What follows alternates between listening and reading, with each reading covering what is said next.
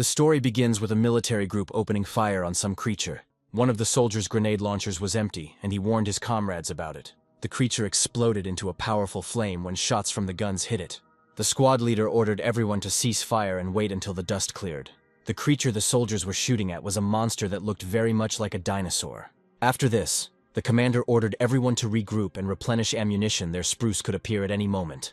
The soldiers made a lot of noise in this forest, and now they don't know when the monster will arrive. To lure the next monster, they decided to use the main character. His name was Chris. He was told that, judging by the sound, the monster was very close. They sprayed monster-attracting spray on his body, but Chris had already used it on himself. Before leaving, the commander told the guy that he needed him alive, so he needed to be careful. Chris said he does this quite often, but he still can't get used to it. A moment later, a huge body of a monster appeared from the forest and approached. As soon as the monster smelled this scent, the hero immediately rushed away.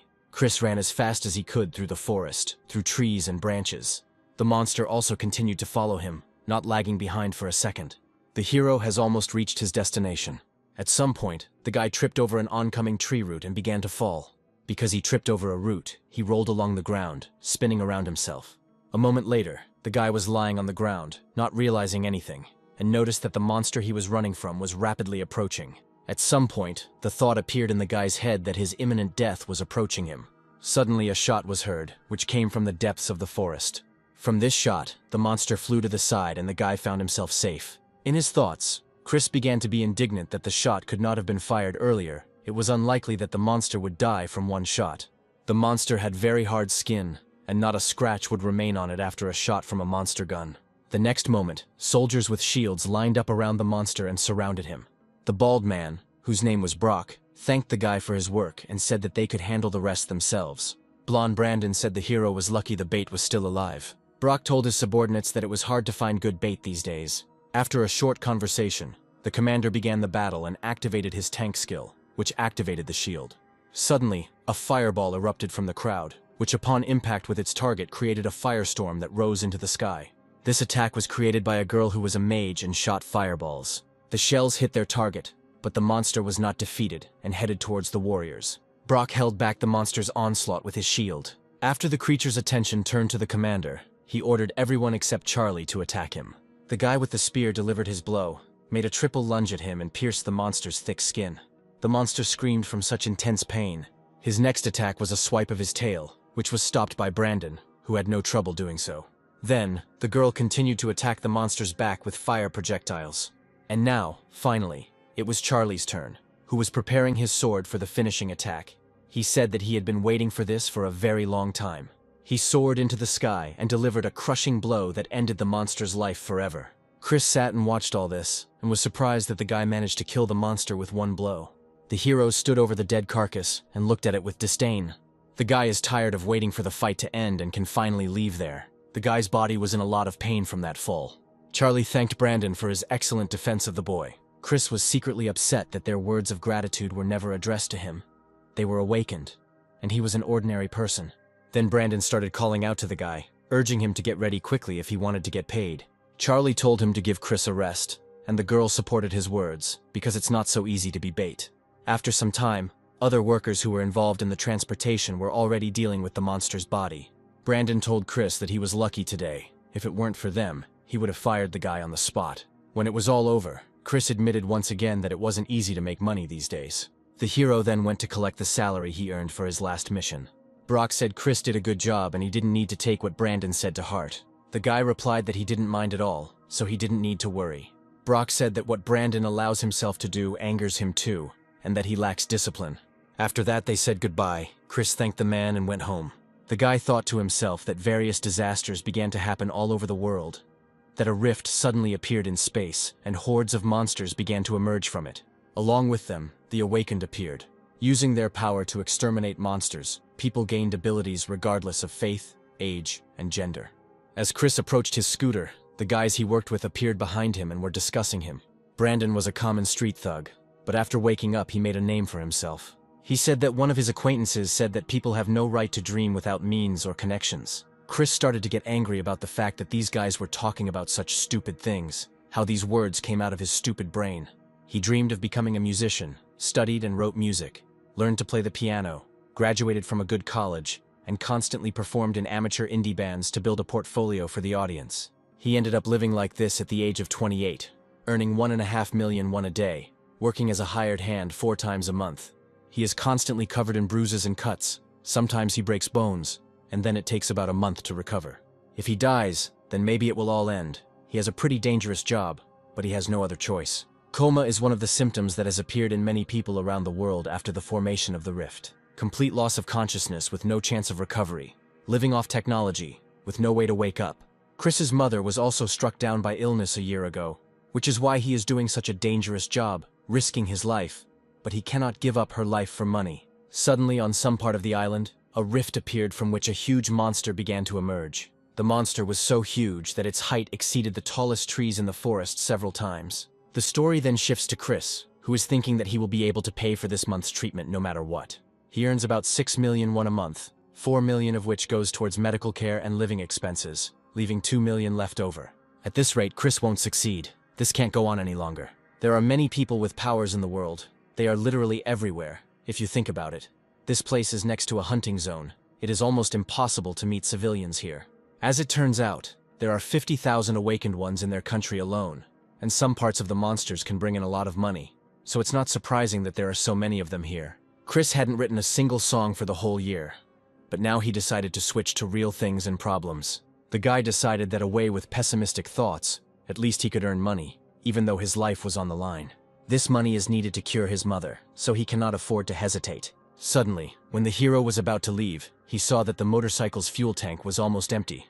After some time, the guy found himself at a gas station, where he asked the attendant to fill his tank. In his time, children are very brave. This territory can be attacked by monsters, but it works here.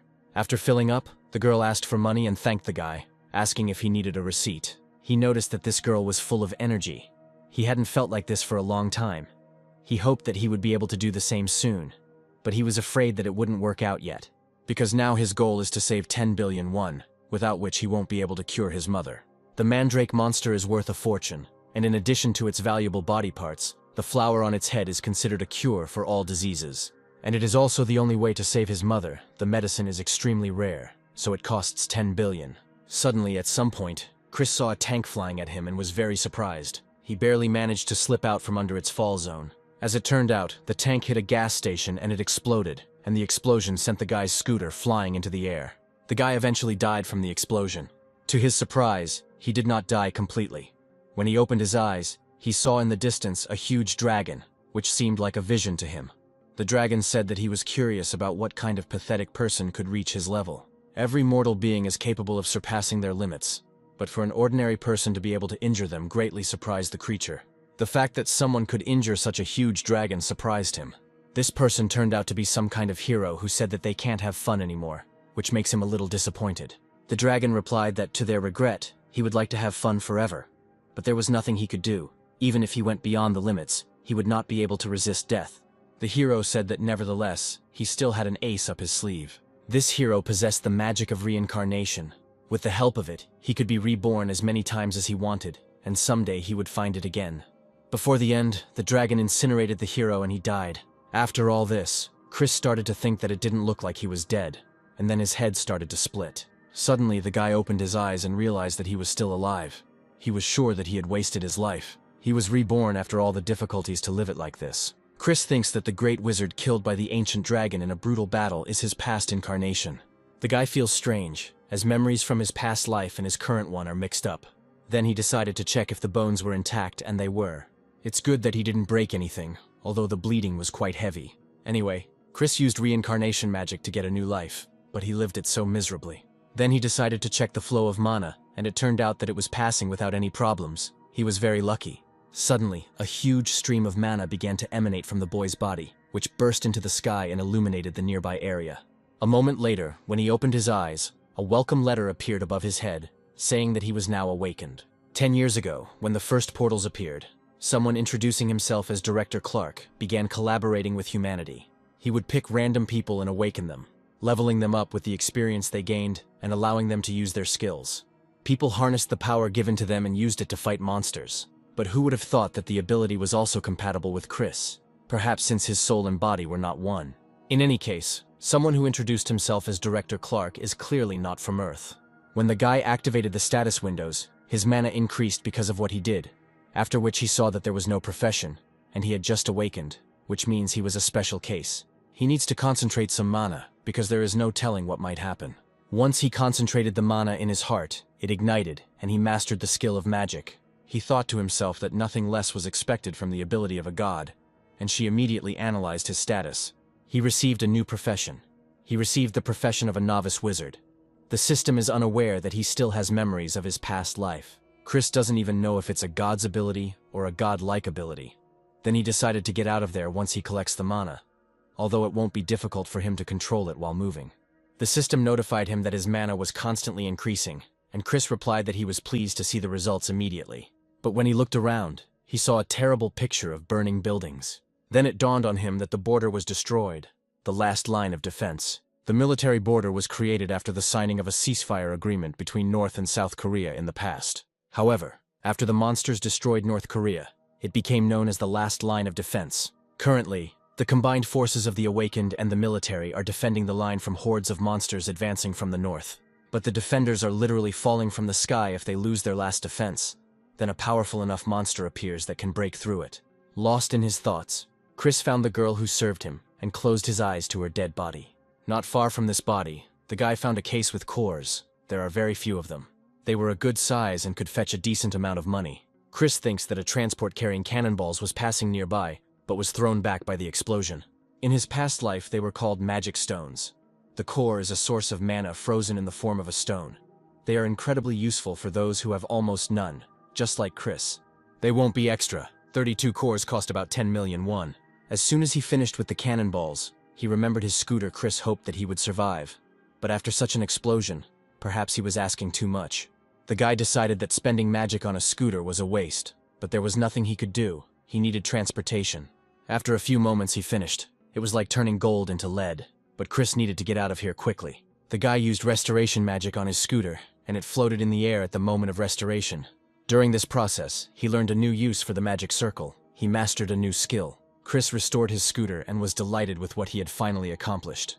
He knew the system made the world feel like a game, but he didn't expect it to register magic as skills. However, Director Carlos gives him the energy to activate it, which means Chris can use as much magic as he wants without worrying about himself. Suddenly, the guy felt a tremor in his body and saw a magical sphere that emanated from the hero's abilities. This magical sphere pushed all the rubble from the buildings towards Chris. These rubble almost hit the hero, but he remained safe. At some point, a man began to crawl out from under the rocks, who, according to the guy's guess, was a tank or simply had physical enhancement. Most of the Awakened are alive while they are here. It's probably not a good idea to leave right now. Chris decided that if the monster had managed to get through the last line of defense, then there was a high chance they wouldn't be able to stop it. He had a bad feeling about this and decided that he needed to get out of here quickly. The next second, a monster fell from the sky, landing next to Chris and causing an explosion from the ground. To protect himself, the boy summons a magical shield, which he orders to protect himself. The next moment, a huge shield appeared in front of Chris, which held back the onslaught of the blast wave. The monster that landed here was a mutated ogre that turned out to be incredibly strong. When the ogre saw the approaching heroes, he began to let out a shrill scream that echoed throughout the area. Chris realized that this monster was definitely beyond his capabilities. The ogre was very huge. In order to stay alive, the hero decided to leave as quickly as possible, but he was stopped by a voice asking for help, and he still stayed and ran to help the voice. It turned out to be the girl who worked at the gas station. She was very seriously injured and lay under the rubble of buildings. Chris looked around and saw that the heroes were fighting the ogre quite well. The guy had no choice but to help the girl. Since he still had time, he decided to hurry to her aid. The girl was unconscious, and due to her clouded mind, she was unable to see who had come to her aid. There was little space to lift the debris. Chris ordered to increase his strength with the help of magic. He reduced the weight of the debris, threw it aside, and freed the girl's body so that he could finally help. The guy was distracted for a bit by this enhancement, then returned to the wounded girl, who was on the verge of death. He reached out to the wound on his stomach and used healing magic. The next moment, a green healing aura appeared around the guy's hand. He wasn't able to fully heal her due to his low magic level, but this is the best he can do for now. When Chris decided to check the situation around him, unexpectedly for him, right in front of him, something fell again and smashed the road with a crash. Chris barely managed to dodge and avoid being hit by the bullets, as well as by the wounded girl he was standing with. After a few moments, someone's silhouette began to appear in the stone dust. It was some woman who was also very wounded. She was a hero, and it seemed she fought with that mutated ogre. The hero looked at her and recognized a familiar face. Her name is Celeste. She is one of the high-level awakened of their country, famous for her 2 skills. She is a celebrity. The guy decided that she should also be helped or she would die from severe bleeding. Chris can't imagine how long the monster will rampage without her, and he won't see any peace, so she needs to help. A moment later, he found himself sitting over her body, holding magical crystals with which he could heal her. He thought about trying to heal the wound using the skill offered by the system and his magical powers. When he did this, the body healed very quickly.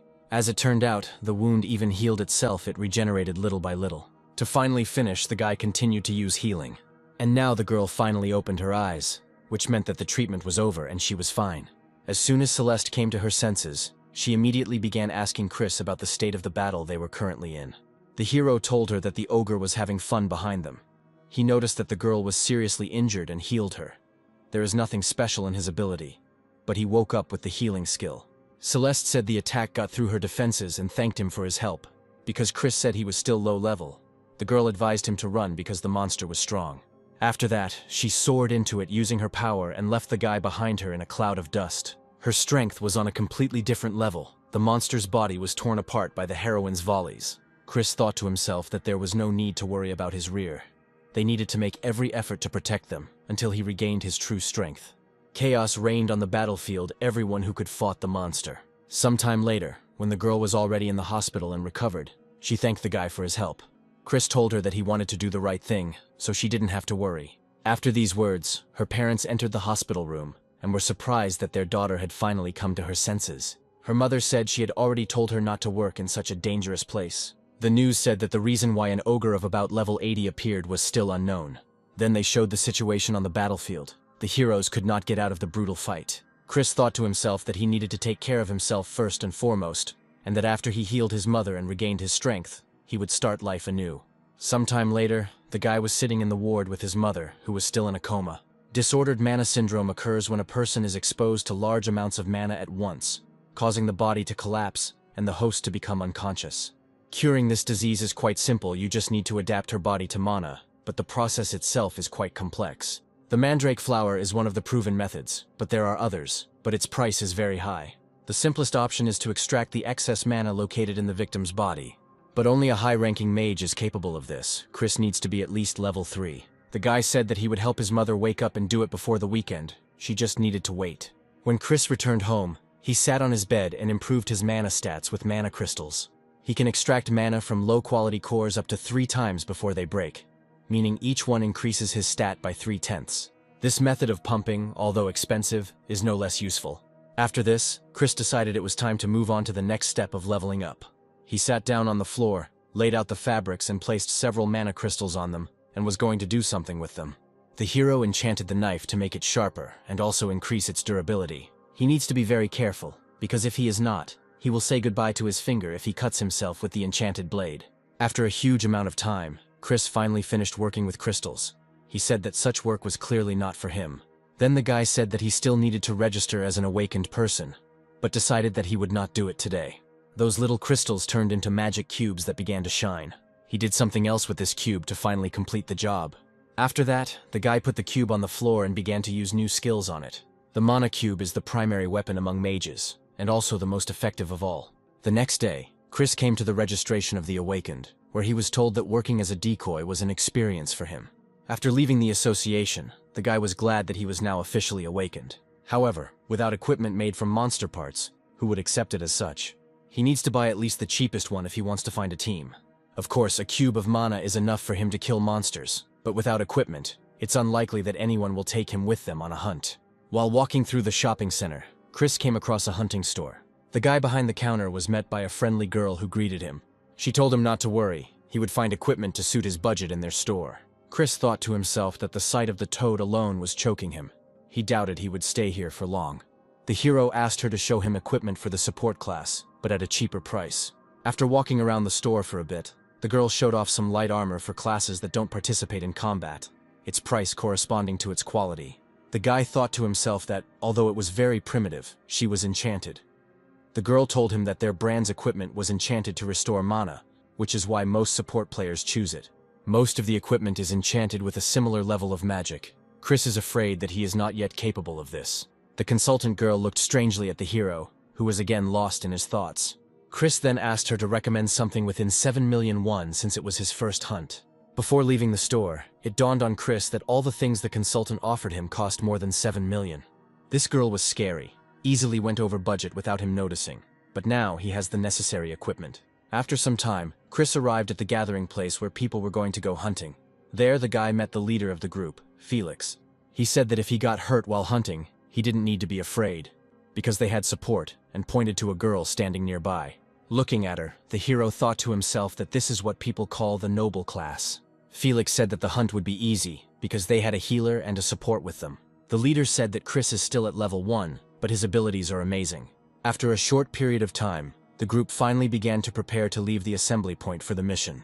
They drove a short distance and crossed the last line of defense. Chris thought to himself that although healers were rare, she was too relaxed. She looked carefree. In any case, the guy needs to prepare, frankly. With a mana cube he could hunt alone, but he shouldn't overload his body until he regains his true strength. The hero's comrades saw this and asked the guy in surprise if he had just used the skills, 4 enhancements at once. The guy replied that while they were in the hunting zone, they needed to be prepared for anything. The leader knew that Chris was cooler than other low-level ones, 4 boosts at a time. Felix told him that he would be welcomed with open arms anywhere. Chris thought to himself that since damage dealers had mediocre healing, supports were treated much better. He then enhanced his comrades' speed, agility, strength, and mana. To test the results, people opened their profiles and were very surprised by what happened. They felt like they had become stronger than usual. The healer girl was very surprised that a first-level support was capable of such a thing. Chris was very pleased with himself. Their numbers were expected to increase by about 20%. A moment later, the group finally reached their destination.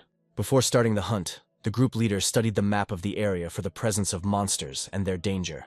When Chris went outside, he was very happy and excited because this was his first hunt after waking up. He was told that a large monster had been spotted within a kilometer radius. That was their target. And as they had agreed, they used an aerosol to lure it here. The healer and support are not involved in the fight, so they need to make sure they keep their distance. At worst, the leader will protect them. Damage dealers should attack after the monster turns its attention. The shooters responded that they can rely on them. They can't wait to try out Chris's enhancements. They said that everyone needs to be careful. Otherwise, they will divert the monster's attention if they inflict too much damage at once. It will switch for them, and they don't need that. The captain was very surprised that the effect of Chris's enhancements was so good. He improved so much at once. Felix said it was good that they took him. Chris said that he could even impose negative effects. The hero thought to himself that, of course, he could use not only negative skills, but also search, teleportation, and attacking skills since he was a wizard. After the conversation, the captain announced that a monster was approaching, and everyone needed to prepare to fight it. A moment later, a huge axolotl emerged from the forest, which turned out to be mutated. Chris wondered to himself who had the idea to call him such a cute name when he looked so awful. The hero looked at the healer's girl and saw that she was scared. He debated whether he should help them, but decided it would be better to see their skills and what they were capable of. The captain's ability was to draw the monster's attention to himself, giving the others the opportunity to attack. Chris corrected himself and thought that it would be more correct to call it a mind-affecting effect. It affects the monster's mind and makes it focus on the tank. The monster struck the captain's shield, but he was able to easily parry the blow. Once the monster's attention was focused on him, he ordered everyone else to hit him using all their abilities. Chris thought to himself that he wasn't relying solely on skill, but also understood how to use the shield to his advantage, and the damage dealers had dealt a lot of damage, so they were unlikely to need a healer. Although you never know what might happen during a hunt, that's why it's necessary. Chris was considering whether he should join the team as a support and healer since damage dealers would not be difficult to find. He will have to face such unforeseen circumstances as a powerful monster or rogues among the awakened. Suddenly, another similar monster emerges from the other side of the forest, taking them by surprise. Felix sees this and is very scared for his comrades, because he was not on the mana sensor. Where did he come from? The monster came from the blind spot. He called Chris to them. They will protect him. Suddenly, as soon as the monster came right up to him, Chris simply ordered him to just stop, and he simply stood up. This event surprised everyone very much. The eyes of the whole group popped out of their sockets. Chris, with a smile on his face, told them that he would hold on to it for now, and that they could handle the other stuff for now. After some time, the battle ended, and the corpses of monsters lay in the clearing where they fought. The captain thanked Chris and said that everything went smoothly only thanks to him.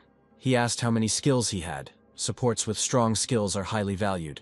Chris said he used exhaustion, illusion, and paralysis, 3 types of negative effects.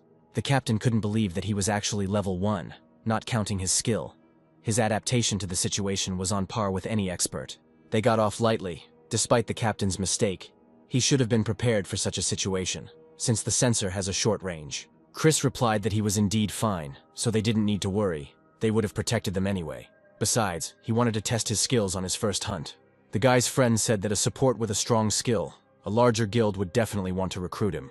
They said it was much more beneficial to be on a team with regular members than with strangers. Chris replied that of course he knew this, since he had worked as a bait for quite a long time. In that case, the captain said that he had nothing more to add. They were sure that he already had some plans for the future. The comrades were surprised that the guy was working as bait. It's no wonder he was so calm when the monster caught them. After that, Felix asked how much mana people had left, and of course, everyone told him. The hero replied that he still had enough mana, and people were surprised that he had incredible reserves of mana. He had strengthened them all and used a strong skill on the monster, and there was still some left. The healer girl sat and looked at the guy, because she was waiting for an opportunity to chat. She didn't know what to do because she had told him not to talk to him, and she was very embarrassed by Chris because she was staring at him.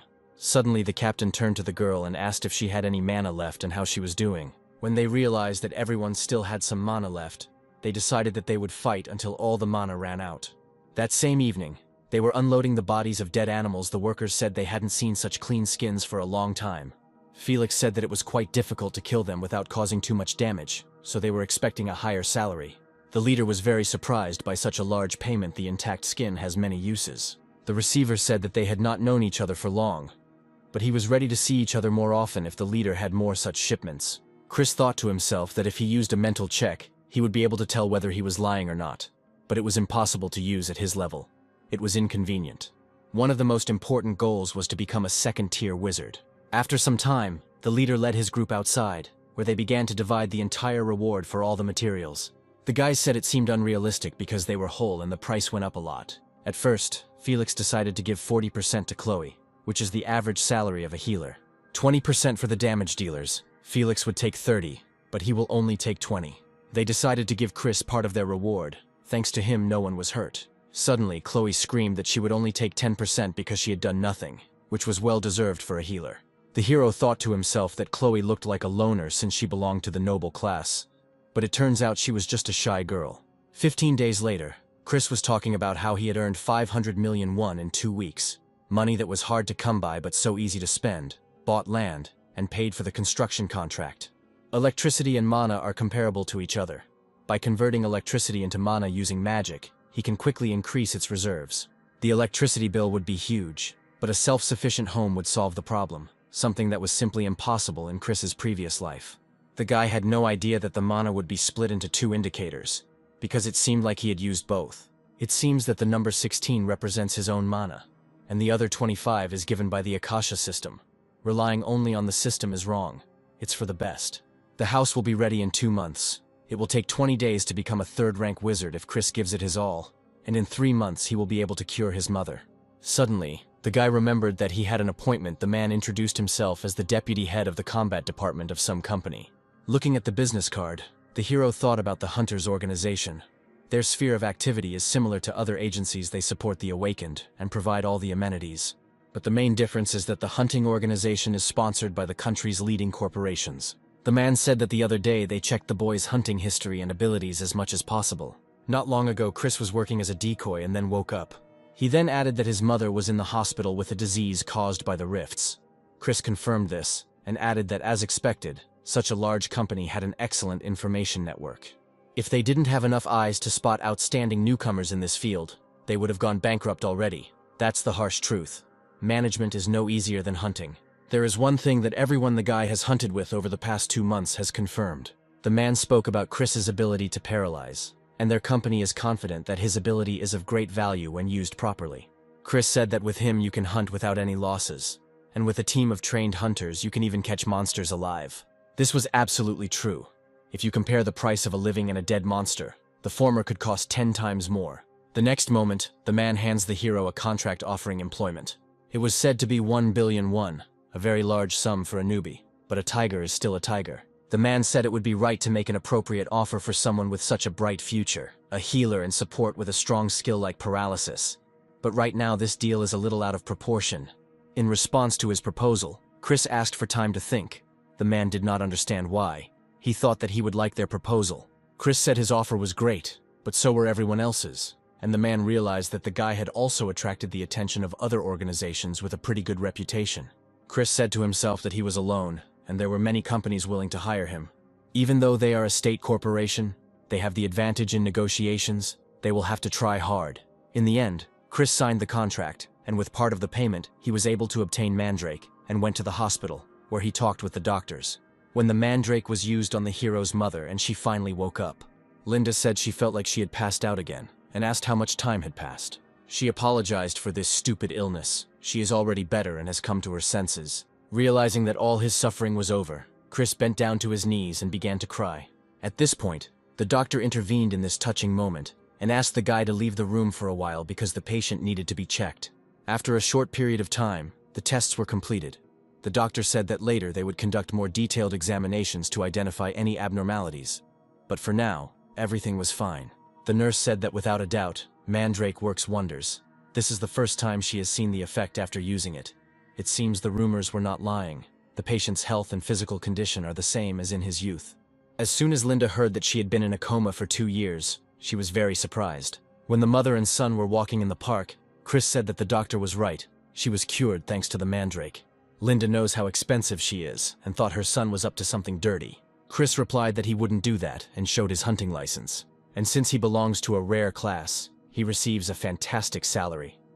The initial payment under the contract alone amounted to 200 million won, which was enough money for him not only to pay for his treatment, but also to build a house for his mother. As soon as the woman started crying, the hero immediately began to worry about her, because now everything would be okay. Then she started saying that her dear son gave up his dream of becoming a musician and works as a hunter because of her. She can't help but blame herself.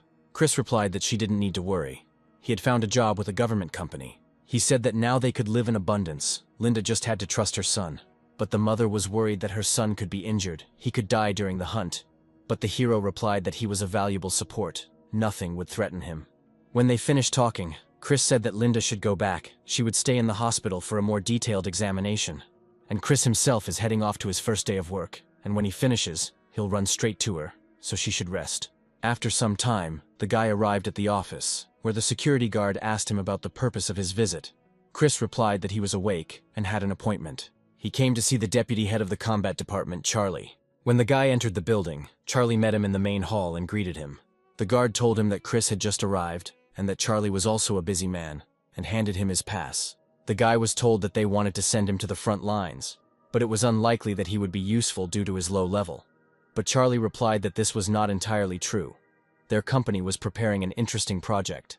They've assembled a team of newcomers, but they're not as unique as Chris. However, they show promise and they plan to develop them, pushing them to grow.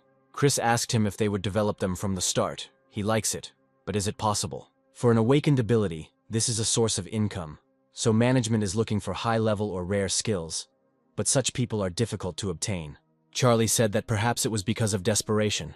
For example, after waking up, money was not the limit of their dreams. But what if they are exactly what are needed to achieve the goal? Family or personal problems, bankruptcy are unpleasant things, and companies are ready to hire those awakened, like Chris, for any price. If they create a team of such people, they will be able to increase their authority as they develop. They need to be trained as much as possible and sent into battle as often as possible. Chris recognized that this idea was definitely not a bad one, and as he understood, he should be a part of it. Charlie said that the hero should also level up. They don't need to create a new battle team. The new leader can handle this role on his own. There were now 3 teams, Alpha, Beta, and Omega, and Chris was eager to meet them. A guy named Judy asked if their team needed another support. The man in the suit said that Chris is not only a support, but being a multi-class, can fulfill any role the team needs. The girl Lex was quite active. She heard rumors, but as it turned out, it was true. A newbie who uses a strong skill, healing, positive and negative effects, and much more. Another guy named John said that Chris should already be at their office, on his way to them. Suddenly, Chris entered the room. happy that he had come to a corporation that was not deprived of good equipment. The hero said that he heard that their teamwork is one of the best. He is still a newbie, so he can make mistakes, but he hopes that they will point them out and help him fix them. Everyone was surprised by the appearance of such an amazing guy. John was the first to greet him and called himself a tank. After him, Lex flew up to the hero, who said that the awakened one with a multi-class is just something. She just looked through all the information about him and hoped that they would get along. The next moment, 2 more people burst into the room and greeted everyone. A guy named Simon recognized Chris as a new face and a newcomer. Simon was a damage dealer and he was pleased to greet him. Lex also introduced Chester, he is their youngest, and this guy was very shy. Then Judy introduced himself, reluctantly, as he was a support player and didn't want to give up his spot. Chris realized that he was afraid of losing his place. Since he was also a support player, there was no need to be so cautious, because he was capable of a lot. The man in the suit said that since everyone was gathered, they could now begin and gave the floor to Charlie. Chris was amazed at how systematic everything was here. After all, they had a large corporation, strategy, analysis of the terrain and the characteristics of the monsters. They explain in detail the backup plan in case of failure. They are a cut above the average hunter. With such training, any newbie can easily adapt. And the relationships between the participants are simply excellent, judging by how joyfully the guys share ideas. Chris can already tell about the effectiveness of their teamwork. They are certainly very different from raid groups made up of strangers. After some time, the new team headed to the front lines to hunt for new powerful monsters. As they drove, Lex told stories from her life, but John stopped her because he was tired of hearing the same story over and over again. When the girl called John by affectionate nicknames, but the hero could not remember how he would have been called that in his past life. At some point, Simon turned to Chris and asked if he was too modest for a super newbie. The guy told him that he used to work as a bait. Such a title was somehow too much for him. John said he too had been a decoy for about 4 years. He managed only thanks to his strong body, but the hero said that he worked as bait for 2 years, and then woke up. Suddenly, at some point, Chester sensed the approach of a powerful monster and warned his comrades about it. While Chris was surprised that he had a ranged combat class, apparently, also with the reconnaissance skill. It was a blind bull, but the team didn't understand why he was there. The armored vehicle would flip over from his blow. They needed to counterattack quickly. Chris volunteered to go first, jumping out of the car and heading towards the monster. He took out a mana cube from his inventory and used paralysis on it. The ability, of course, worked, and the bull fell to the ground and could not move. This really surprised the team. Chris explained that the paralysis effect would last for 5 minutes, but Simon interrupted him and said that there was no need to be so modest, because the duration of the effect did not matter. Its mere existence actually changes the way they hunt. Simon said that he would finish this monster here himself. The next moment, the guy began to summon his demonic weapon. This summoning surprised Chris. The demon spear wielder is like a cross between a summoner and a melee damage dealer, a multi-class. The weapon looks quite impressive, judging by the energy emanating from it. Chester said he was so jealous of his claw summoning skill. He thinks about it every time he sees him. Lex said the same thing. She wouldn't mind having that skill. This weapon is not that powerful, but Simon got it absolutely free, but it also costs money. In response to all the speeches of his comrades, Simon replied that a spear easily pierces heavy armor, unlike the same sword or axe. The next second, the guy managed to pierce the monster's heavy armor with one blow and right through. This ability to penetrate surprised Chris greatly. He had heard that such skills existed, and apparently the death spear was one of them. It seems that it's not just the strength of the class weapon. Simon has a skill that complements it very well. John approached his comrade and praised him, but the guy said that he only killed a paralyzed monster. Anyone could have done it. Then Lex asked the hero how he liked their team. Chris replied that, to be honest, it was better than he expected. The girl said that if they continue to pump at the same pace, they will be able to take first place among the best teams. Chris thought to himself that when he worked with low-level hunters, he was used as bait. Since monster parts and their skins are more valuable than human life, however, high-level teams sponsored by various organizations. Organizations use scouts and drones to scout the area and lure monsters. But despite the hordes of monsters in the area, technology still brings benefits. While in the armored vehicle, Charlie and his assistant watched footage from a drone flying around the area and found something unexpected. In one of the recordings, they saw an earwig, which belongs to the type of beetle that creates colonies and lives for the sake of its queen. John suggested that they were exploring new territory and that there was a scout in front of them. But Lex said that she hated bugs. Charlie said that there was probably a nest somewhere nearby. It was a dangerous undertaking, but they could hit the jackpot. His assistant said that according to the territorial map of monsters, There shouldn't be any here. She would request information from the Hunters Association database. Lex said that they also nest underground like ants, and they have a queen, which is a mid-ranking monster. The hero answered her that at least she was not of a high rank. Like the ogre who had recently broken through the defensive line, of course. It was not a high rank, but there were usually a huge number of them, which was quite annoying, and they also hid well. Chris said that killing a high-ranking monster would require the intervention of government forces. John added that we need to prepare ourselves, because they are quite annoying, and they can make a lot of money. After some time, Charlie sent a drone with bait into the forest to attract the attention of the ant monsters. Chester found their location, and John told him to attack as soon as they showed up, and he would take care of the rest. As soon as the first ant appeared from the forest, he immediately opened fire from his crossbow. It turned out that his weapon was so powerful that it managed to leave huge holes in the monster's body. This greatly surprised both Charlie himself and his comrades. John said it was unlikely that the monster's defense was the issue, and asked if he had leveled up. Then Simon appeared with a roar. His strength also greatly increased. He said that it seemed like he should be more careful with his strength. He turned to Chris and said it was just incredible. Lex didn't understand why this was incredible, and Chester explained to him that they used normal attack skills, and the only buffer on the team was Chris. The hero replied that he was simply doing his job, but inwardly he was glad to see the results of his leveling up. John said that with Chris's negative effects, hunting would be too easy, and his comrades wouldn't even need him. Suddenly the radio said that 7 earwigs had been spotted from the direction of the car at 6 o'clock, and they were also approaching from 3 directions. When they finished listening to the message, John said that he would attract the attention of the monsters to buy some time, and asked Judy to help him. He left Lex at the car and healed allies as needed. He asked Chris to continue using paralysis. After the captain had distributed the roles, they finally decided to split up. A moment later, when ants began to emerge from the forest, Chester began shooting at them, and in the blink of an eye killed several of them at once. After the ants in one direction ended, Charlie's assistant said over the radio that there were more than 3 ants, and they were approaching. Charlie ordered them to leave the ant territory immediately. After this, they received an image from the ants of the entrance to the nest. Simon said that if the others had any problems, they would have been contacted. Suddenly, the radio said that the aggro squad had discovered a nest, and they were being pursued by a group of monsters. After some time, John, Judy, and a huge crowd of ants that were chasing them appeared. At first, Chester decided to reduce the number of monsters using his bow. Chris thought to himself that they were lucky to find the nest so quickly. The tank's skill has psychological destruction. It attracts the attention of enemies. John's effect works across the terrain. Monsters chase him even though he's just running. After that, Judy used a fatigue effect on the crowd of monsters, which interested Chris. It is something akin to light fatigue in magic. Chris also used abilities on monsters. He used paralysis on them, which made John happy. The fact that the heroes stopped several targets greatly surprised the allies. Chester said that it was impossible. The captain didn't believe the guy could immobilize several targets at once, and Chris remembered that he hadn't said anything about it. Simon was delighted that thanks to Chris, the day was full of surprises. The guys couldn't figure out how much mana he had. Judy said the skill lasts for 5 minutes, so we need to take care of the monsters. Looking at the crowd of immobilized monsters, John admitted that at this rate Chris would do all the work for them. Chris was confused by this, and said that they were just helping each other. After this, the captain wanted to make his own contribution to this battle. He decided to begin exterminating the nest. That same evening, the entire team returned to headquarters and discussed this productive day.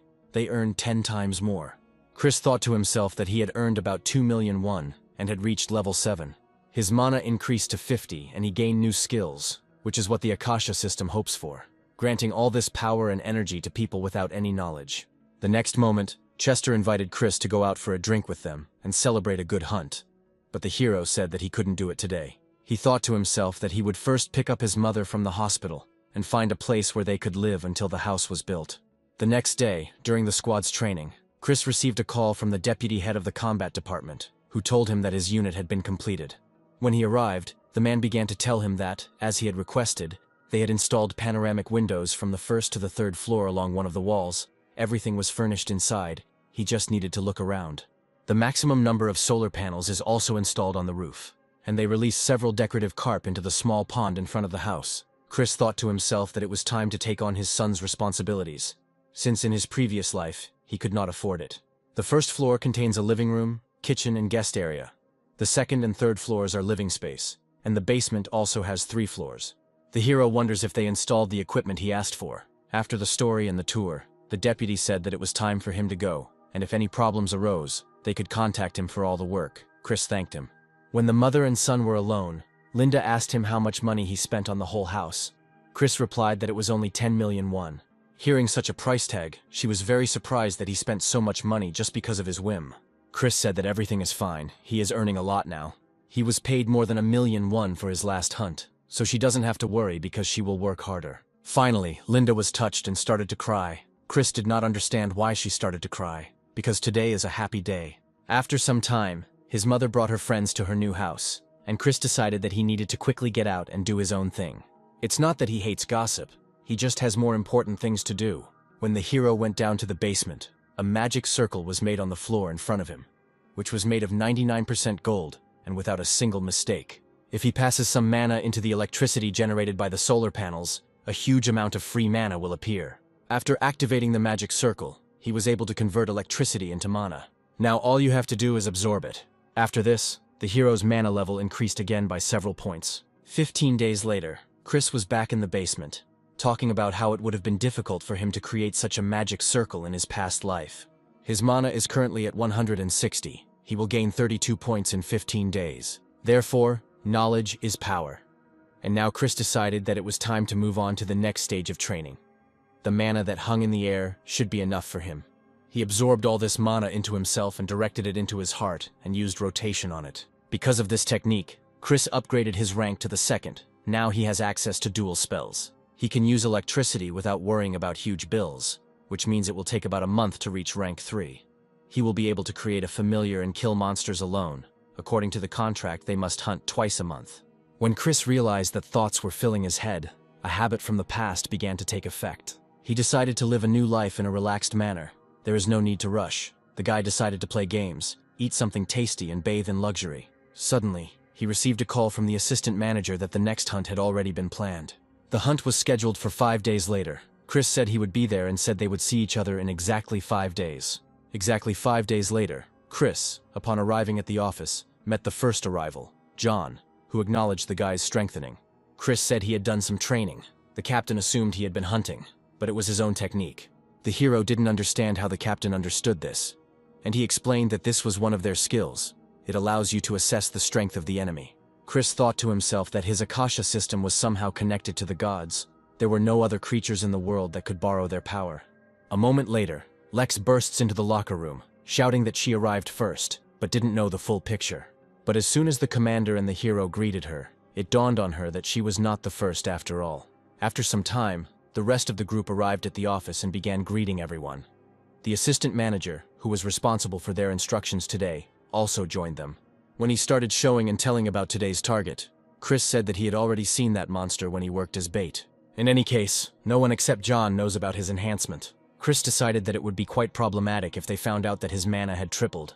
While moving through the forest, searching for a target, Chris told the team that he had acquired a new skill, an improved version of paralysis for hunting. After that, the captain wanted to ask the guy about how many times he could use it and what the break between uses was. Chris said that he could use it about once a second, and with the amount of mana he had, then about 100 times a day. However, with the mana cube, he can use any spell as many times as he wants, but they don't need to know about it. Chester was surprised by the huge number of uses and asked how much mana he had. Lex didn't believe that this skill was that good. Then John said that he wanted to ask about how quickly his mana was restored. But in the end, Chris simply shifted the focus. The leader said that it takes him about a week to fully restore his mana, and Lex said that it is quite fast. The girl said that if she spent all her mana, the entire recovery would take about 10 days. In her memory, something like this happened extremely rarely. Chris thought to himself that 2 or 3 hunts a month would be quite enough. He had often encountered this when he worked as a bait, but he was different from them.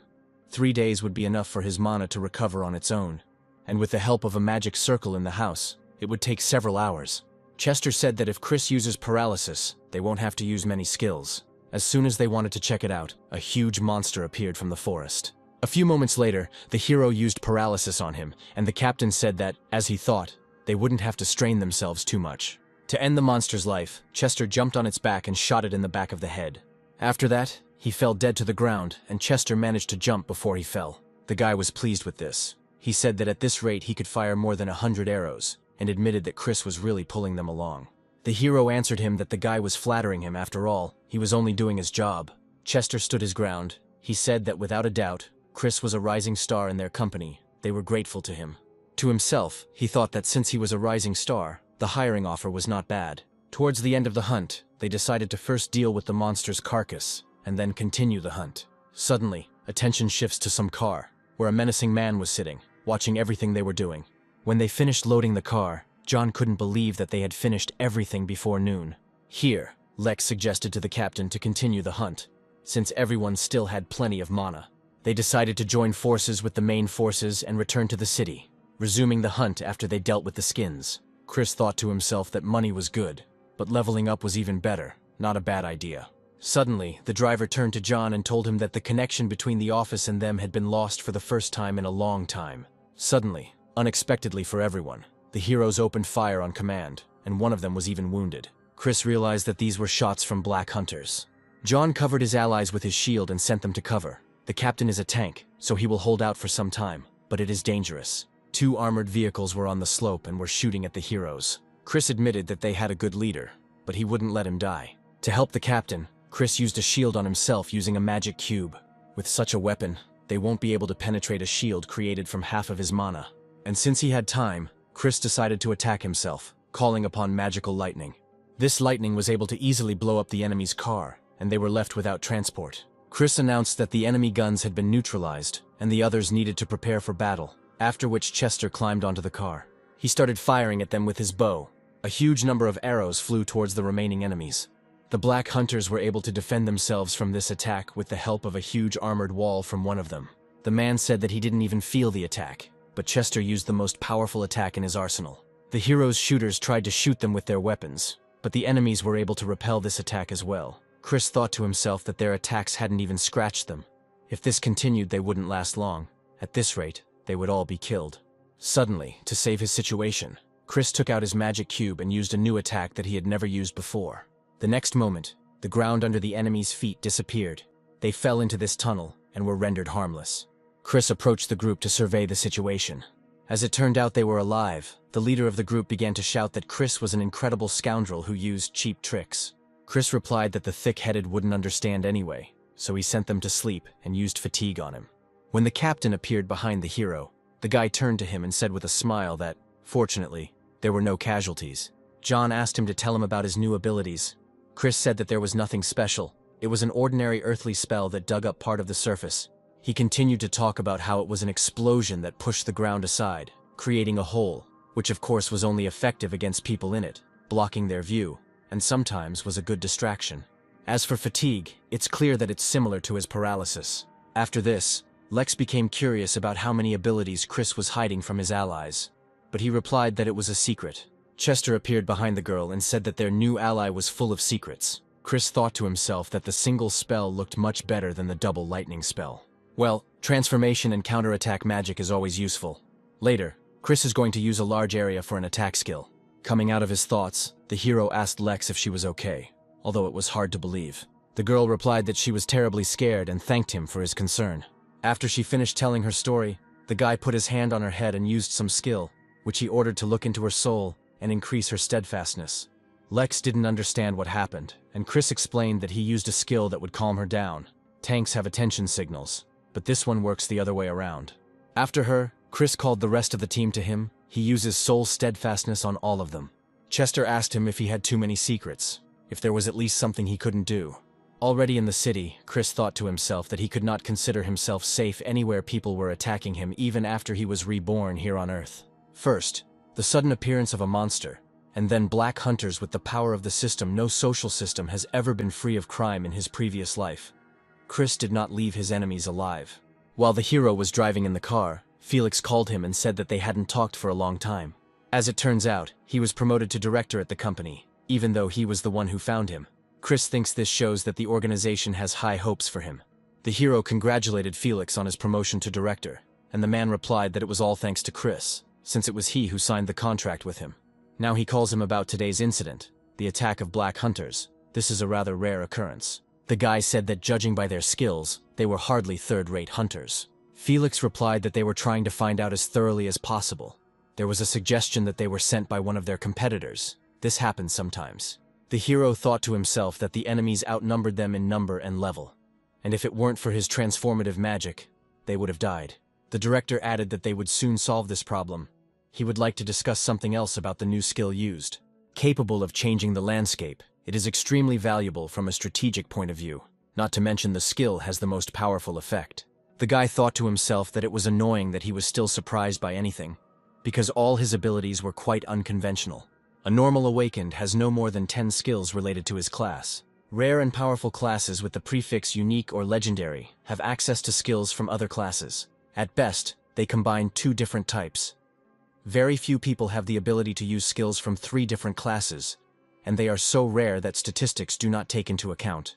Felix said that Chris was the only one in the world who could use skills from 6 different categories. But the guy thought to himself that if he found out that there were many more of them, he would die of shock.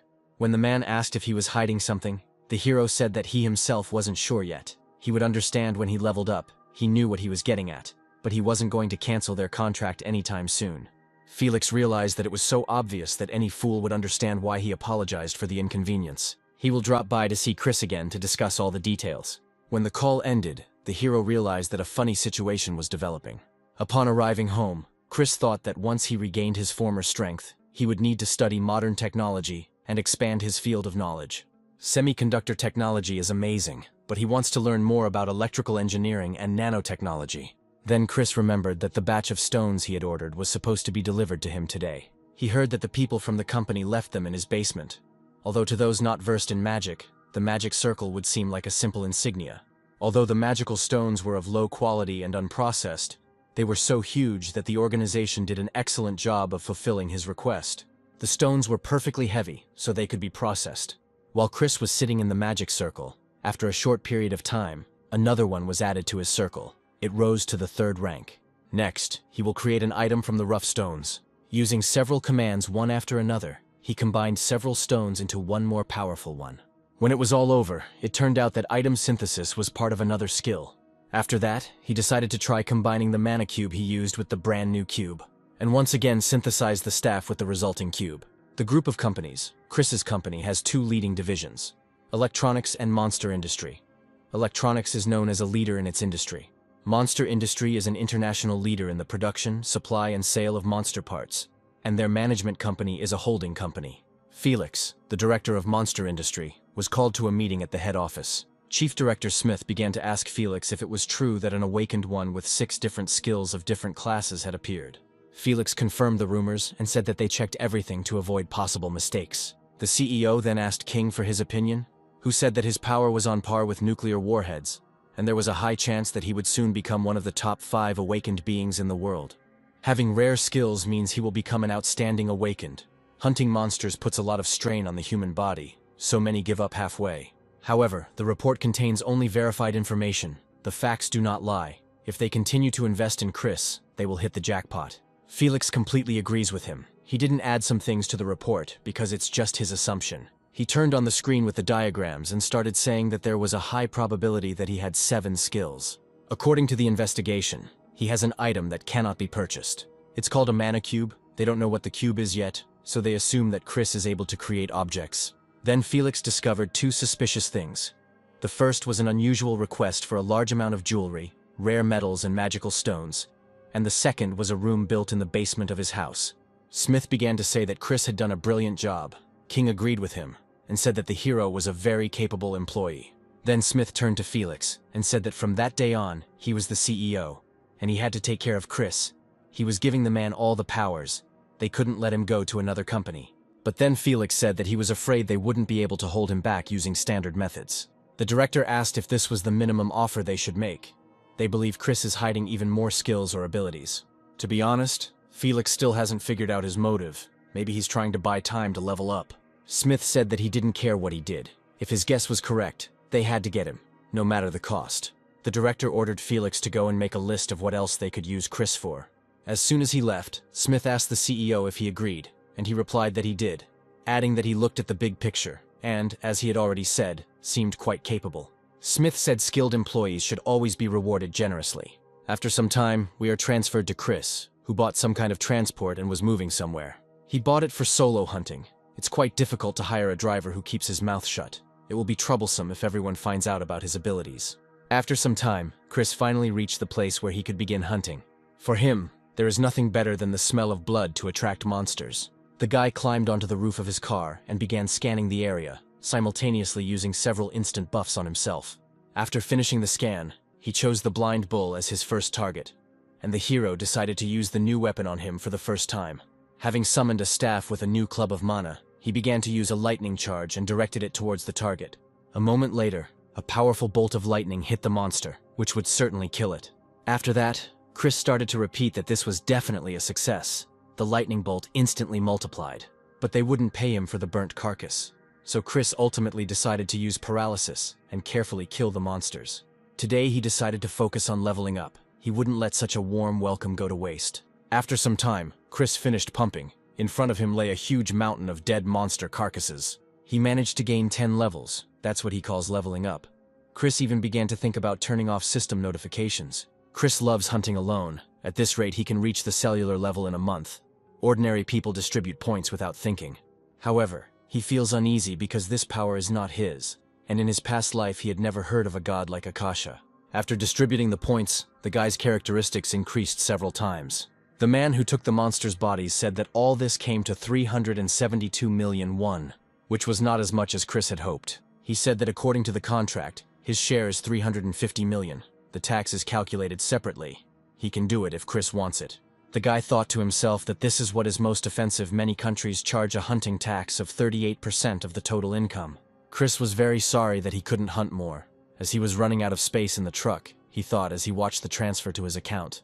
In addition, it takes time to travel there and back. He needs to level up so he can use quintuple spells. Five-fold spells are a combination of 5 types of magic. To use them, you need to be a 5th-tier wizard. But now Chris is powerless. At the same time, Felix received a call that the hero was going hunting even after yesterday. He was told he was moving towards a hunting zone, according to data from a tracker they had installed with his consent. Felix said it was ridiculous that they were tracking Chris from a satellite, from the main surveillance center. However, there might be a leak if they continue to record it from the satellite. The man told them not to worry. Let them continue recording. They must gather as much information as possible. And if the surveillance center notices anything worthwhile, they must be informed immediately. Felix guessed that the guy was hiding his abilities. He could combine 8, 9, or even 10 skills from different classes. There was no one in the world who had 7 skills. The man decided that they should keep him. No matter what, his very existence was already beneficial to the company. Once home, Chris and his mother were sitting at the dining table, and Linda was trying to feed her naughty son. She said hunters must eat well to stay healthy. As soon as her son started to deny it, Linda told him to take food with him, in response to which Chris said that he would definitely take it next time. To himself, the guy thought that, to be honest, thanks to magic, he didn't need food at all, and no one would die from missing one meal. The next moment, Linda, quite unexpectedly, asked her son if he was going to get married. This surprised the hero very much. He said that he was awakened. People avoided him. To which his mother replied that she had heard that awakened people were quite wealthy in marriage. Chris did not find the strength to answer her question, and simply forbade her to raise this topic in the future. Linda said that he should take the initiative into his own hands. The hero thought to himself that he really missed his mother's nagging, but this was going too far. Unexpectedly for him, a message flashed through his head that not enough monsters had been killed. The system said that the world was moving to a new level, and after that, magical rifts began to appear all over the world, releasing monsters. While everyone else started running away, one guy stood out and said that few people managed to capture the rift close-up, and if he published it, it would get 100 million views. The guy didn't have time to finish his speech, because a huge monster stepped on his weak human body and began to roar throughout the city. Chris had no idea what was happening in the city right now. He thought it was just a system update and some problems had appeared. As soon as the guy stepped out into the courtyard, he saw a magical rift appear over the pond, which surprised Chris. The next moment, Chris put his mother to sleep, because it was getting noisy outside, and sleep magic wouldn't hurt her. Then he used the shield on his house. He built it only recently, so he won't let it be destroyed. A sign appeared above the portal stating that the first level dungeon had been opened, and could only be entered by those up to level 50. A few moments later, the first monster tumbled out of the portal. Chris said that they looked down on him for opening a rift in the yard of his house. The next moment the monster was struck by lightning. After that, he realized that he had miscalculated his strength. He needed to remember something more suitable. In his next attack, Chris used telekinesis, which neatly tore off the monster's head and killed it. If he breaks his neck, it won't affect the price of the carcass. As soon as the life of the last mantis was cut short, hordes of monsters immediately poured out of the portal. Chris got angry at this move and started saying that how dare they come into the wizard's house without a shadow of fear, he would kill them all and use them as ingredients.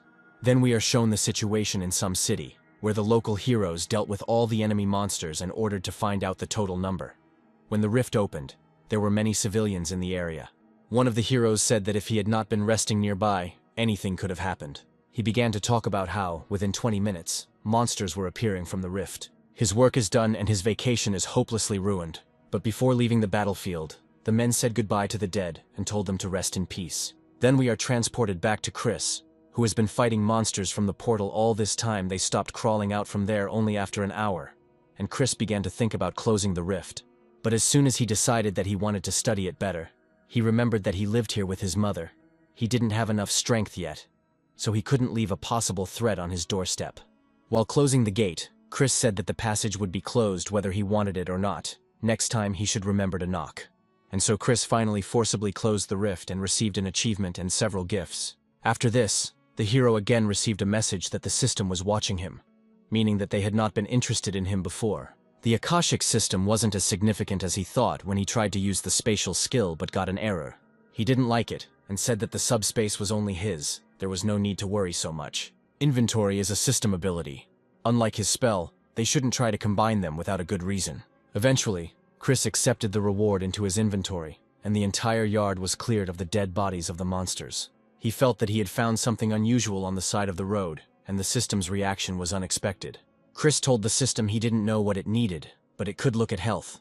There will come a day when true power will return to Chris. God or not, it will find him even at the ends of the earth. The world is changing. Rifts no longer appear in isolated areas. The awakened who were near the rifts reported that they noticed changes in them. People from the news don't know yet what's inside, but other countries have already sent their strike forces there. Of course, their lives are at risk, but things cannot be left as they are. Many faults have appeared in populated areas. Chris said that all these speeches are quite interesting, but here is an equally interesting thing. The guy only found out that the thing inside is made of an unknown material. He thought to himself that although the gods possess immeasurable power, their intervention causes consequences in their world. Some kind of rare box that can drop from a monster, and it's also golden, so it's both rare and unique. As soon as Chris opened the box with unknown contents, his room was illuminated by a blinding light that forced him to close his eyes.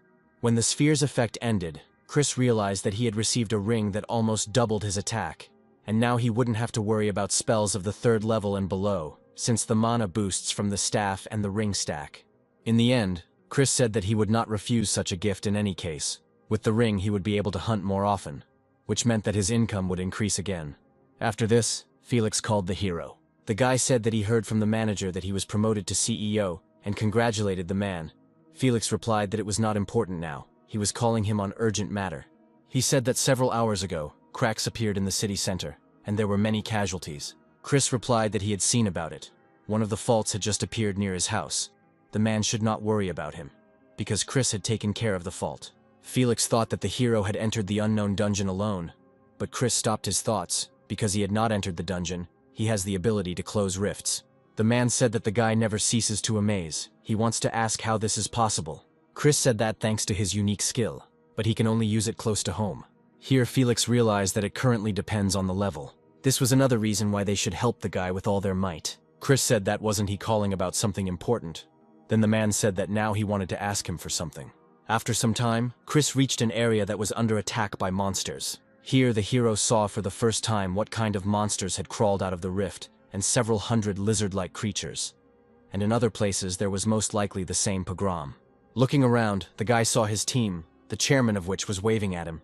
Lex immediately began to say that they hadn't seen each other for a long time, and the deputy began to say that he would explain everything in detail during the briefing. Already in the office, the man said that now the rifts are officially called dungeons, because of the notifications that awakened ones receive when approaching them. At the moment there are none among Korean hunters, but instantly. The deputy said that 3 of them even sent their strike forces there. In comparison, they are still marking time. When Lex asked why their company was so well informed, Felix replied that they were an international corporation, and no one kept such things a secret. However, the man added that there is one problem, and that is that an order has been received from the government regarding this issue. Chris realized that he and his team were simply left with no choice. He began to talk about how the awakened receive orders from the government in emergency situations, like their monster invasion. Of course, they cannot use all their powers, so certain people will be involved in this matter. When he said that there were several restrictions, Chris immediately realized that it was a level restriction. Then Felix began to say that they were aware that monsters continue to emerge from the dungeons every 3 hours. If left as is, it will continue. Not only on the streets, but in Seoul alone, 35 dungeons have appeared. In total, they discovered 81 dungeons in urban areas, and if you add those in suburban and rural areas, then in total there are about 200 dungeons in Korea. The only thing hunters have to worry about is that no one knows how to close them. This information greatly worried the team. They could not believe that such a thing could happen. At some point, Chester jumped out of his chair and began to be indignant at this recklessness. They want them to go to such a dangerous place without any information. Suddenly, Chris asked the only thing that worried him: would they get paid for this? Felix replied that the government was not so petty as to ask heroes for this. Without proper compensation, hunters participating in the operation would be exempt from paying taxes for 5 years. In his mind, Chris thought that this was quite generous, considering how much money they would save over the next 5 years. Felix said that there was something else. They would be provided with special equipment, and this interested the guy. Lex began to complain that this was a small price to pay for their lives, to which the man responded by adding that the government would pay all their debts. He thought that this offer was not so tempting for Chris, but he refuted his thoughts. There were also no penalties for refusal. It is not in the government's interests for experienced hunters to leave the country because of such actions. After this speech from Felix, Chris replied that he agreed to their terms, but first he would like to see the equipment. It was brought in separate vehicles. Since the situation was urgent, it was delivered to them immediately. Compared to what is sold on store shelves, the quality of this equipment is many times higher.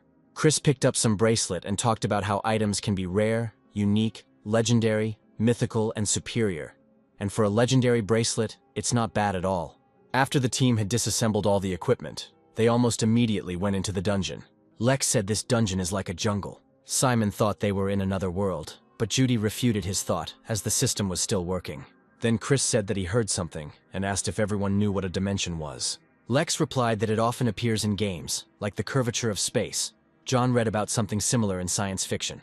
After Chris realized that they all knew the essence, he began to explain that this was nothing more than another, but a small universe, a lower dimension, copying its concept. Chester understood what the hero was talking about, which means the dungeon is like a different space. It's quite simple. As soon as the guy started talking about how they were in a lower dimension, and the monsters should be weak, some monster flew at his back and almost killed him. Chris saved Chester from the monster and protected the entire team. The commander ordered everyone to prepare for battle and used aggro on them. Chris admitted that he had quite a powerful skill to be able to attract the attention of so many monsters. Chester said that it was not for nothing that they raised the level so much. Along with the commander, Simon also burst into battle, and with a roar, he destroyed the entire crowd of monsters. Having fought off the monsters that had crept up from behind, he told the captain not to let his guard down in vain. The team admitted that the monsters here weren't all that strong. Suddenly, a huge monster began to emerge from the forest, with Lex in front of it, and everyone immediately rushed to her aid. Chester couldn't understand how the monster could sneak up with such a size. Chris said that it looked like a boss, and used a skill that affects the mind. The huge monkey began its attacks, and began hitting John's shield. It was so strong that it drove the captain's body into the ground, splitting it. Lex immediately began to heal John. Simon decided to come to the captain's aid. He was going to hit the monster in the legs to slow it down. As soon as he tried to strike, it turned out that the boss's leg was too strong. She immediately wanted to kill him for such actions, but Chris was able to use the shield. The guy still managed to save his ally, but he was surprised that the monster was able to destroy him with one blow. After this, the captain stood up again and began to attract the monster's attention. When John used his skill, the monkey began to scream furiously. The force of this scream was so strong that John could hardly contain it. Chris thought to himself that even with all the buffs, the captain couldn't completely reflect the damage. Judy was the next to take his step. He wanted to take advantage of the fatigue. He managed to put the monster to sleep. While the monster was unconscious, Chester also decided to use this chance to strike. Seeing the impact of such power, Judy told him to continue. But Chris thought to himself that with each skill used, it was becoming more and more difficult for Chester. The skill required a lot of mana. This blow failed to deal any serious damage, and the boss only became angrier from it. At some point, he simply tore out a nearby tree and threw it at the heroes. Chester could only watch the tree coming towards him and was unable to dodge. Just before it hit, the tree stopped. It just hung in the air a few moments from Chester. Chris did it. He threw the torn-out tree back at the monster and it flew away some distance away. The hero explained to his comrades that this skill is called telekinesis, and anyone can use it, they just need to practice. After this, the team's attention turned to John, who was lying on the ground and bleeding, asking Lex to heal him. The girl immediately went to the captain to help. She was worried that he could die. Chris, meanwhile, was flying in the sky nearby and thinking about how the boss looked strange after taking damage. His eyes turned red and he seemed to be in a rage. The next moment he was already flying towards Chris and was incredibly angry. Now the monster has become much faster, but its movements are predictable. Using telekinesis, Chris can easily change the trajectory of these movements. At this time, Lex had already finished treating the captain. She asked him what class Chris was. Chris was having fun with the monster and struck its body with lightning. It didn't have much of an effect. After this attack, the monster jumped on the hero. He thought to himself that he had high resistance to magic and a strong body, but that doesn't mean he can't kill him.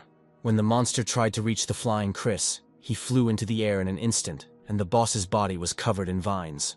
A huge amount of purple smoke began to pour out of the hero's staff. The team was surprised by this, but so far nothing terrible has happened. Suddenly, they smelled a terrible stench from the smoke and began to close themselves off. Chris started explaining about it and said that this toxic cloud smelled 10 times worse than raw sewage. First, you need to cast a spell that will replace the oxygen in the air.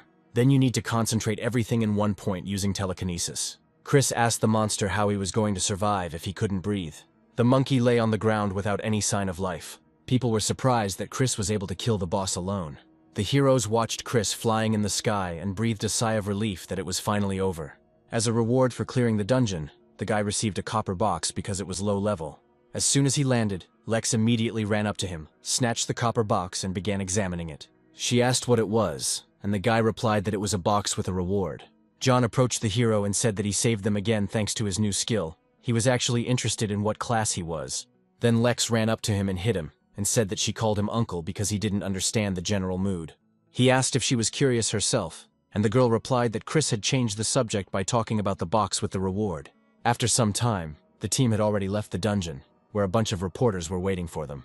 One of the reporters said that the hunters who entered the dungeon in the city had just returned. Security guards held back the influx of a huge number of journalists. Meanwhile, Director Felix reached the team and asked if they were okay.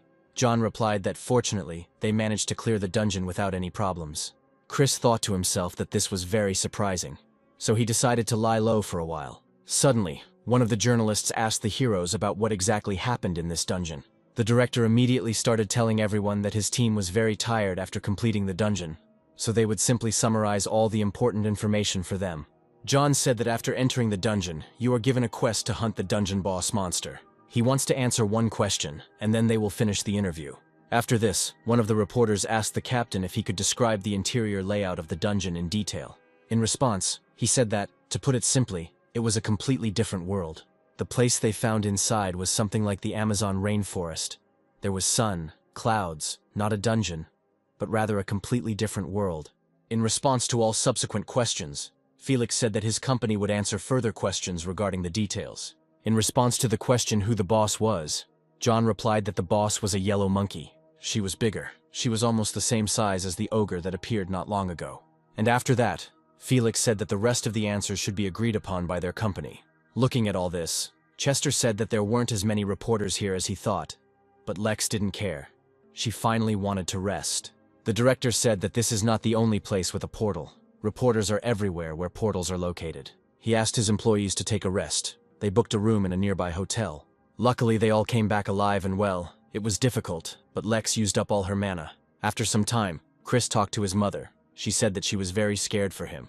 She said that she woke up and saw on the news that there was a dangerous dungeon, and her son went to that place. Chris replied that his mother shouldn't worry so much. Boys and girls younger than him do that too. Linda finally just let out a sigh and asked again if he understood how worried she was about him. She is just afraid that something might happen to her beloved son. Chris replied that he would be careful and told his mother not to worry. Having finished the conversation and entered the restroom, the hero saw in front of him a picture of exhausted heroes. Lex was lying on the bed, her face in the pillow, and asked if he had finished talking on the phone. As soon as Chris wanted to try to help his colleague, she fell to the floor while eating. The guy asked the girl lying on the floor with a red face if she was okay, to which she answered yes. He said it was a little strange, but asked again how she was feeling now. The girl replied that her mana had returned, which greatly surprised Chester. Lex was very happy and started making jokes about the guy being sexually harassed. John said that nothing would surprise him anymore, having the ability to restore mana. They're just lucky to have Chris on their team. After some time, a dungeon was shown on TV, which was completed for the first time. The reporter said that as soon as the hunter left the portal, he disappeared without a trace, and the Association of Military and Awakened People decided that the dungeon no longer posed any threat. Chris couldn't quite comprehend that this was the first dungeon ever completed, as the difficulty was barely comparable to the level cap. It seems to him that there are not many awakened people with useful abilities here. Chester asked his comrades if they really said that the dungeon was completed for the first time.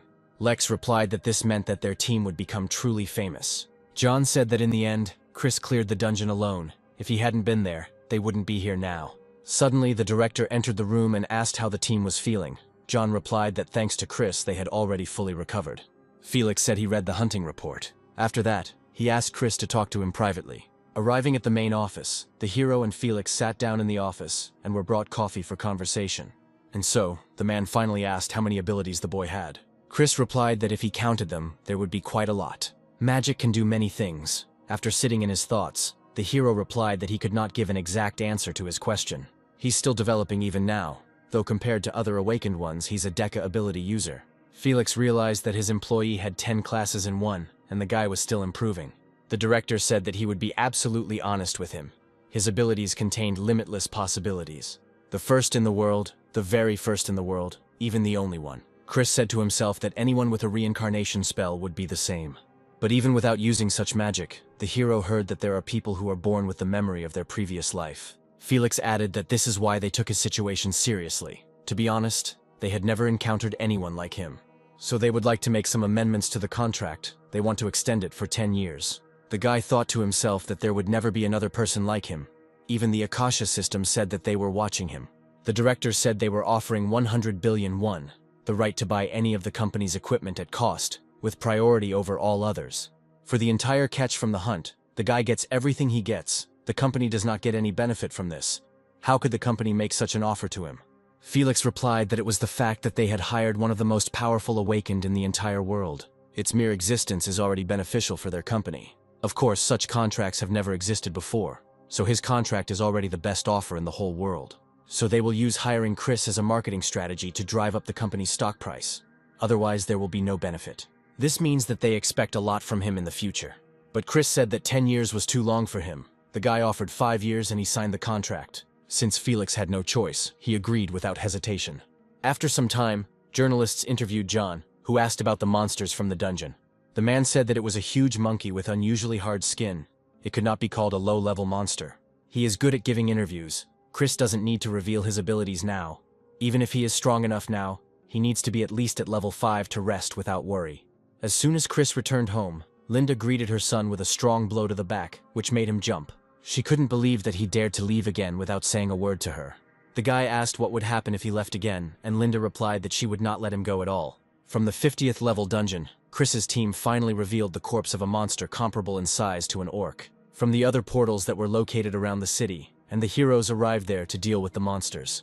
At some conference, people discussed the situation with portals. The main problem is the level limit. Only one team cleared the dungeon without casualties. It was an alpha team, but one of the men had heard that they were all awakened with extremely rare abilities. As everyone else already knows, big corporations have already employed and created teams with such personalities, but it was just an alpha team. Even the rival team, considered the best national team, couldn't do it without casualties. Some or many failed and allowed the monsters to emerge from the portal. The men debated whether it was a matter of teamwork or ability. Some serious man thinks that this is all together.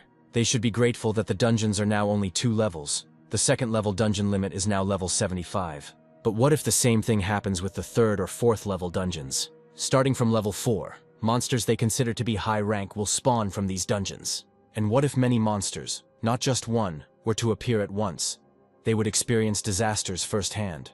For humanity, the 4th level dungeons will have dire consequences. Suddenly, Chris remembered that there was one thing he wanted to ask. Does Felix know if there have been any successful attempts to explore the Akasha system? The man replied that none. Thanks to the Akasha system, they are able to use skills and mana. They also use them in their various technologies. He said it was impossible to know, just like they didn't know how the world was created. After some time, Chris moved to his meditation room. At first, science surprised him with things he knew nothing about. But without some knowledge of magic, there is no meaningful research into space and time or spiritual entities. Chris needs to hurry. The message the Akasha system sent last time is also a problem. If the world changes, he must be a magician of at least the 5th level. From that moment on, he can be sure of the safety of Chris himself and his mother. A dungeon, a rift in space. If more appear, the end of the world cannot be avoided. This planet is already on the verge of extinction. Chris can get materials in a day here where it took months in his previous life. He can cut down on the time it takes for a full recovery. He decided that he would do it, even if it was a bit stressful for him, and that it would take about 20 years for him to fully recover. Chris decided that he needed to do this in 5 years at most. Somewhere in the northern region, a team of hunters fought some kind of monster. The group's leader drew the monster's attention to himself, using a skill similar to John's. The monster the team is fighting lands with an explosion on the snowy mountains. The group leader saw that the monster wanted to use ice breath and warned the whole team. The next moment, the entire battle area was illuminated by a powerful beam of ice. The captain said he thought he would die in such a ridiculous way. Now it was his turn to attack. He jumped towards the monster with his large shield. While the monster was busy with the head, the girl Rachel hit him in the back. At the same time, Peter was shooting at the monster from the mountain. Zach had to use some ability that he didn't want to allow to be used. He asked the healer's girl to prepare to restore it after this use. As it turned out, Zach used a curse of hatred that struck the monster. The beast did not understand what was approaching him. He could simply stand and look in surprise at the purple smoke. The captain was at the monster's feet at the time and was able to knock him down at the right moment. Rachel was delighted at the chance and dealt a blow that severed the monster's limb. Peter then fired the fatal shot at him. A moment later, the monster fell dead into the snow. After defeating the beast, the captain began to ask his comrades if anyone was injured. Only Zach was injured due to his ability. Rachel said that she was not okay because she was frozen to death. But the captain replied that he could not help. He said that if they burn the fat, then maybe I can warm up. 2 people need to cut up the carcass and take only the fat. The leader, for now, wants to look for shelter to warm up first.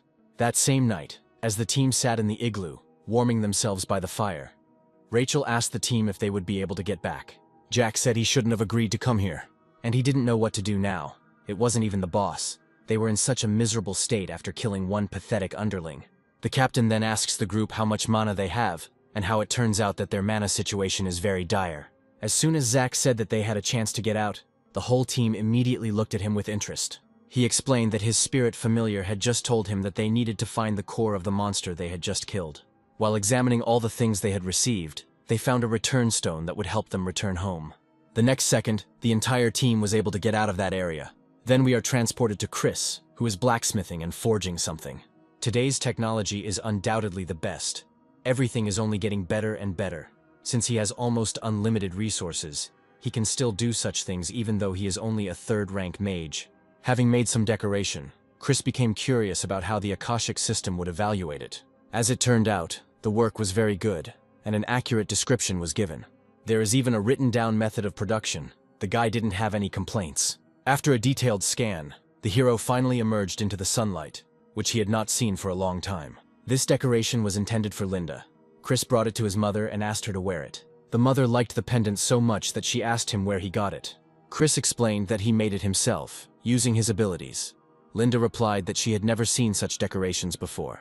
She assumed that he had some kind of power like the one they show on TV. Chris told her that the world is very dangerous these days.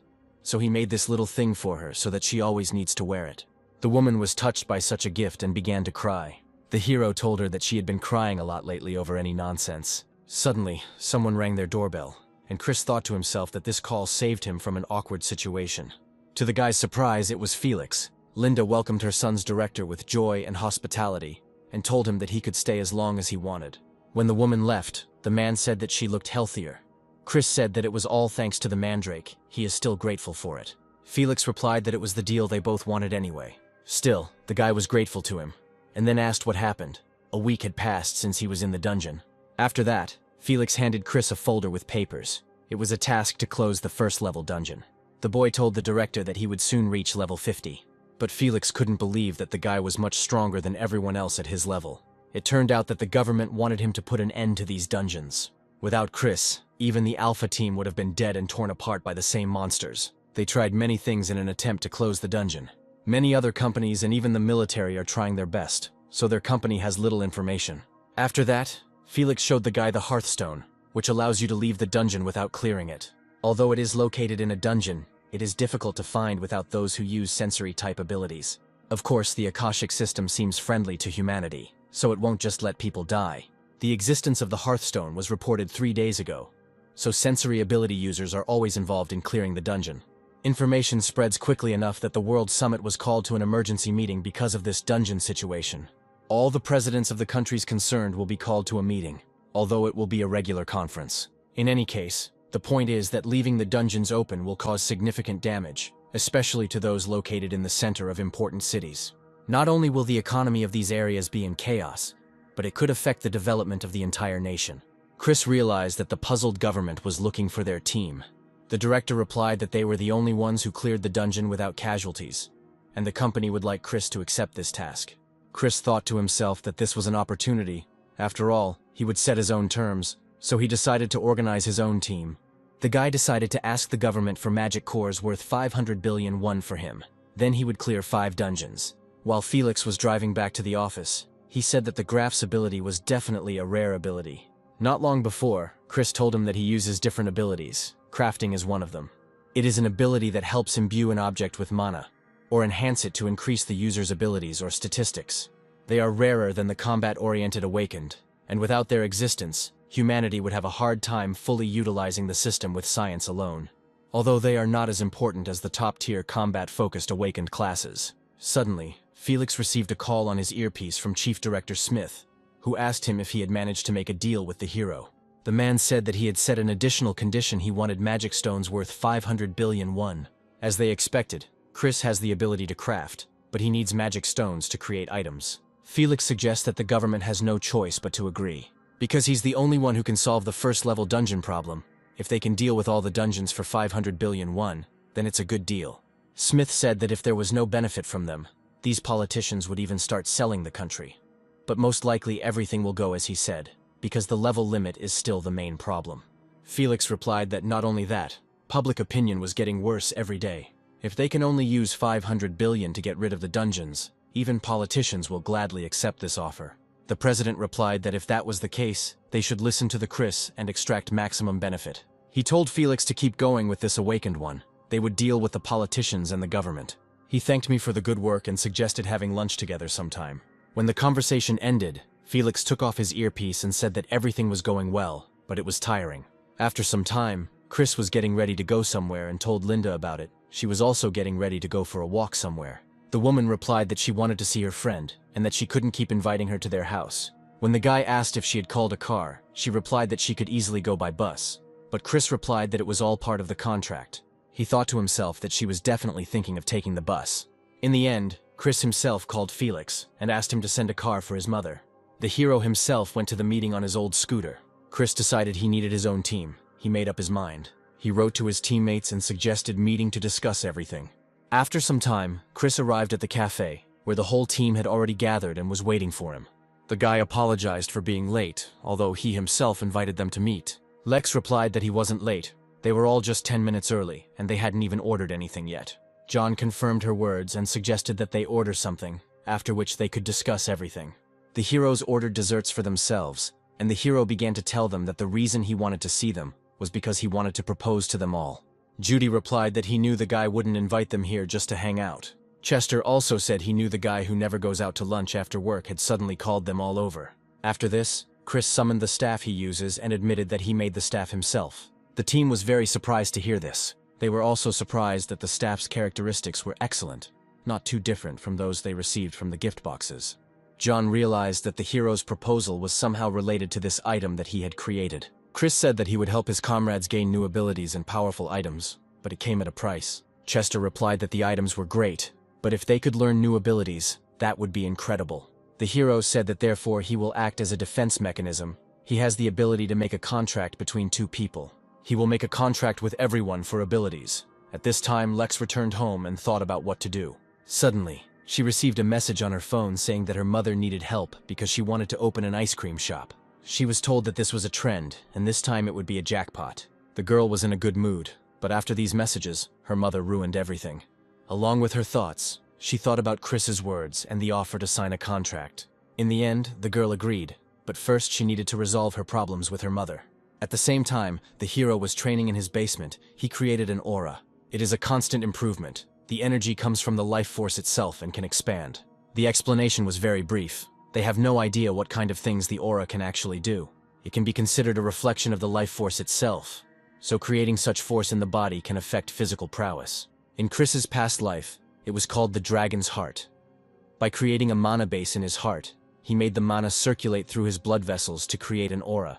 At the same time, during the process of creating the aura, Chris's body went through a change. The reason is because of the study of constant improvement. Wizards create a ring of mana around their heart. This is the source of their mana and strength. The problem with anyone rank up is that their mana density increases, so by the time you reach ranks 8 and 9, your heart might be shattered into pieces. Chris has done a lot of research to avoid this problem. One can enhance one's body with magic and develop it, becoming an aura master, or become a spiritual being, giving up the physical body. But he wanted to do something extraordinary before becoming a spiritual being. The reason why he trained to use continuous enhancement in his previous life was to reach the 10th rank, to train his body to withstand the increase in mana. Chris said to himself that he thought he would have to learn everything all over again in this life. But there was still a lot of material to learn. Then he needs to work on thinking about the future. In the 21st century, a democratic society supported by basic human rights, a plan to become the 10th rank. On the way to achieving it, the guy will have many obstacles: nations, states, businesses, and even other awakened ones. But the most important thing is how he can ensure his own benefit. At least he thinks this world is better than the previous one. In the end, there is only one best way to protect yourself. This method is to create a group under your command. So he decided to become the leader of the Alpha team. But this is not enough, because he will not always be able to use the company as a shield. Ultimately, he would like to organize a business himself, and recruiting awakened ones he can trust is quite a hassle. So in his past life, he created an army of humanoids without souls. In any case, what Chris needs to do here is to ensure the installation of an electric generator, find workers, and a manager for the company. Create artifacts, an automatic production system, find a place to sell artifacts. This was a lot. He just wants to gradually increase his mana. But he can't keep doing this. Finding members for the group is the last thing, so he'll leave it for later. Since Chris now needs to strengthen his body, he first decided to install an electric generator. He needs more mana and people, but what to do with the land? Suddenly, Chris received a call from the director. He said that he was calling to tell him something important. The hero's demand for 500 billion won worth of magic stones was approved. This was good news for the guy. He thanked him for the call and hung up. A few days later, journalists reached the new portal and reported that many high-level hunters had been alerted and were now guarding the perimeter. A spokesman said Felix's company would be handling the dungeon situation. Suddenly, he was informed that hunters had just arrived and they would try to conduct an interview. Chris looked at all these people and was surprised that people were seriously going to interview them. One of the journalists asked Chris if it was really possible to clear the dungeon alone. Then they asked if there was a reason why he was going into such a dangerous dungeon alone. Chris turned to his assistants and told them to take care of it for him. Having said this, the guy headed towards the portal and entered it. He felt his skin and nose irritated. It was poison. Now Chris knows why the first bands never come back. Everything here is just filled with poisonous gas. It looks like a poisonous zone filled with poisonous and evil creatures. From insects to reptiles, even some mammals have dangerous poison or venom. The poison is also in the air, causing his skin and nose to become irritated. Everyone would have died if they had come here without preparation. Everyone else would have been just ballast. Coming here alone was a good idea. But Chris is different. This is a ring for which he used magical stones. There are only 2 artifacts stored in this ring. Adaptation ring for survival in different environments. After activating the ring, several positive effects began to appear on the guy. The Angel's Halo is an unusual artifact. It is an extremely rare item that is only used by wizards. Chris said it was a good thing he decided to create this item in advance in case of extreme environments. The second artifact was a 6-legged spider robot. It's actually a golem created through magic, but it's more of a robot from a modern perspective. While in the robot golem, he ordered the area to be scanned for any living creatures other than intelligent life forms. He ordered to kill everyone. The robot replied that he had begun to carry out the master's order. With enough money, knowledge, and time, even this level of preparation is possible. The next moment, the robot began to use terrain scanning. While scanning, he used an explosive laser that set the forest on fire. Chris watched this and thought he would help out a little. Coals that merge into one even spread the fire. The forest around Chris was ablaze. Chris said the forest burns pretty well. That's what he calls efficiency. If it burns everything, the monsters will die. As it turns out, Burning monsters still gives him experience. Fighting only in an advantageous position. That is what magic is. Similar to the art of war. Chris ordered to continue burning, and the robot confirmed the order. Suddenly, the robot alerted its owner that it had discovered 12 living creatures. These creatures are approaching him at high speed. To protect itself, the golem used a shield, which covered the robot in a few moments. After a certain time, a huge centipede ran up to him. Chris said she looked strong. She tried to hit the shield, but it didn't work. The guy said it was a good try, but not enough. She cannot break the mana shield if her attacks are not strong enough to drain the golem. Chris then ordered the robot to shoot out lines that were rapidly approaching the monster. This fishing line surrounded the centipede, and in an instant they tightened. After that, the guy ordered her to be cut into pieces. In an instant, the monster's body was cut into pieces, and its head flew into the air. As soon as Chris finished with one centipede, he saw a huge army of the same centipedes approaching him from the burning forest. When they reached the range, the robot fired its threads again and killed a huge number. Chris was disappointed that these monsters were weaker than they looked. He also shouldn't allow the wizard to change the distance. The next moment, Chris began to prepare a chain of mana that would pass through all the monsters. It was a chain of lightning that wiped out all the centipedes that came to him. Having done this, the guy realized that they were only capable of resisting fire. He even raised his level by 3 points thanks to this. They should be strong, but they turned out to be weak. The hero should have burned their mana stones too. This is the second time he destroys them. He should be more careful. As soon as Chris began to think about where the boss was, he immediately appeared before the hero in full form. The computer said that a huge amount of mana was detected, and this was the mana flow from the centipede boss. The golem won't be able to handle someone of that size. To fight the boss, Chris decided that he would fight him on his own. The hero used the teleport to get away from him. He is obviously stronger than the monkey. This dungeon should be the hardest among the low-level dungeons in the nation. This boss is not only physically strong, his physical strength, magic, and spells are something else. Suddenly, the centipede began to emit a huge amount of concentrated mana. Chris said that it wouldn't work on him. The emission just started to go around the hero's body. The next moment, the guy flew into the sky and found himself above the body of a huge monster. But then he began to think that exterminating these creatures would create even more problems. What if his level exceeds the limit after killing the boss? The hero didn't know what the Akasha system would hold if low-level dungeons were as difficult as other people were planning to clear them. With the next attack, the boss began to shoot magical fragments at Chris, but he protected himself from the projectiles with an air barrier. He was very interested in this skill. While Chris was lost in his thoughts, the centipede quickly pounced on the hero and was about to eat him. At the last moment, he managed to teleport to a safe distance. Chris said the monster surprised him. Not only can he attack from a distance, but he can even fly. And despite his size, he is damn fast. When the monster began to approach again, it teleported again. After that, Chris said that he had enough information gathering, he was attacking, she should get ready. The guy used a magic resistance curse on the boss. The negative effect took effect and he tried to strike with his body. But Chris said that resistance was useless. When he teleported again, magical fragments immediately flew towards him. Chris realized that the monster had predicted his location after the teleport. He relaxed. He needed a shield. All he had left to rely on was his armor. The hero admitted that it was dangerous, and if it weren't for his protection, things would have been much worse. The fact that such a weak monster was able to damage him infuriated the guy. He was furious. The next moment, magical circles appeared behind Chris, emitting explosive beams. They blew up the monster's body, and it took a huge amount of damage. To deliver the finishing blow, Chris used a massive amount of buffs on himself that made him invulnerable. He created a magic sword in his hand, and rushed towards the crippled boss at great speed. In one movement, he cut the monster's entire body in half, and it died. Looking at the dead body of the centipede, he said that he had changed a lot. In his past life, he wasn't so impulsive when provoked, but in this life, he seems to have a bit of a temper. It's not a bad thing. He's still him. He's from a past life, and he's real. He's still one person in the end. As a reward for clearing the dungeon, he received a silver cube, but it will still take him some time to remove all those centipedes. At this time, outside the portal, 4 hours had passed since Chris entered the dungeon, but neither the monsters nor the hero had come out. The captain watched the report on his phone that high-level hunters and military personnel were currently preparing for a worst-case scenario around the portal. John knows Chris is special, but he's still worried about him. Lex calmed him down and said that the hero would be fine. They were talking about him. In her thoughts, she was still worried, but she calmed herself down, and suddenly, he finally came out of the dungeon. The captain looked at him and said he came out completely unscathed, and Chester added that Chris was as great as ever. Lex said that since the director should be near the portal, if they just called him now, they would get through.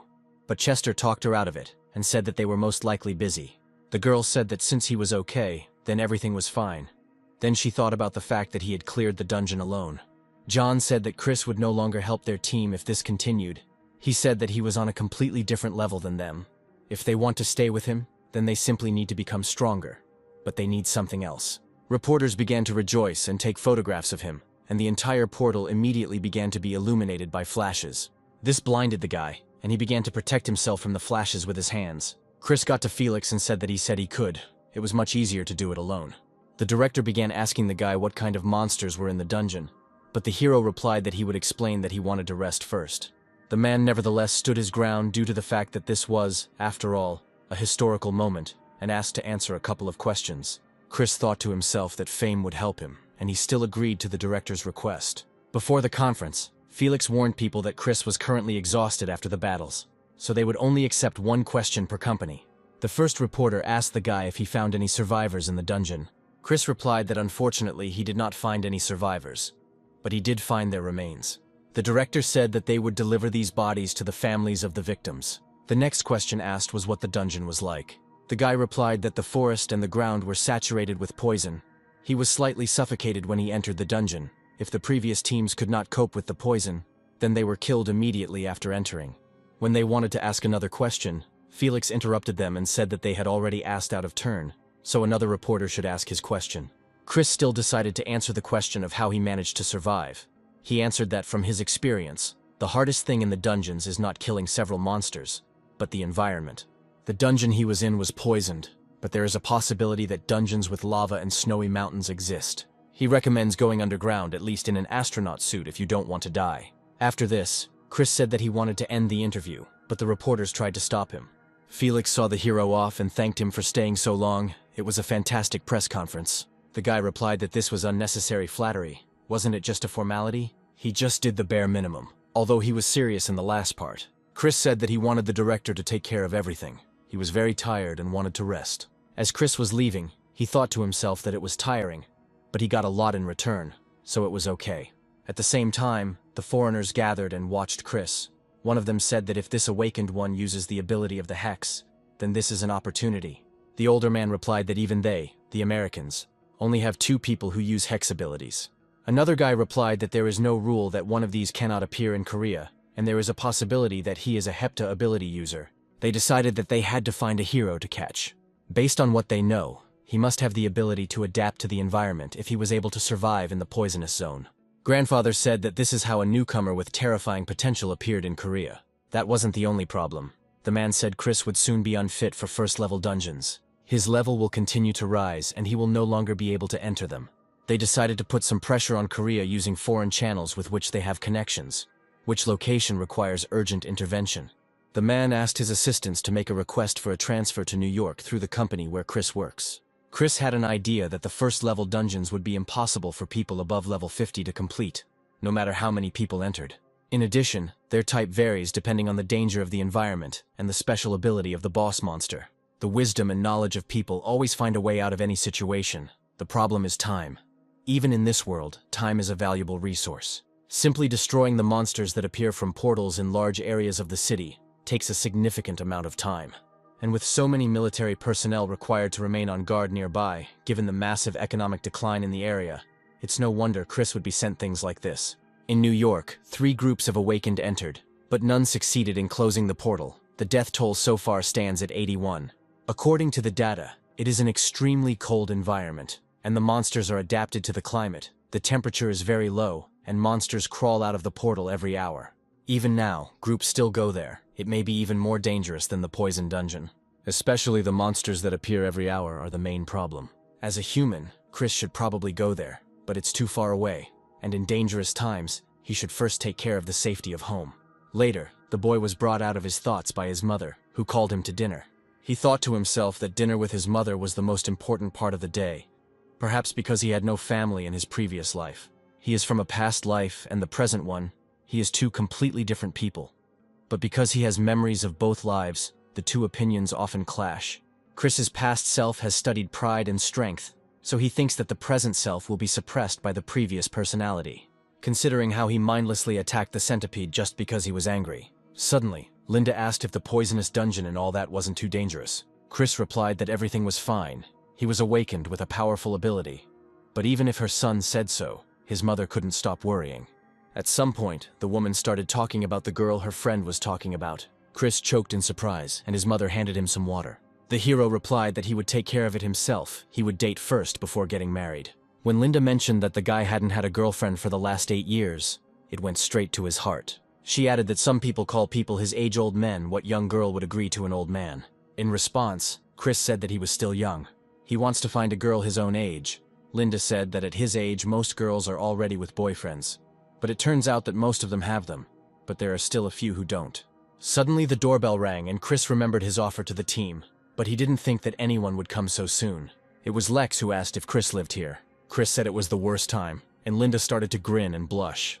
When the girl came into the guy's room, she said that it was spacious enough, why not decorate it? The hero replied that he didn't really like decorating at all. In any case, he didn't think that she would decide so quickly. She was the first. When the girl realized that she was his first, she was both happy and embarrassed. The girl wanted the guy to call her by her usual name, but Chris said he didn't think it was a good idea. Lex extended her leg towards the guy's chair and said that friendship is an important thing in a partnership. After hearing this, the guy still agreed with her and said that they would now speak in a normal way. The girl agreed 100%. Chris thought to himself that children these days decided everything too quickly, an old man like him couldn't keep up. Lex said Chris was just slow. She finally got it after a month of failure. Chris is actually old. The guy replied that speaking about the age difference, maybe he was already an old man, and Lex added that he was also strange. He said that some people like to be called uncle, and the girl said that he was a pervert. Chris replied that he didn't think that just because he liked someone who called him old, that made him a pervert. Lex laughed at his words and said that Chris was very strange. It was very different from what she imagined. After that, they decided to get down to business. Chris gave Lex a scroll with a magical oath, a form of magical curse that creates conditions that the parties to the contract cannot break. As with black magic, the parties to the contract lose their lives if the magical contract is broken. Chris decided to ask again if she had looked at the contents of the contract, and if she still agreed to do it. Lex agreed without a moment's hesitation, and said she would do it. In this case, the hero asked for her hand, and said that he needed some blood. Chris told her to read the last part of the contract because it would only work if read out loud. After looking at what was written there, the girl became embarrassed and said that it looked like a summoning of an evil black dragon. And so she began to read the text of the scroll. She swore by her will and soul. No outsider should interfere with the terms of this contract, as it is protected by souls. And so, a moment later, the contract is confirmed. Just as Chris thought, Akasha watched, but she is not going to do anything about it. Lex said that some strange messages were popping up. The hero replied that it was a message about signing a contract. After this, the hero suggested that the girl go to the store for clothes. Lex thought Chris wanted to go on a date or something. The guy replied that they didn't have time. The girl said that Chris was cunning, unexpectedly using a normal tone. Because of this contract, they just became closer. It's strange that Lex hasn't changed at all. Chris asked her what was wrong with her stamina. Lex said that now a healer needs at least 50. Otherwise, they will talk behind your back. In total, she put 45 points into this, and then with the help of training, she increased it by another 5. Chris said that they would run until the girl was completely tired. He will teach her what he mentioned last time. When the training first started, the girl was full of determination and happily continued. After some time, the girl collapsed on the floor without strength and asked for water. Chris told her to drink slowly. If she choked, it would be bad. After the girl quenched her thirst, she immediately began to shine. The guy will teach her a skill called continuous improvement. Awakened people use mana to activate the ability. But when all the mana is used up, it is the turn of life force energy. Life force is often referred to as an aura, and this force can also strengthen your body, and how much stronger it becomes depends on your training. By studying permanent improvement, the girl will be able to kill monsters herself. And after the battle, she will be able to heal herself, like a damage dealer who heals himself. Although Lex will still not be suitable for the role of a tank. Just because she has good defense doesn't mean she's a tank. She needs physical abilities too. Depending on the situation, Lex can act as a support tank. After the explanation, Chris stood behind the girl and said that it was time to begin. He used knowledge transfer on the girl. A moment later, the process was completed, and the girl leaned back a little, exhausted. Lex was shocked. She turned to him and asked what it was. Chris explained that this is one of his skills. He can transfer knowledge. He explained that it was useless for everyday life. Knowledge was quite fickle and would be lost if not used. And so, they decided to start training. Lex should already know what to do. Her talent for learning aura and how well she will use it to make her body stronger are two completely different things. A moment later, a message appeared before the girl's eyes stating that she had begun to create an aura and pump it up. She told the guy that the system window was working and she was now a multi-ability user. The results will be greater if she trains in this room. Lex was surprised that an ordinary room in the basement was capable of such bonuses, and she also saw many rooms as they walked. Chris said to focus on training. Her aura status needs to exceed 100 so she can actually do anything. Moreover, what she just learned is the basics. With this concept, she will also be able to increase her mana through training.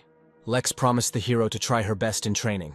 The guy silently told her to hurry up and become stronger so that she could be his ally. During Lex's training, the others also contacted Chris. Each member of the Alpha team signed a contract with him, and he taught them how to continuously improve. The terms of the contract were nothing special. Do not tell strangers what he taught them, become his ally and maintain friendly relations with him. And the most important thing is to never betray him. Chris is going to teach them the Dragon Heart, a subtype of continuous improvement, and a martial art that is most suitable for each. The hero said that the Akasha system sniffs out everything without a second's delay. It irritates him. He feels like he is being watched, but he can't do anything about it. Chris must be rank 7 or higher to deceive the system's all-seeing eye. Suddenly, the hero received a call on his phone. It was Director Felix. He asked how he was doing and whether he had had a good rest. Felix said that the next dungeon is located in the office area. There were no survivors in the first group, and they haven't sent anyone since then. Chris realized there was nothing, and said he would go to America after this dungeon. Felix realized that he had apparently decided to accept the request. The guy replied that agreeing to the job was not so tiring, because there was some problem. He decided to himself that he would go to America alone to fix their problems. But he was not obliged to go until the reward satisfied him. They are one of the key powers in the world, so they can provide him with at least that much. Chris has become very greedy lately. After some time, the hero met with the Alpha team and said that they all trained hard. John said that he taught them something amazing, especially for him. It was perfect. Everyone's aura points have exceeded 20 points. And in general, constant improvement creates a strong body similar to a tank's body, and improves attacks that can rival those of a damage dealer. In addition to being a tank, John now also deals good damage, which is definitely suitable for him. After that, Chris said that he would teach them martial arts using constant improvement and the Dragon Heart, called the Dragon Sword Slashing Technique. Judy said it sounded like it was out of scope. The hero will teach them the Dragon Sword Slashing Technique using knowledge transfer, just like last time. After these words, Chris called the team to him one by one, and began to pass on the knowledge to them. When it was all over, people were left without strength. Later, the first lesson is the Dragon Step. The concept of the Dragon Walk is to move in a balanced yet fast manner. They should understand what he means when he says move quickly, but some may not know what he means. Spatial awareness is like being able to tell the difference between two pictures using your 5 senses. Chris said that the exact position of an object within space is determined. Chester asked him how this was possible. After that, Chris used a summon and bamboo planks fell from the sky. From this material, the guy built a building for training. Their training consists of walking across a bamboo field as quickly as possible. They are prohibited from touching the ground regardless of the situation. Chris decided to show once how it's done. His aura points are currently at 200, but he can restrain himself. The hero will only use 20 points for this. The next moment, Chris rushed across the testing field. He finished all this in a few moments, which greatly surprised the team. This is the most effective workout that will allow them to use their entire body. Chris is not sitting idle either. It usually increases its mana capacity. He connected this place to the magic circle in the basement of his house, so the efficiency did not drop much. The house's magic circle is working at full capacity even now. While Chris just sits and watches the training, his mana increases constantly. Suddenly, he felt that some foreign girl had appeared in the nearby forest. She complained about the endless road. An hour had already passed since she started walking. The navigator says that she is just walking in circles, so she just wasted her time and energy. A protective sphere appeared on the training field. Chris said that this is one of his abilities that will help prevent strangers from seeing their training. The guy himself wants to meet the foreign girl in person. The girl admitted that the truth cannot escape from here. After that, Chris came to her and said that her clothes were not appropriate for the place. He realized that the girl had come here to meet him. She said he was really hard to find. She introduced herself as Mitchell. The hero praised her Korean and invited her to sit down and talk. When they got to the resting place, Chris asked the girl what she wanted. Mitchell replied that her superiors wanted to recruit him. They wanted him to move to the States permanently. Their proposals will be tax exemption and doubling his salary. But in exchange, they want Chris to clear out every dungeon in the US within 1 year. The hero asked what about international laws on awakened taxes. Even America would be in trouble if they went against them. Mitchell replied that there was a way to avoid international awakening tax laws. In short, his taxes will be paid by the state. This is possible because the states have agreed to adopt some special international privacy laws. Titan Colossus and Thunder Runner are both around level 260. The Titan Colossus boasts terrifying attack power and the impenetrable defense of a tank. The Thunder Runner is capable of destroying everything around it. Chris said it was an interesting offer, but they were too stingy. They didn't understand its real value. He replied that he could not accept this offer. Mitchell said it was unexpected. She thought they gave him the best offer they could possibly get. Chris heard the girls giving orders through their headphones. He said they offered him the best terms, but they failed to establish his true value. The guy asked them what they thought. He clears dungeons alone, not counting the golden monkey from the first dungeon. Chris said they didn't know anything. He asked for 1,000,000,000,000 to clear just one dungeon, but he believes it was too generous for the task. Mitchell said he was saying scary things, and she thought she was starting to understand. Chris said to himself that she looked like a well-trained agent, that she immediately understood the essence. He then added that, in addition, he refuses to emigrate to the United States. The girl was told to retreat over the earpiece, and she said that she couldn't help in any way and understood what he was leading to. She admits their investigation was superficial, and is glad she was at least able to introduce herself to him. She bowed and said that she would visit him again in the future. The guy thought to himself that he felt a little sorry for her, because in the end it was all useless. Even if they had realized his value, he still would not have gone to America. He has something more important here than money or fame. It's his mother.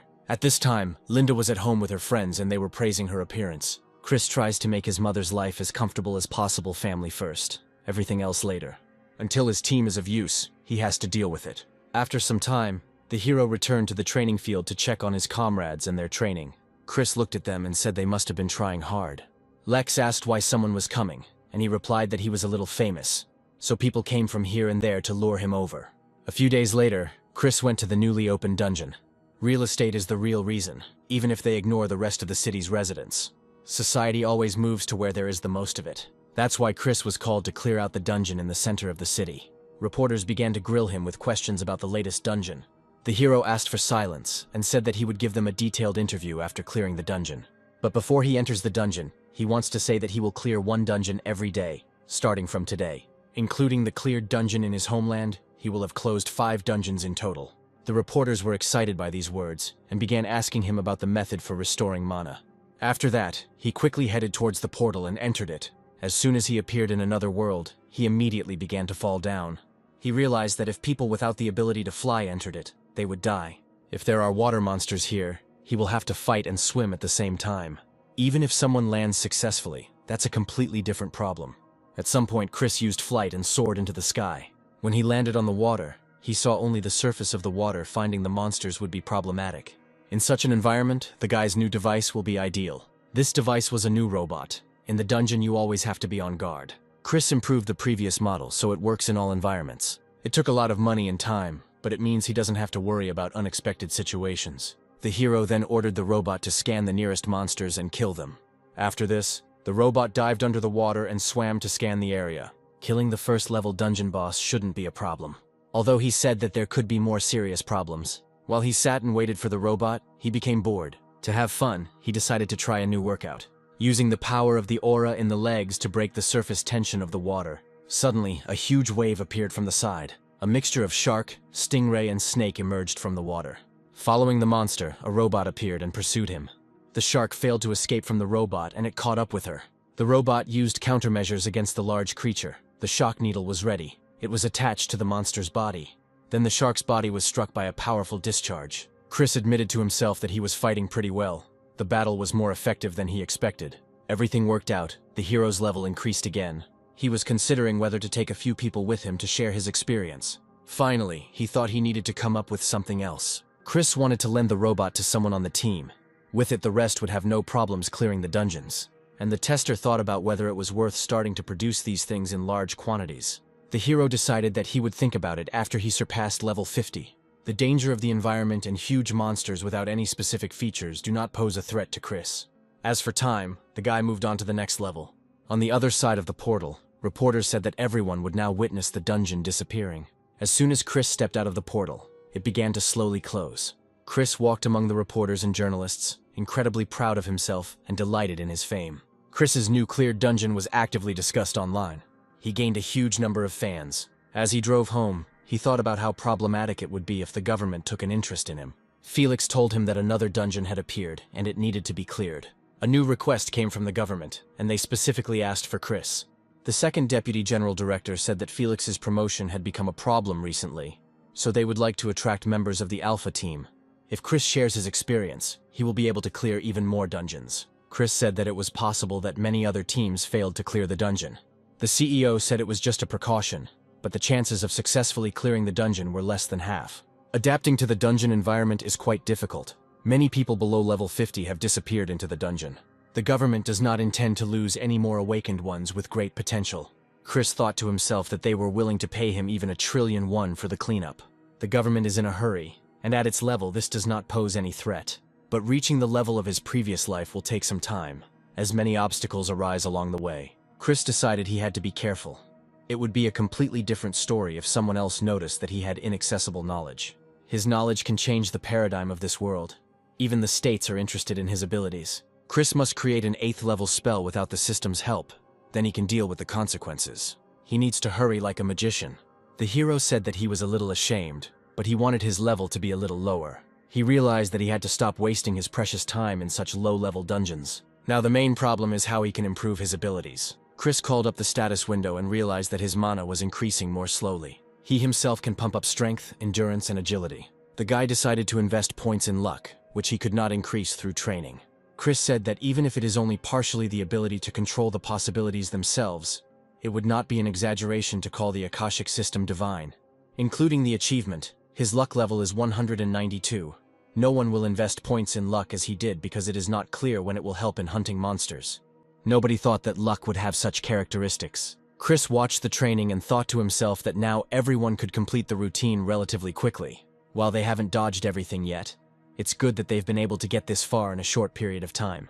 The hero said that training was over for the day, after which Lex fell off the platform.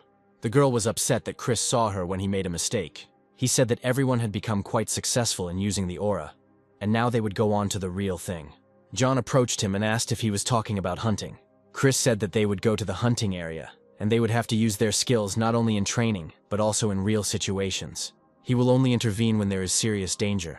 They are just testing the aura's abilities. John said that if Chris is not involved, they can hunt as usual. Lex, he told her not to let her guard down. Her performance was weak. The next step is ready. First, Chris should establish loyal relationships with his allies. They increase his strength. After some time, at an altitude of 2,000 kilometers, the satellite detected the first movements and predicted the direction. The direction moved to the plate and showed the first possible direction of the hunting zone.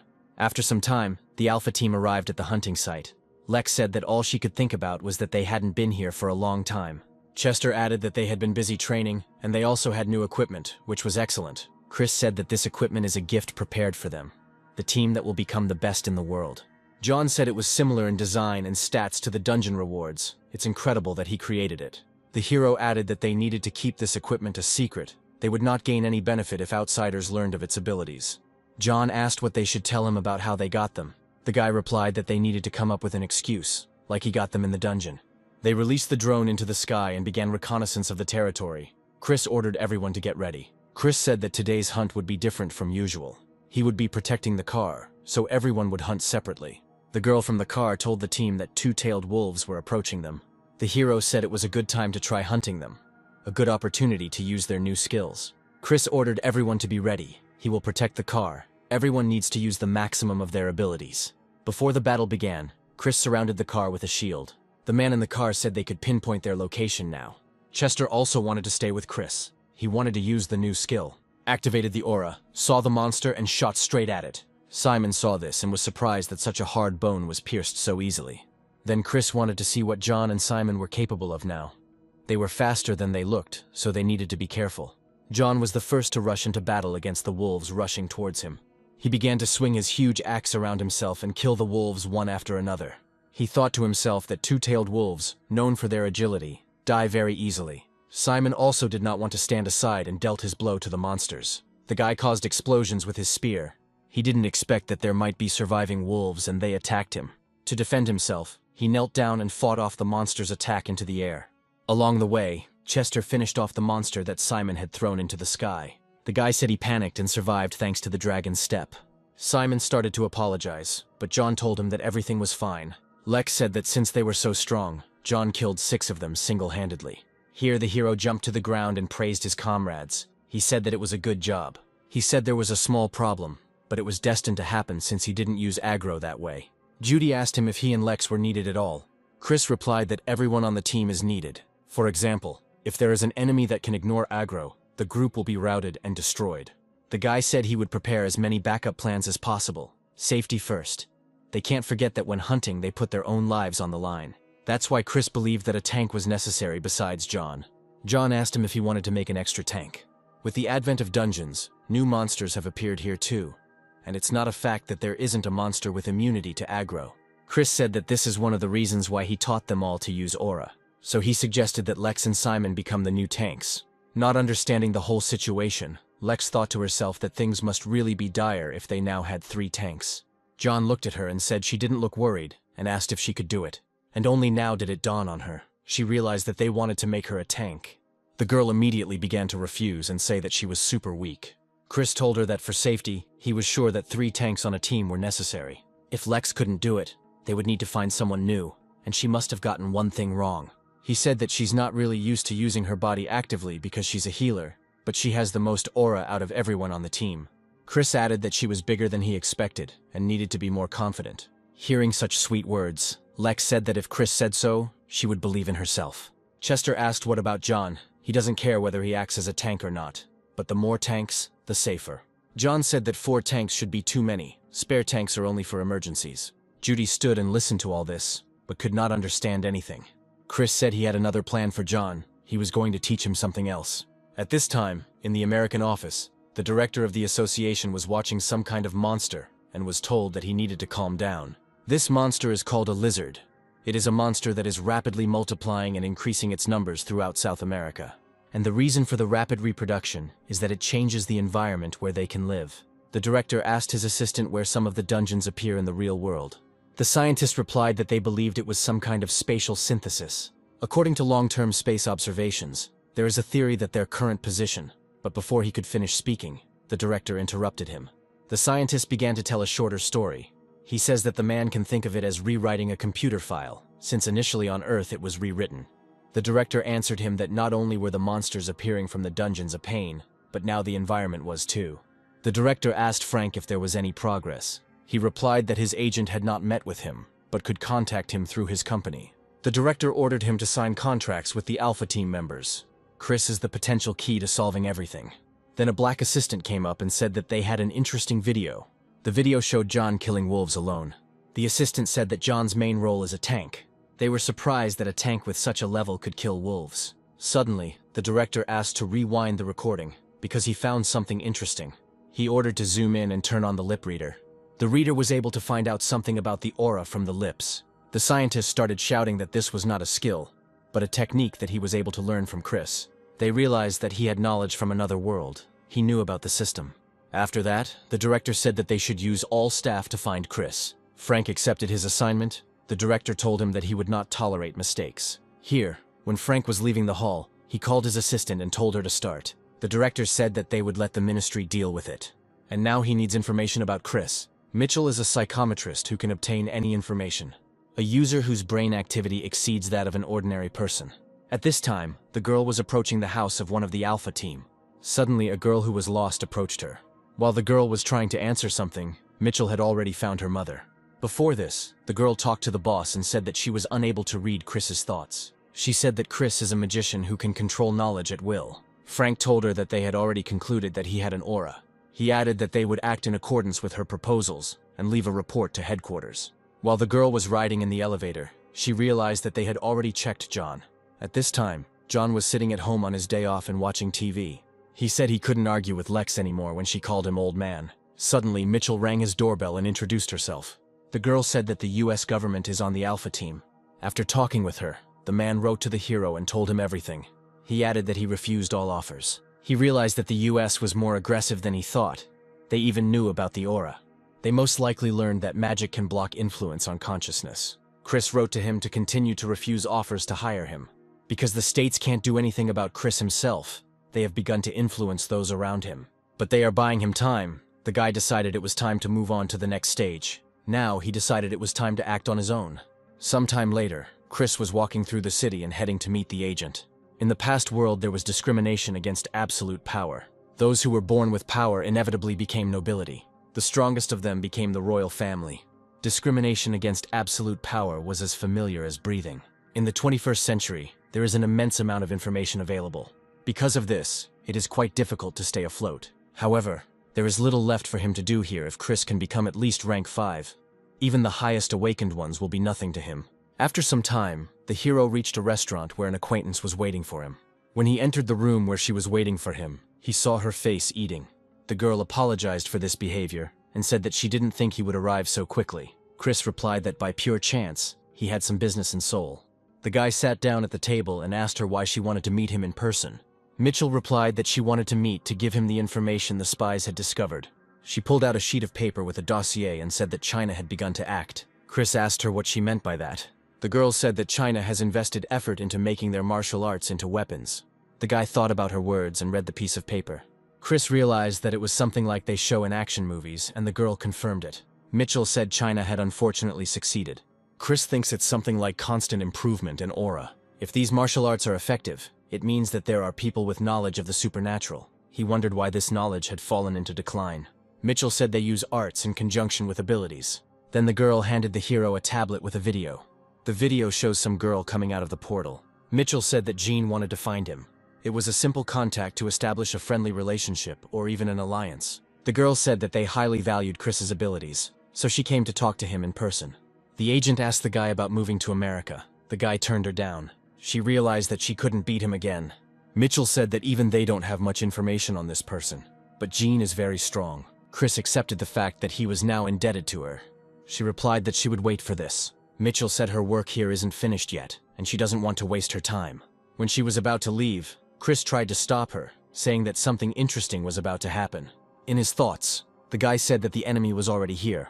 The girl was very surprised that she was able to read the hero's thoughts. Suddenly, a moment later, Jean burst in and asked with a grin if they had been waiting for her. Mitchell said to herself that she had thought that Chris knew what her abilities were. The awakened hero turned to Chris and asked if he was the one she was looking for. The hero realized that she must have an item to translate. A fire lit up the girl's eyes and she said she would make him talk to her one-on-one. An enormous power emanated from her, which transformed her into a force in the air. Mitchell thought to herself that the girl had arrived here much faster than expected. At the same time, the agent was filming the heroes with her button camera. Jean saw this and tore out the button. She broke it and said that she couldn't let her poke her nose into something that wasn't her business. Because Jean tore off a button on her shirt, the girl's suit came undone, and she became embarrassed. Mitchell said it was her job as a CIA agent. The girl replied that she knew that Americans had no shame or conscience. The hero invited her to sit down and offered to talk. Jean was surprised that the guy was acting so calm after her appointment. When asked what ability he uses, the hero replied that it was a secret. After this, Chris turned to Mitchell and said that he thought Jean would like to talk to him today. The girl buttoned her shirt and said that was all for today. She added that she could not stand such a rude person. Before leaving, she reminded him that the hero had to repay her. The guy replied that it wouldn't be anything luxurious. It would be something small. When the agent left, the heroes were left alone. Jean learned that the hero has fighting abilities, and she is glad that he is not a complete weakling. The hero himself was convinced by Mitchell's words that she was quite rude. The awakened one exhaled and said that what difference did it make? It was boring. The girl replied that it was the translation device's fault they had no formal or informal style. Jean added that she could address him formally, but she didn't need to do that with Chris. The hero replied that he would also speak to her informally. He then asked why Jean had come to visit him. The girl replied that she could give him a better offer than America. She said she had 3 proposals for him. China's legal immunity exempts it from taxes and as much money as it wants. After that, the guy realized how big the country was, and it was a good deal. Chris asked how far immunity extends. Jean replied that they would not punish him even if he killed a person. The hero asked her what her country saw in him, but Jean was also interested. So she's going to find out right now.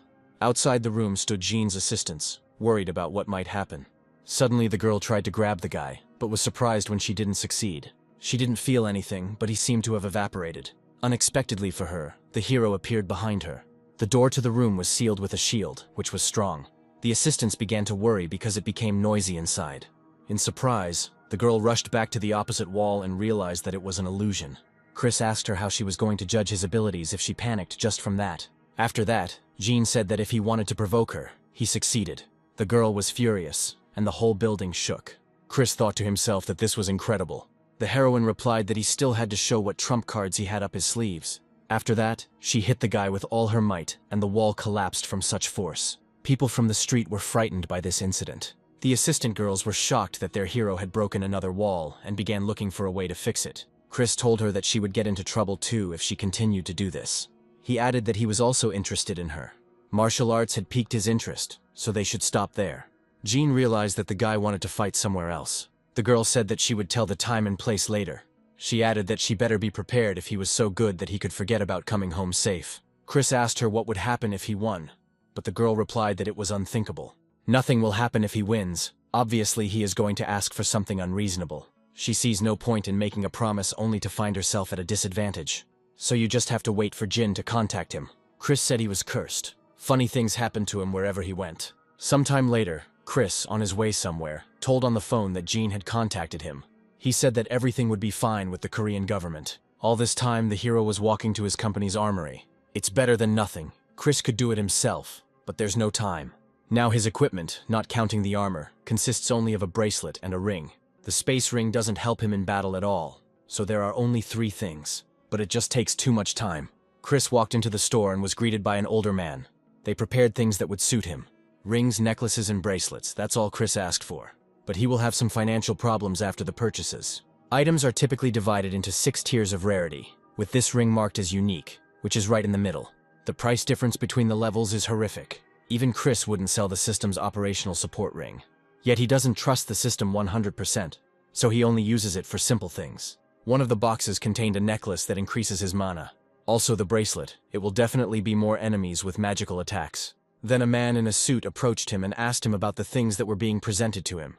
Chris replied that he would pay for them with a bank card. After some time, Chris arrived in China. He saw in front of him a huge building, which was apparently very expensive. They created an entire city in one building. When Chris entered the building, he was met by a representative of the Chinese Association. The man said that the hero was expected in the arena. At the same time, Jean and her assistant were in the arena and said that he was late. The guy saw her battlesuit and can sense the concentration of mana. The girl said that he seemed stronger because he was prepared. Chris said it was natural since he was preparing for battle. Although he thinks she should have been better prepared than him.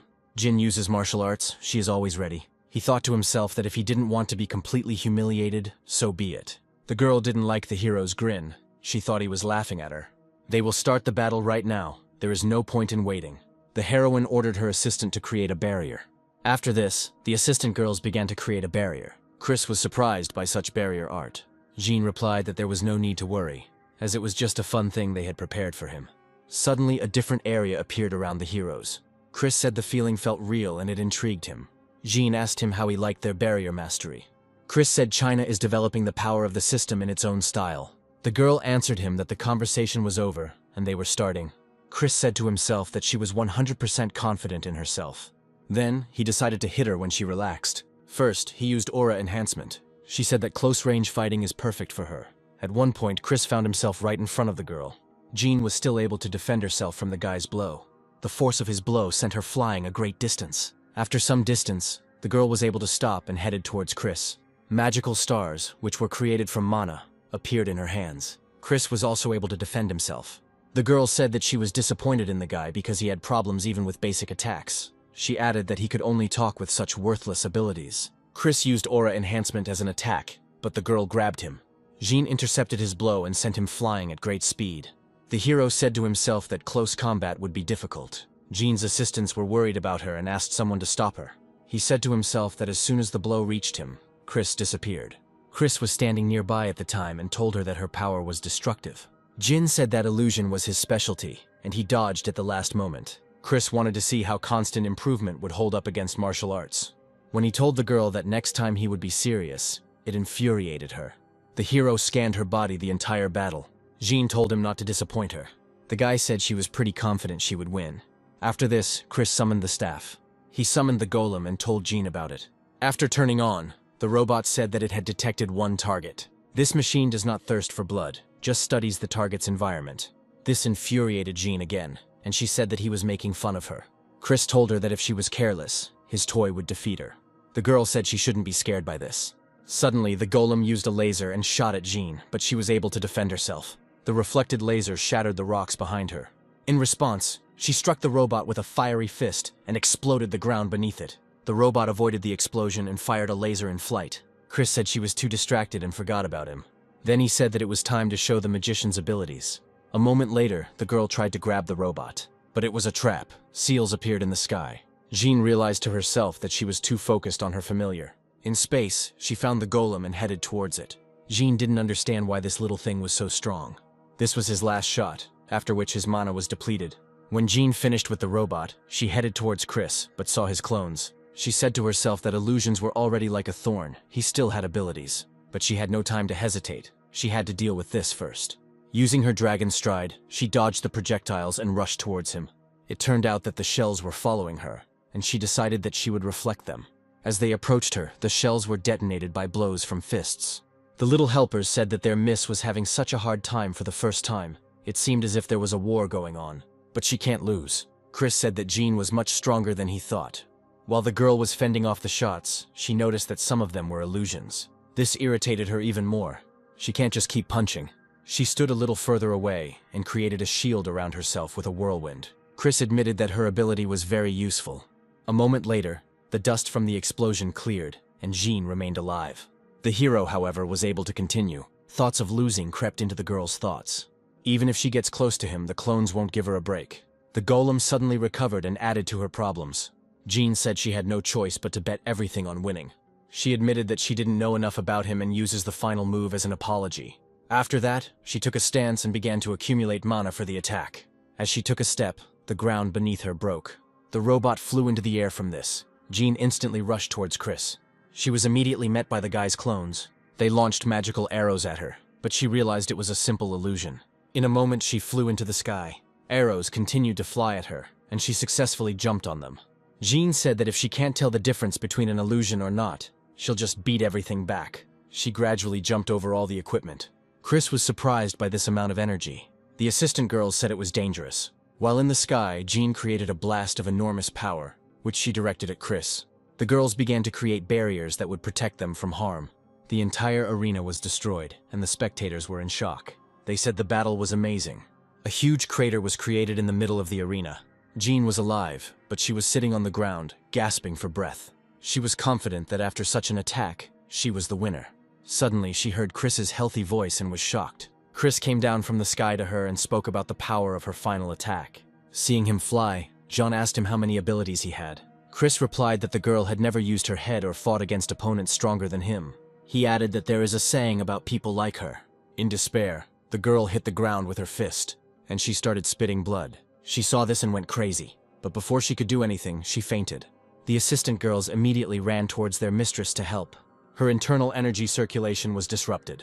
The spectators couldn't believe that Jean could lose. They didn't think the heroine would try her best. Chris even felt a little guilty, because this was not the result he wanted. After that, he left the arena. The elders of China informed of Jin's defeat. His assistant spoke about Chris and said that Jean couldn't even cope with the damage and was deceived. The elder realized that he was playing with the fire fist. He was then shown a video recording of the fight. The old man said that he was not only strong, but also experienced, even if they are not able to benefit from the shaman. The assistant said that based on the analysis, they are confident that Chris is not a shaman. The elder said he heard that the West was trying to profit from magic. He ordered to find out all the details about cooperation with him. Korea must remain their close ally.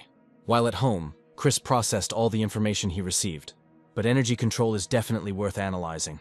Suddenly, Chris was alerted that Lex had entered the territory. She came to ask to train her. The guy said that first you need to enter the house. He asked her about the rush, since the next training was tomorrow. Lex replied that she was worried.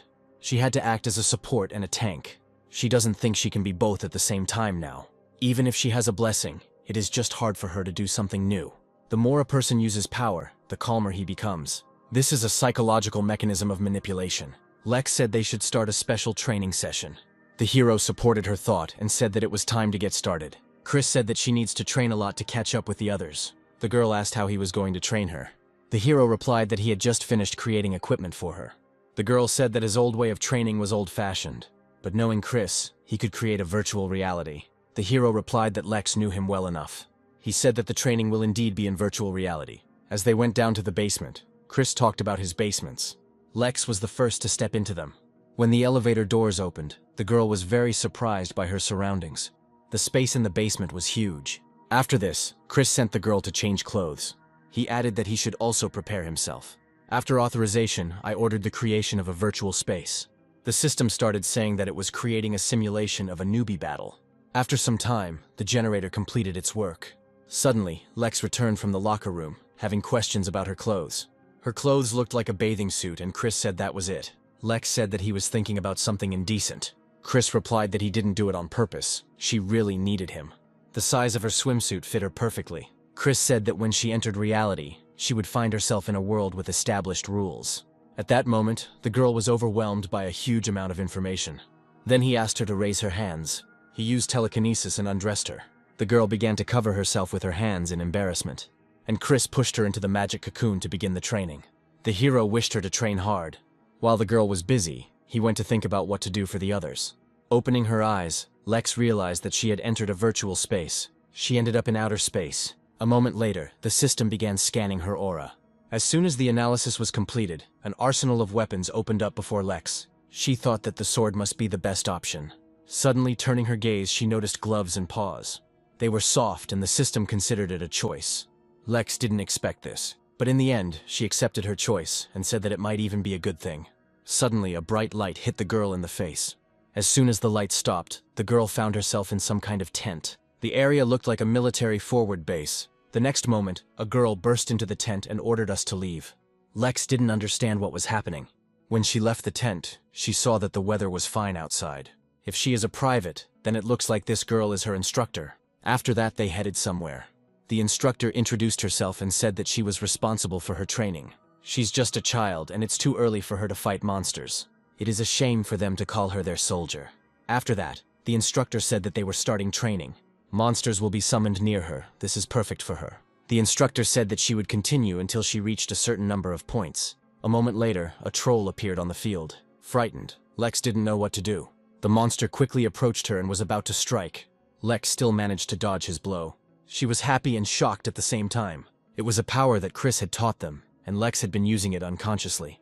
The troll continued to attack, and the girl continued to dodge. After some time, she decided to attack herself. In an instant, the girl cut off the monster's hand.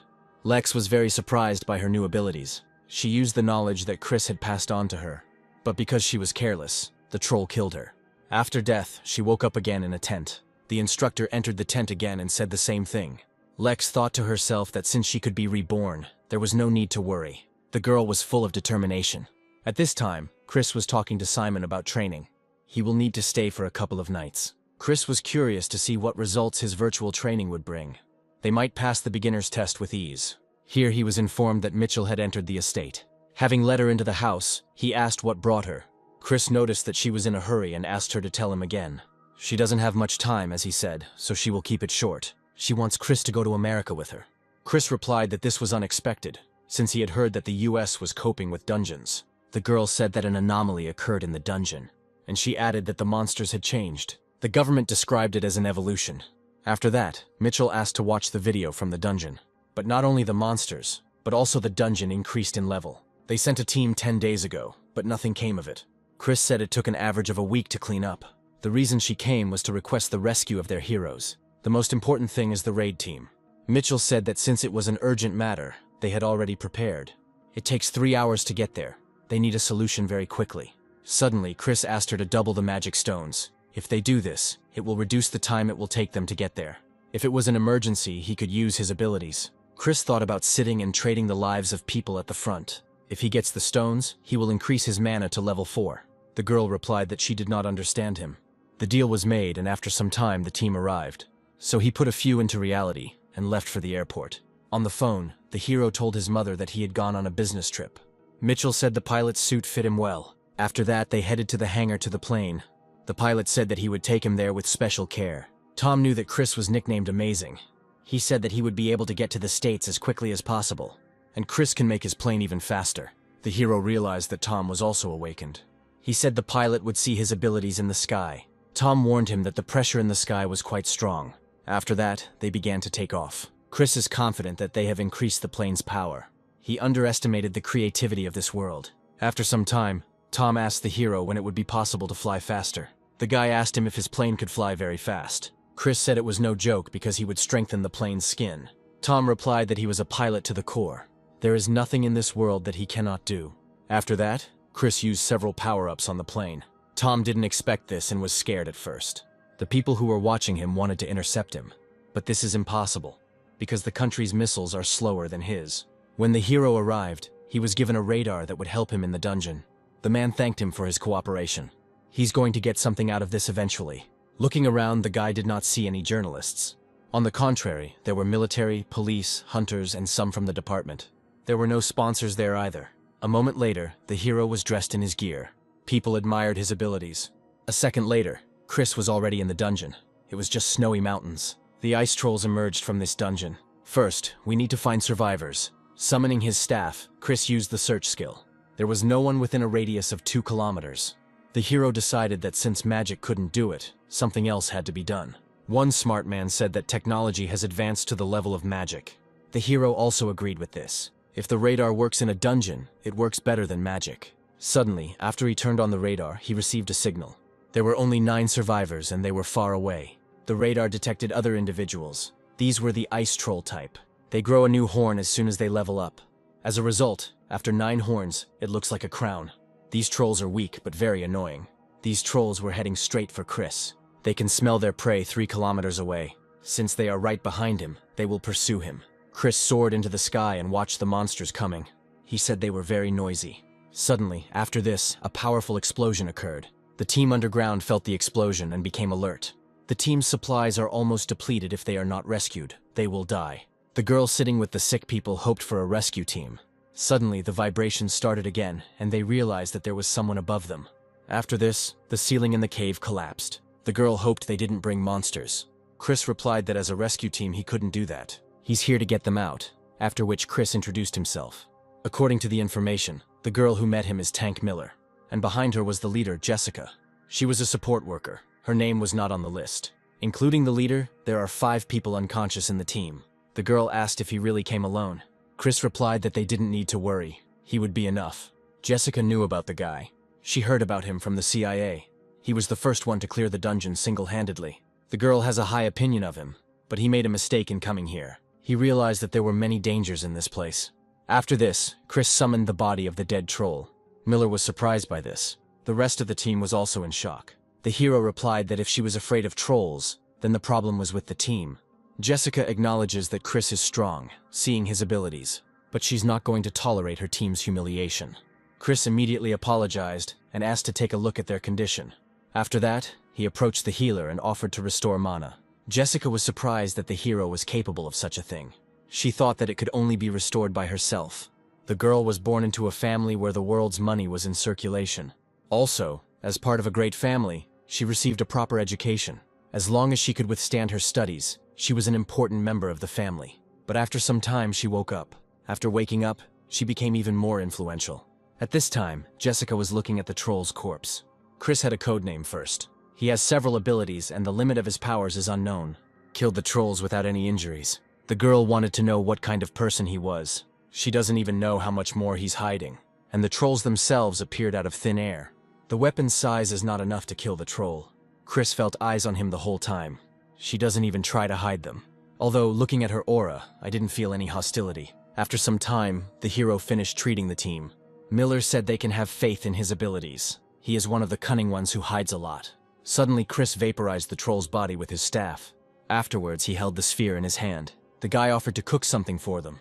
While cooking, the team talked about the boss. The boss was a Naga, a monster, half snake, half man. She usually has 4 or more arms. This monster had 2 arms, but she was about 6 meters tall. Chris asked about her abilities. Jessica said she would tell about it herself. Her screams create paralyzing waves, and also shoots from the eyes. Naga can also create a blizzard, and this is the main problem. The size is different, but Chris seems to know her.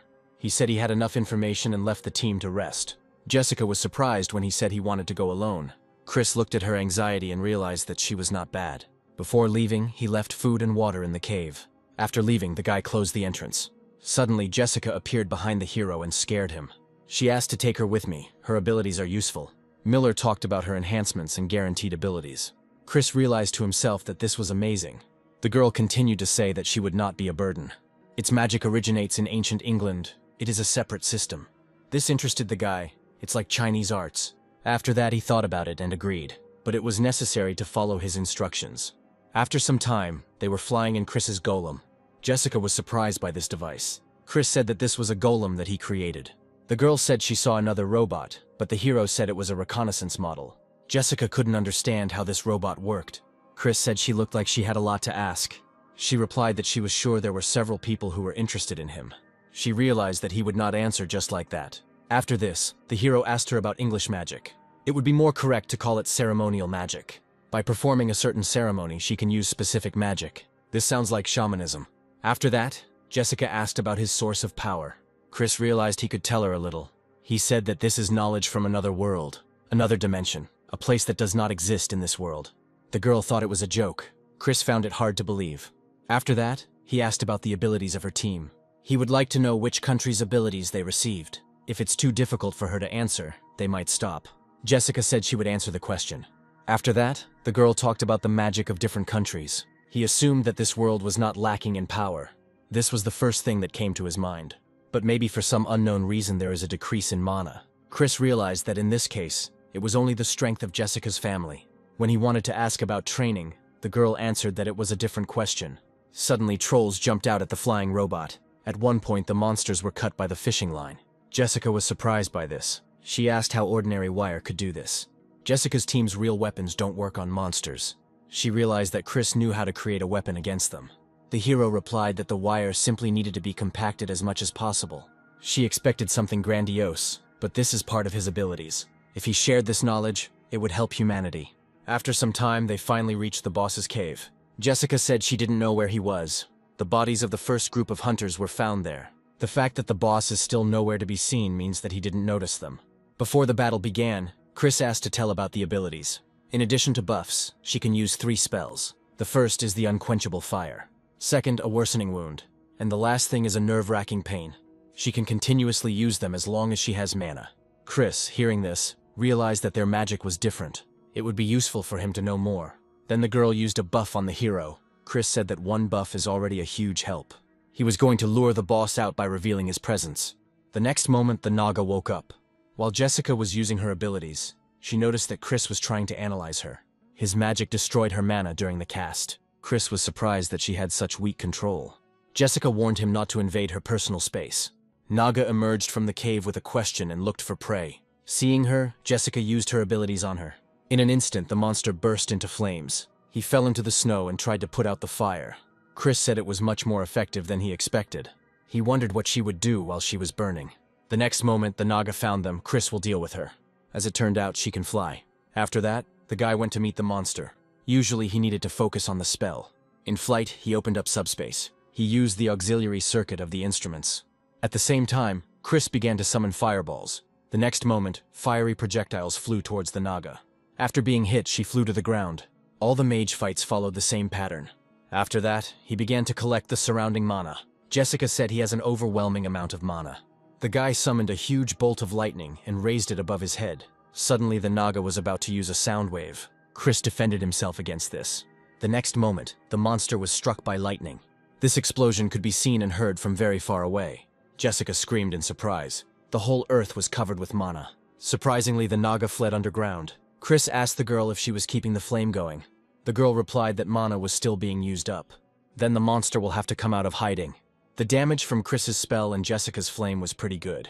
Chris thought it had escaped, but it was about to attack. Naga must appear from behind her flames. Her spell is very ineffective and wastes a lot of mana, although he shouldn't underestimate his abilities. A moment later, Jessica warned the guy about the attack. It was a blizzard. The hero has the perfect spell for such an occasion. He summoned a miniature sun, which melted the hurricane. Chris doesn't know if the Naga can control water. The girl realized that this was the power of another world. A moment later, the sun became larger and shone brighter. The ground beneath the monster melted and revealed the monster. It's time to end this. Jessica asked how developed his abilities were. In an instant, Chris pierced the monster's body, and then it fell to the ground in pieces. The girl saw that the guy had thrown out all his things. His level has increased many times again. Now he can't enter the first dungeon. When it was all over, the girl asked how he could be so strong. Chris didn't want to answer. Then they went after their remaining comrades. After defeating the monster, the exit opened. It's time to get out of this dungeon. Already outside, Jessica was talking with the head of the association. Mitchell stood and talked to Chris and was surprised. The leader heard from the girl that the hero was so strong. Jessica showed the man everything she could write down. The boss's assistant said that even the strongest hunters were not capable of such a thing. At his level, he had a lot of abilities. Jessica couldn't believe the sheer amount of power he had. And she said that apparently he has infinite mana. They may assume that he can create objects. It is impossible to become so strong in a short time. Only 6 months have passed since he woke up. The leader talked about how he got his power. He heard that there was a generator in Chris's house. He realized that he had a way to convert electricity into mana. After some time, Chris found himself on vacation. To his surprise, Jessica also came to see him. She said that she also came here to relax. The guy doesn't think it's just a coincidence. The girl replied that there are not many coincidences in the world. After that, Chris asked her what the reason for the visit was. She told about a method of converting electricity into mana. Jessica knew he could do it. The hero saw that she looked quite confident. After that, he showed her that he really could do it. She immediately jumped up from her bed and asked how to learn. Chris realized that this is what the US wants. In any case, this is not the best place for conversation. Suddenly, to Jessica's surprise, Mitchell appeared. The hero asked if she was ready. Jessica thought his terms would be difficult. When she came closer, the acquaintances began to talk. After some time, Chris arrived home. He started looking for his mother, but realized that she was with friends. And then he remembered about his team's training. He was gone for 3 days, so in reality 12 days had passed. Chris told the system to show the recording. He was very surprised that Lex was able to walk so far in 3 days. In reality, some kind of war was taking place. People fought with goblins and orcs. The girl stood against their army almost single-handedly. She was determined to win. Her fighting skills have improved significantly. Now she is used to the constant amplification. Suddenly, magic began to shoot across the battlefield. It was a group of allied mages. Lex noticed that each time, everything was a little different. The aura is strong, but since she got used to it quickly, you need to be careful. A boss appeared on the field, and the heroine promised to defeat him. The knights immediately went into battle. The knight captain ordered to protect the wizards. The girl wanted to stop him, because he would die. When he got close, the boss simply threw him out. Lex was pleased, because this made the boss open up. She concentrated her blow and attacked the monster. This caused him to fall to the ground, and the first phase ended. The knights also gathered to attack. The girl used a lot of aura for this move. Now, if she attacks from a distance, the knights will attack again. Lex watched the battle from the sidelines. She used constant buffing and recovery. They're just part of the program, but it gets on her nerves. The girl is confident that she won't lose with that amount of mana. The monster's body is protected by muscles. This won't work. If Lex wants to win, he needs to go for the head. A moment later, she found herself behind the monster's neck. She said that victory was hers. The next second, Lex punched him in the head. The knights were delighted by this. The girl was very happy about her victory. Immediately, all the NPCs started to disappear and the girl was logged out of the system. She started screaming and crying because she had been going through this for a long time. Upon returning, she sat down on the floor and began to cry. This surprised Chris. The girl said she just wanted to get her reward. After some time, the guy sat the girl down and gave her the drink to warm up. She started to get upset that he turned her off. Chris didn't expect it to drag her in. No wonder she's angry. It's like in the show where they make stops. Even though he created a virtual reality, the body will remember everything. But this means that everything is synchronized. Either way, Lex has definitely gotten stronger. The heroine said that she was simply training her aura. Now her ability to use aura, she can be called a genius. Here Chris began to tell her about aura classes. He explained that it was compatible with the aura by nature. The girl didn't understand whether this was good or bad. The rest will be released in 2 more days. Lex was happy to be considered a genius. Chris asked her if they should continue. He said her family must be worried. The heroine replied that she would like to have a snack. The guy noticed something was wrong. Lex said she knows why people like drinks. After that, he took the girl to make amends. When Chris was left alone, he began his training. He said that everything was ready, and he just needed to get started. His mana has reached the maximum for his rank. He must improve his magic circle to increase his mana. After the start, the guy set his heart on fire. A moment later, magic circles appeared around the hero. After some time, mana was still floating in the room. Because of this workout, Chris got another lap. Now he has reached the 4th rank. He can make clones of a living body. Chris then began to command the mana and use declination. He ordered to explore the moment, analyze and create. The guy started casting spells. A moment later, his brain was copied. Used life support. The brain was motionless. The permanent effect was applied. It took quite a long time to create this. The brain was placed in a box. He commands, as a messenger of magic, to collect and unite. Chris's thoughts became faster. His consciousness became clearer. Now he has an extra brain that will help him soon. Simple logic, it's something like a cloud for computers. The more the better, but they are hard to create, and having too many is hard on the main brain.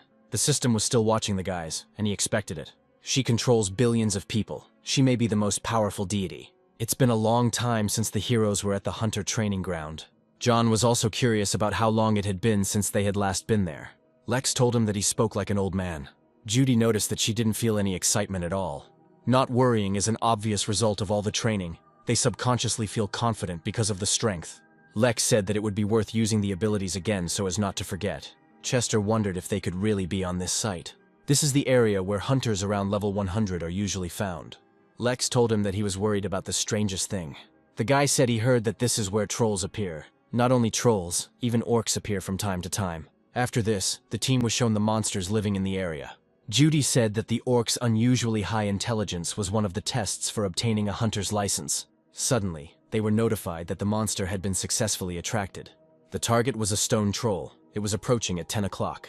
The announcer asked everyone to be ready. The assistant then said that several drones had begun reconnaissance of the area. Chris told everyone not to overestimate themselves and split up.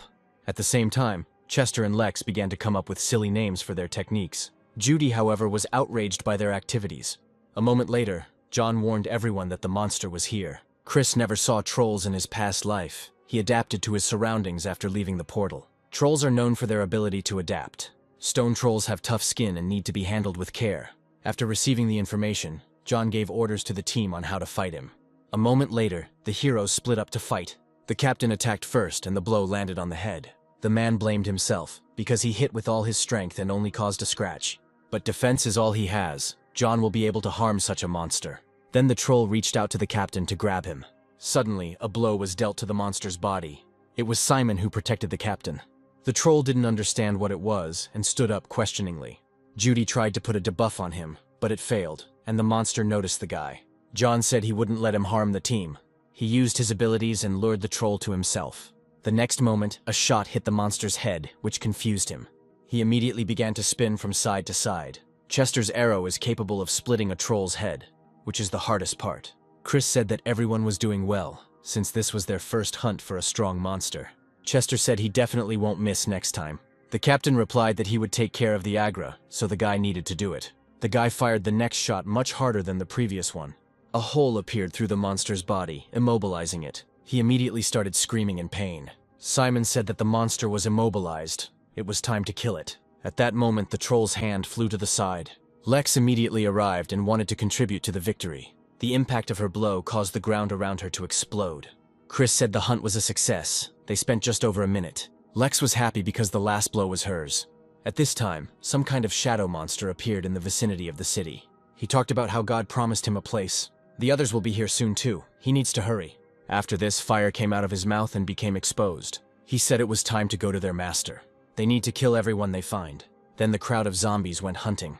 Chris, while in the city, scans the area. Now he has finished writing down the coordinates of the entire country. If he can teleport long distances, he should know where. Now the hero can cover the whole nation with this. Suddenly, Chris felt something strange. A terrible aura emanates from the north. He felt dark and terrible energy in his past life. This was no ordinary monster. Or, in other words, a strong type of the deceased appeared. Chris decided he needed to check out the surrounding area. He didn't write down the coordinates for the northern part, so it will be a little difficult. After that, he began to prepare for a quick move. The surrounding area is inhabited by humanoid hyena monsters. They were the first to feel the onslaught of the horde of the dead. The rank-and-file hyenas told the leader that they had received too much damage and should return. Fighting against them on top of the Black Land is suicide, and the dead hyenas turned into dark entities on the Black Earth. After this, the leader ordered the warriors to get away from the Black Land immediately. Suddenly, zombies attacked him and began to devour him. The next moment, he was bitten by an infected hyena, and he did not expect it. In a matter of moments, he was swallowed up by a crowd of monsters. Chris, meanwhile, watched the black earth being swallowed up. If someone dies there, they become deceased. And if there are too many of them, the land increases. In addition, after increasing the territory, zombies evolve. They evolve by consuming living beings. The problem is that the earth appears out of nowhere. Chris decided that the Lich was behind all of this. He began to see how far it had spread. She is much more than the guy expected. It won't be as easy as Chris thought.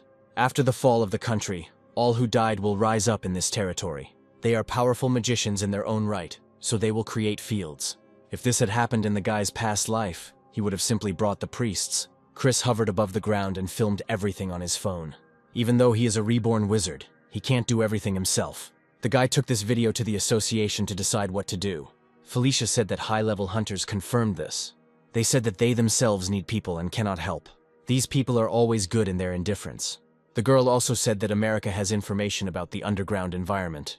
The director said that they were the only ones who didn't know this. Felicia told him that the entire nation could become a danger zone. The director replied that many monsters would soon begin to multiply.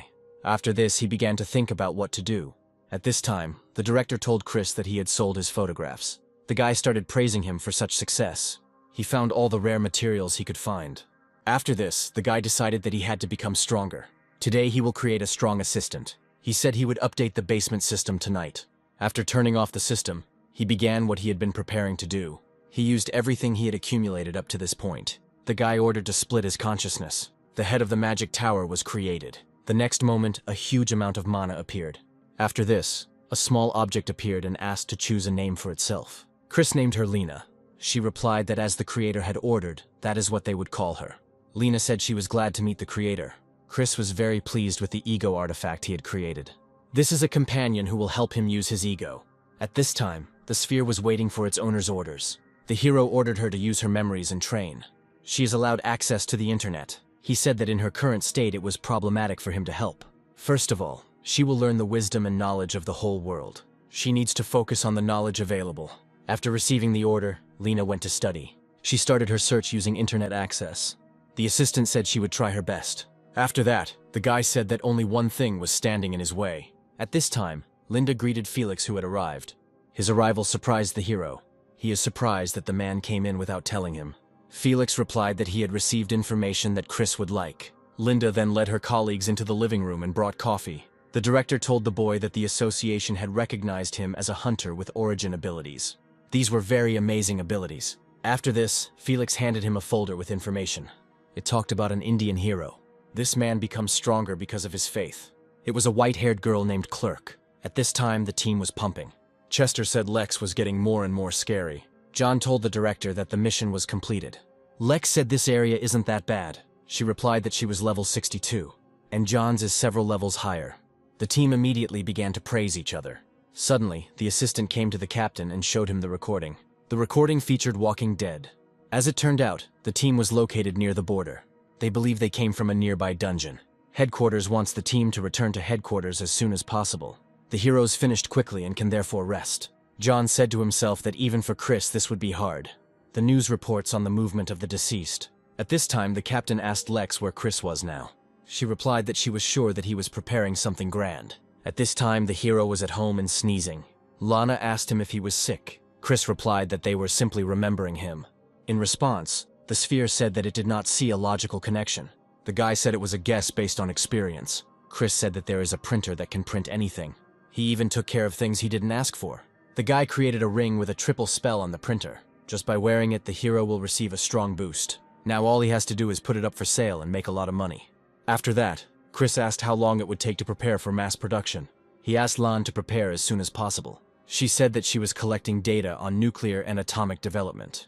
At this time, the Black Earth spread even more. There was Lich there, who was doing the conscription.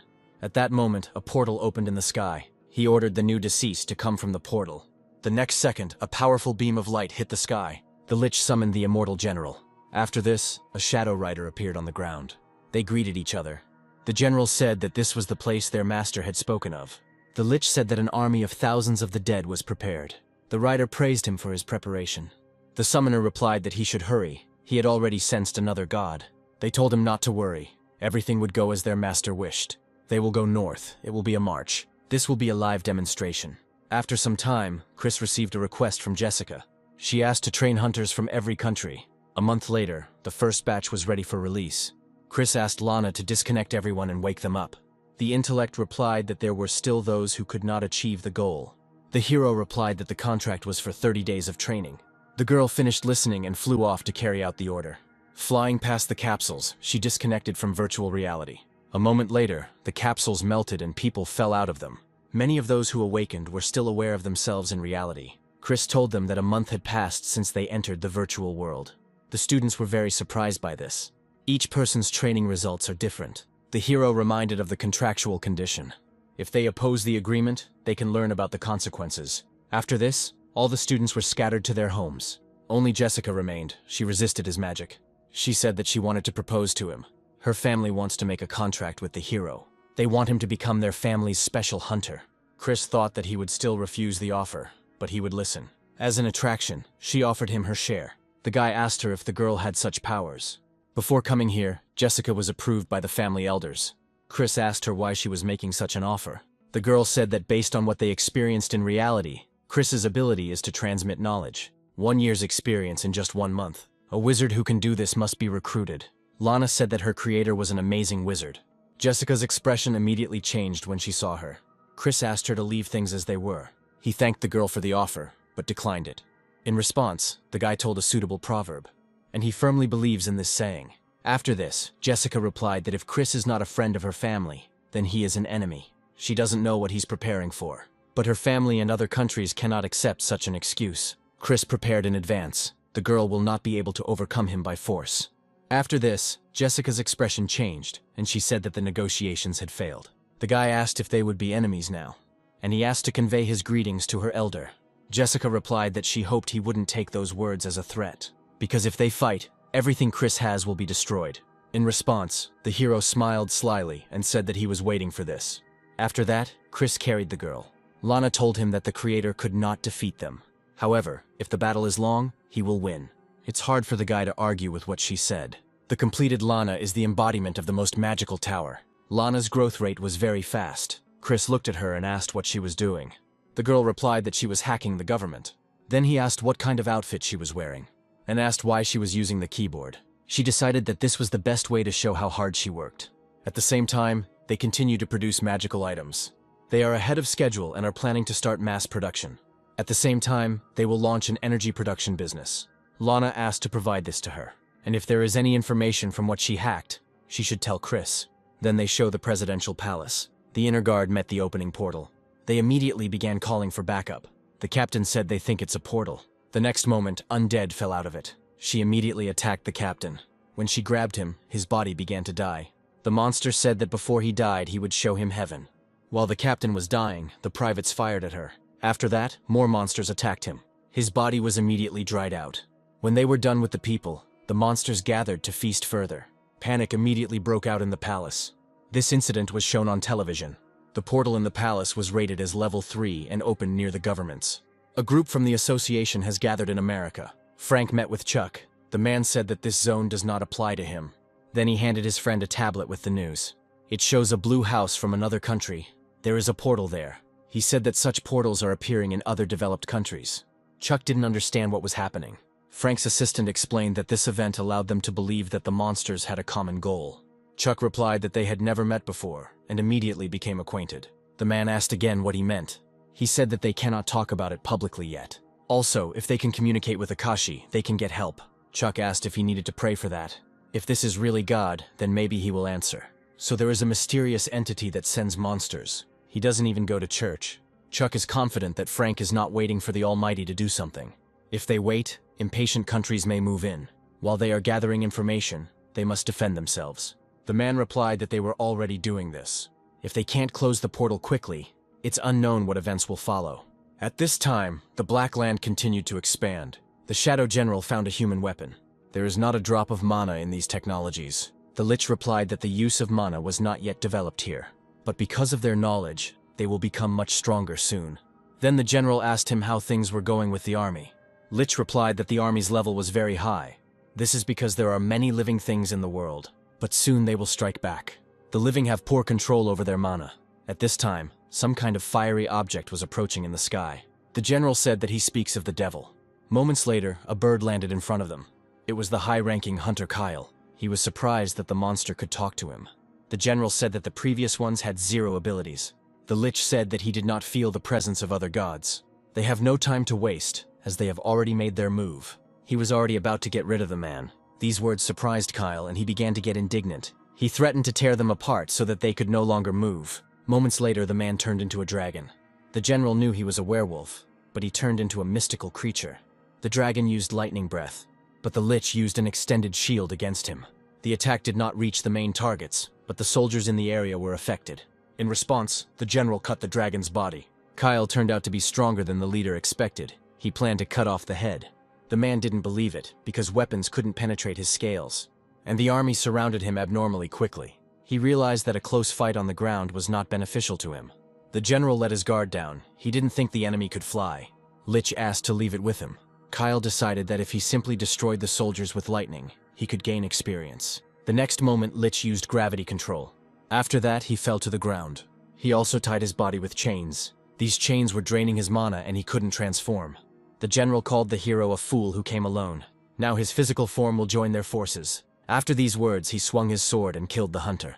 The attack created an explosive sphere in the area. He cut off his head. Kyle couldn't believe it. Lich said the dragon remains were excellent material. At this time, a Chinese elder stood on a cliff in the mountains. An assistant approached him and informed him about the chairman he had received. The forces defending the southeastern sector have been destroyed. Kyle was also defeated in battle. The elder decided that if Kyle had lost, they could not ignore the incident.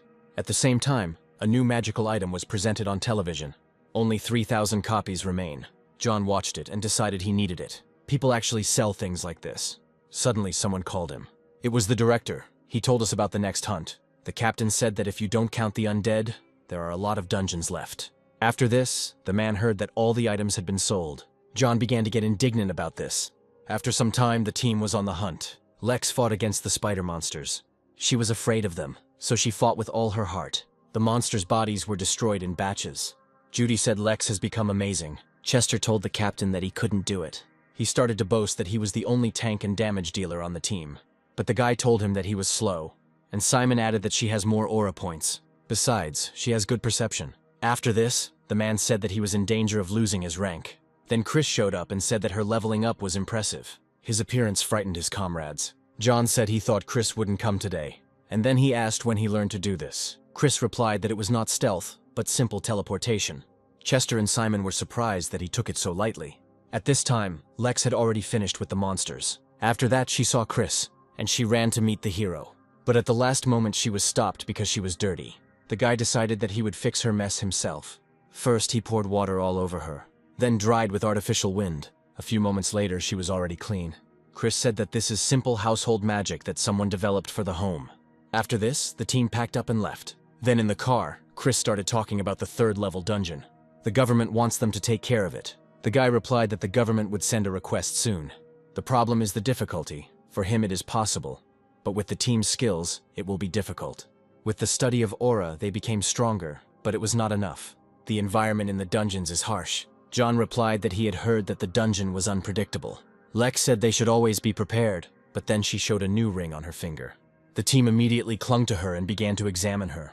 Chris began to worry that he hadn't taken care of his team. He said it was a pretty good item for dungeons, but then he still directed the team in the right direction. He said that he had completed the upgrade in virtual reality. He updated the world so the team could increase their aura. This was what Lex wanted. She was excited. Chris will negotiate with the government to buy some time. After some time, the negotiations were completed. Despite so much that has happened, people have not changed. Previously, Chris would often come to one place and watch performances. As he passed by the musician, he praised him. Suddenly, walking further, he met a siren. He was surprised that there was something like that here. She stood in the center and sang her songs. After finishing, the girl thanked everyone. Chris decided to watch her secretly. This siren came to Earth through a portal. He always knew that someone from the ancient race would arrive on Earth. Suddenly, the guy noticed that the girl saw him. He was naturally surprised by this. She mentally said that this was the first time she had seen such a skilled craftsman in this world, and she asked to give her a little time for a conversation. The guy replied that since she had gone this far, she should agree. The girl replied that it was a wise decision and invited me to her hotel. He told her that he would be there in an hour. Chris hopes it won't cause any problems. If he can establish a good relationship with the siren, that would be great. This siren can become the best singer in this world. After some time, he reached the calving ground. While he was standing in front of the door, the girl had already met him. She said that she was honored to meet such a person. Having gone inside, the hero introduced himself to her. Her name is Eleanor. She is an elementalist and a siren. After that, Chris laid the scroll on the table. Before him, everyone will ask one question. After that, the contract was concluded and they began. Once in effect, the truth contract ensures the truthfulness of the answers. First, the guy asked the name of the world she used to live in. The girl replied that she did not know the name of her world. But when she named the human empire, it made Chris wary. This empire flourished 300 years ago. Chris was the cause of her death. Eleanor said he must be from the same world. Chris replied that this is why elementalists are a problem. The girl said that their race is known for its ability to detect the slightest changes in people. She asked how long the hero had been living in this world. The guy asked why she was asking such questions. For as long as Chris lived in this world, it seemed to the girl both a short and a long period of time. Now it was Chris's turn to ask questions. He asked her how she came to this world. The girl replied that the dimensions had collapsed. This answer really excited the guy. In his opinion, the collapse of dimensions is unthinkable. She replied that there were no signs of this. The dimensions simply collapsed on them. Chris realized that the reason for this was his fight with the dragon. But even if God is not involved in this, there is a cosmic force. After this, the girl wanted to ask her question. She asked about Chris's role in this world. The guy replied that he couldn't say for sure, but he believed that he could go against the nation. Then Chris decided to finish with the questions, because he had nothing more to ask, and he was pleased to meet her. Just as he was about to leave, Eleanor stopped him and said that she had a proposal for him. She said that if he helped her, she would share with him the ancient knowledge of her people. Chris thought to himself that this was a good offer, but it could be bad because it depends on what she asks for. So they decided to start negotiations, and Chris asked how he could help. The girl asked him to save her race and provide them with a place to live in his world. The hero replied that it could take forever. She asked to find them within a reasonable time, and when found, to begin the rescue without casualties. The siren's desire was vague, but she wasn't putting much pressure on Chris yet. Since the hero has power, he will be able to grant them the region and independence. Chris decided that he would provide them with the necessary supplies and immediately begin a rescue operation. After this, negotiations can continue elsewhere. Chris initially wanted to search if he had more time. After some time, the hero and his companion moved to his house. While there, the girl admired the amount of mana floating in the air. Chris told her that he was uncomfortable speaking to her so formally, and asked her to call him by her first name. After that, he asked when she finally arrived. In this world's time frame, she arrived about a month ago. The guy was surprised that Serena was able to learn how to make money in the new world so quickly. He also praised her abilities in his language. Eleanor replied that people's thoughts here are much more complex than in her world. Even if the worlds are different, it will be quite easy for her to exchange knowledge with people. When they reached the main hall, Lana surprised Chris with her next form. It looked good, but she didn't need to conduct indoor firepower tests. Here, the assistant noticed the guest she had a different mana structure compared to the people here. Chris explained to her that she was not a human, but a siren, and the hero promised her hospitality. Eleanor introduced herself and said that she would be under Lana's care. After this, the girl registered the girl as a guest. After analyzing the race, Lana began to create an environment suitable for it.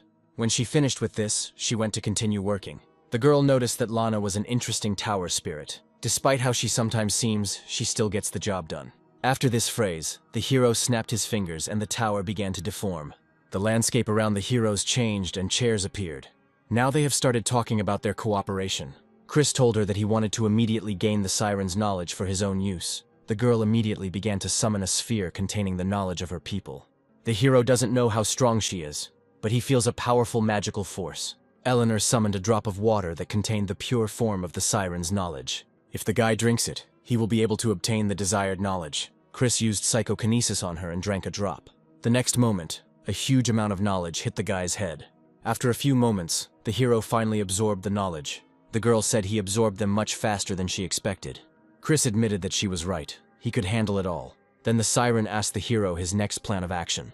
He replied that he wanted to discuss something first. The hero said that their agreement stated that they would provide a place to live, but he was not obligated to provide security. This world is prone to change. Its development is beyond their imagination. Even if a guy creates a habitat for them, humans can develop stronger and invade it. He had a long-term proposal for Eleanor. He will provide them with safety, and in return will receive special materials for use. Eleanor replied that it was not up to her to decide. Chris was a powerful wizard whom she had met. However, to agree to this, she needs to discuss it with others. The guy accepted her words and said that it was normal. He immediately began to fulfill his part of the agreement. After this, Chris ordered Lana to begin implementing the project. The girl immediately began to carry out her creator's orders. Chris told Eleanor that she would prefer another place and that she could tell him more. In response to this, the siren thanked him and followed him. Lana has developed a device that will help with Chris's plans. After this, the device moved into space. Following the first device, a huge number of similar ones moved in. Chris thought it was some kind of miracle, and he must have done it in his past life. The world is in the hands of those who control the space of space.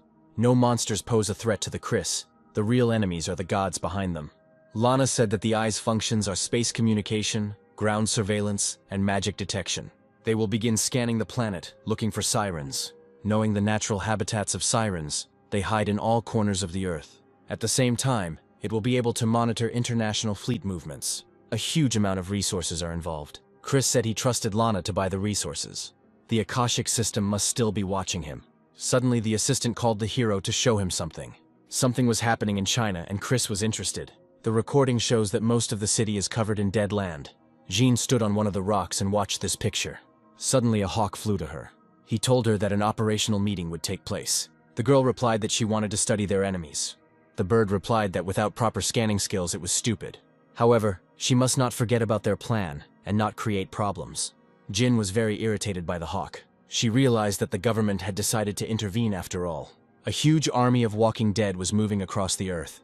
Most monsters are immune to physical attacks, but are affected by heat. No one would want to resort to such a weapon, but in war, all means are good. It would be great if they just burned. There was a separate army in the army that was different from the others. They are not susceptible to fire. Even those dead men began to resist, but a second ago they were writhing in pain. Something helped them, using some kind of spell. Jean began to wonder if they could cope on their own, but she cast aside her doubts and said that the elder would deal with it. The girl just wants to report what she saw. Chris said that these people are causing problems because they don't understand magic at all. Ideal conditions for a heat-resistant spell. A huge area of magic decay or its cancellation would be enough. Chris asked himself if it was worth doing this for free. Lana said that if he helps people, they will find out about them. Could this mean that he cares about people? Chris said he wasn't that kind-hearted. The population of China is a tasty morsel for the undead general. If nothing is done, they will form a city. Previously, there was no need to worry about their quantity. After the government took up the matter itself, Chris stopped monitoring. The undead leaders did not sit idle while they were dealing with matters in the tower. Their entire army is a snowball that has been allowed to roll freely down the mountain. Lana responded that Chris's personal intervention was very stupid. But the hero replied that if they allowed the monsters to develop, then nothing could help the world. Lana said that the Chinese government is corrupt. Even without Chris's help, the construction of the monster city will not be completed. But strong armies lose wars more than once because of poor planning. In that case, the girl offered to share information with them. Chris decided that more people would die this way. In both lives, no one helped him. They will remain neutral until they themselves ask for help. And we need to hurry with the study of the newly arrived creatures. Chris made a good profit from the rings he sold. He is going to start construction on several islands. Lana replied that this could lead to conflicts with neighbors. It is worth remembering that there are many exceptions. Chris said there were no sanctions imposed against them. In that case, he can afford to use the islands. After some time, a Chinese forward base is shown. The commander asks his subordinates what the results are. They confirmed a direct hit, but due to smoke and fire, they cannot continue. Their firepower should be sufficient. Suddenly, one of the soldiers called the general to show him one recording. It shows a huge horde of walking dead. A car with soldiers moves through this crowd. They shot monsters along the way. This car was a decoy. They are moving according to plan. The heads of the Chinese command center gathered. One of them said that the first attack was a failure. An elder of one of the clans says that the main branch of the technique includes internal resistance to fire. There is something that casts a protective spell. One of them said that they must find out by any means what the enemy is capable of. They agree to learn all the enemy's abilities. Most of the front line is made up of common undead. Photos also arrived from the air raid. The headquarters is more concerned with special monsters. The enemies have more than one spell in reserve. They have no choice but to do so if firepower doesn't take them. The soldiers managed to lure the dead to the designated point. Their advanced hunters managed to find weaknesses in the enemy's resistance spell. Melee hunters will take up position in the potential ambush zone. And when the time comes, They will begin to attack the enemy from all sides. At this time, the decoy car drove away from the monsters and fired back. One of the shooters was attacked by a monster and killed. The first car killed this monster. They reported that they were almost there, in the operational zone. Moments later, the decoy car passed the castle entrance. The gates closed behind them, and the commanders looked at the hordes of monsters. The general was glad that everything was going according to plan. Several fighters flew out from behind the castle walls.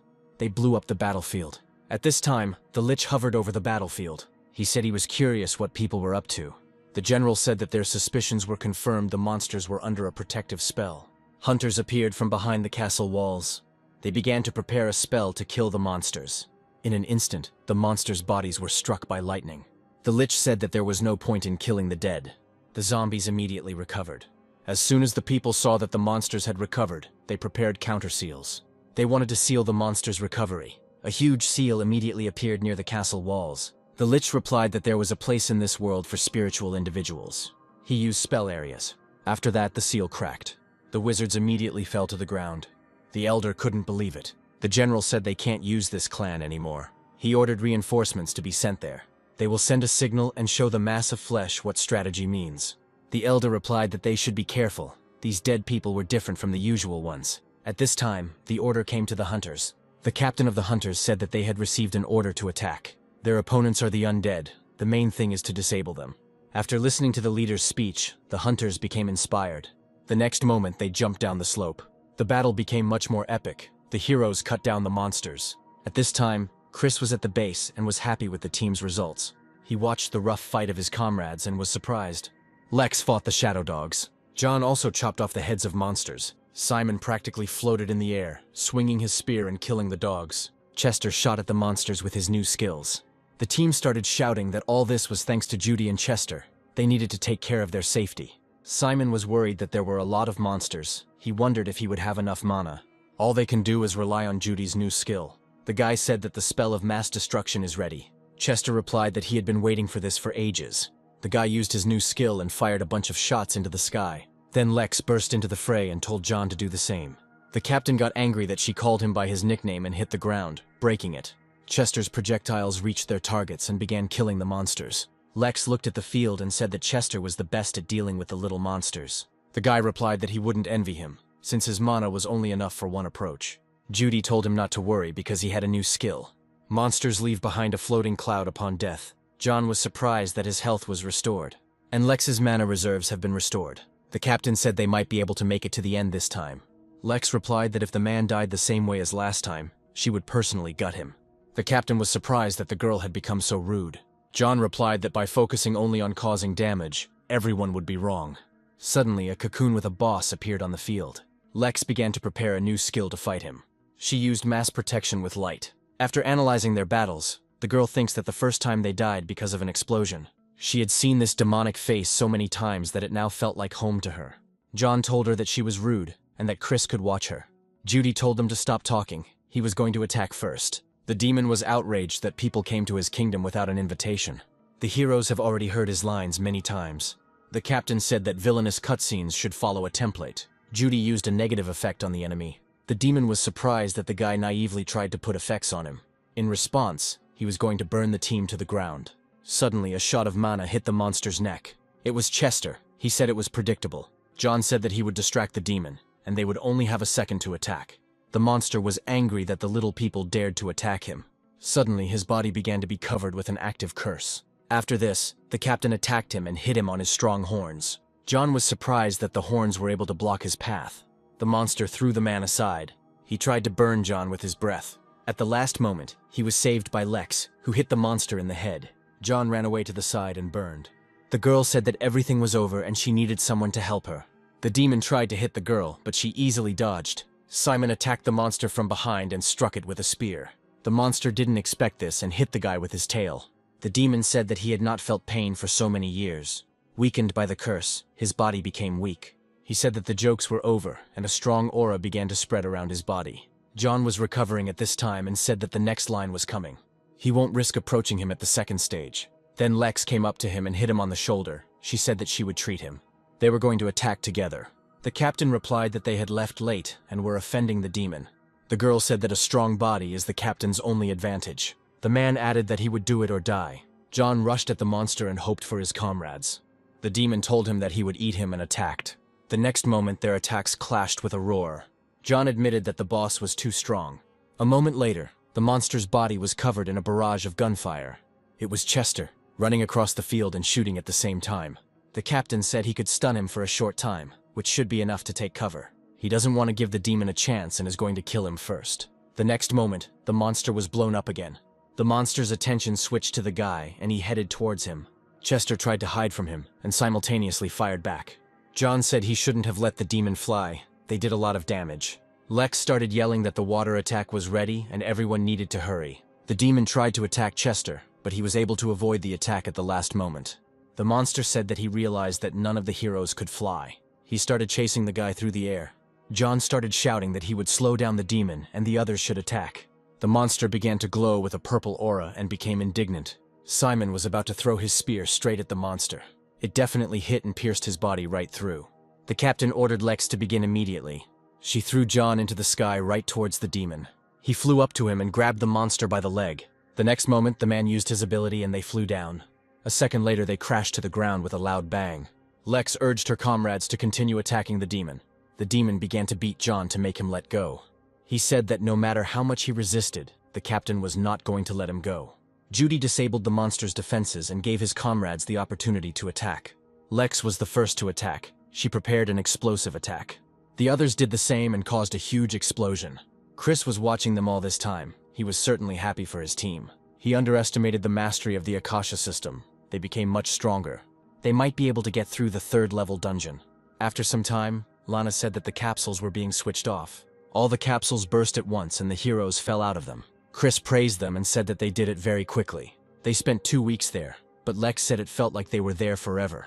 Lana said they needed psychological help after training in the virtual world. The team immediately asked him if he had really gotten into their minds. Chris replied that it was necessary. He kept them safe.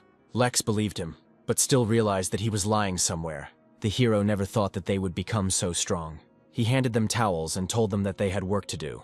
They have a new mission, and it's time for them to go. The team was shocked by this. They just returned to reality and did not even rest. After some time, Chris and his team arrived at the press, accompanied by Felix. They were exhausted and did not want to go on a new hunt. Chris told Felix that he was aware of his successful negotiations with the government. Now they are tax-free, have access to the island and much more, just as Chris requested. The guy started praising the director and he became embarrassed. Finally, the moment came when Chris and his team stepped into the third-level dungeon. The dungeon resembles a cave. Lex said that glowing ores cannot be found on Earth. Chris said that while they were in the virtual world, a lot had changed. He said that the dead are slowly but surely taking over China. They may have to fight them, and therefore the team must become stronger. Chris said he would maintain Lex's power level. This dungeon contains a nest of gradients. He said that this is the name of a race, as well as the name of people. The glowing minerals are their work.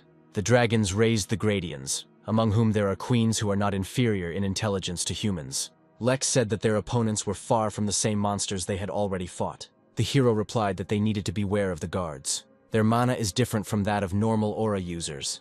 Queens are creatures created by the dragon. They are well developed. Chris began to worry that his team would not be able to clear the dungeon, but he said he had everything under control. A moment later, a huge device appeared in front of the heroes. They were surprised by this at first, but then they remembered that Chris had done it.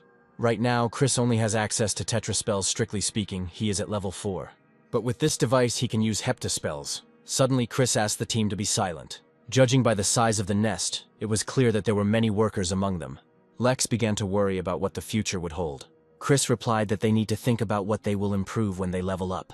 It doesn't matter how many of these pathetic ants there are. The hero ordered Lana to operate the combat control system. After that, she activated the control system. The next moment, the ground began to tear out from under Chris's feet. This land is scattered with crowds of ants. The Akashic system can scan everything it can. The sorcerer's power is collected through technology. There are no more worthy opponents than dragons. Chris will be the first and will use the Flame of Death. After this, the cave was blown up. The hero realized that magic was the best option against them. With so many ants, the guy raised 7 levels in one hit. Lex was also surprised by such a large amount of experience. John is also curious if there are any gradients at this level. Lana said that the analysis of the dungeon is complete. 3,000 gradients are approaching them. She also found the boss. The target is located deep underground beneath them. Chris told his assistant that they would go to his place as soon as he finished here. In an instant, a terrifying aura appeared in the air, which frightened the team. Chris was flying in the air and the silhouette of death appeared behind him. He immediately began setting the parameters for the attack and needed to be covered.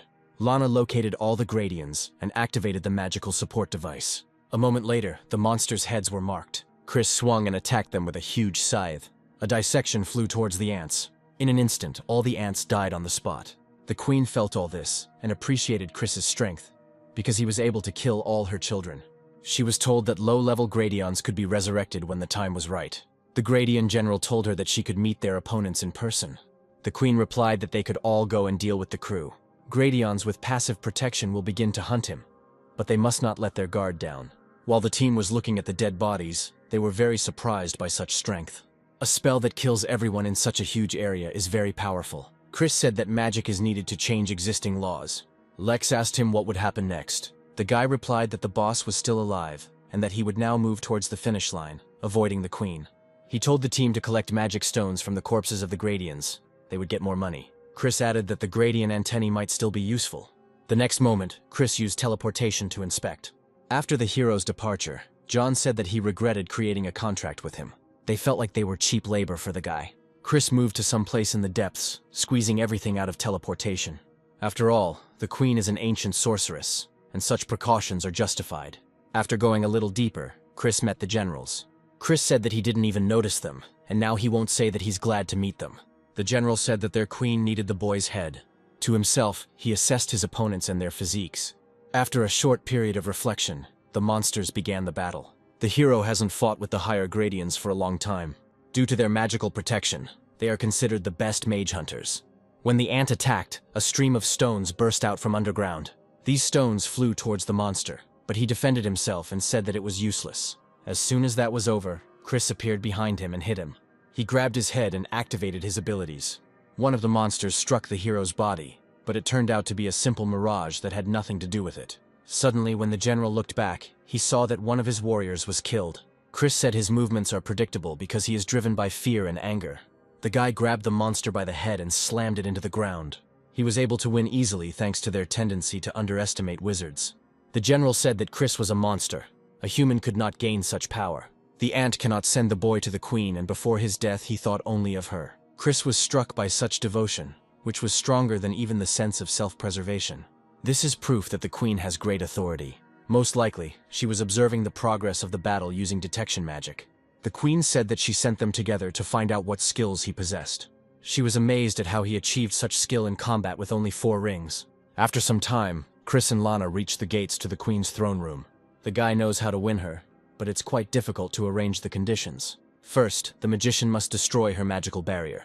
Then you need a strong warrior who can easily use his aura. Without a simple and traditional strategy, victory is not possible. Most likely he would have lost too without preparation. The boss was very strong. Completing this dungeon would be difficult. As soon as the gates opened, the queen asked why he did not come in. She was surprised by Chris's caution.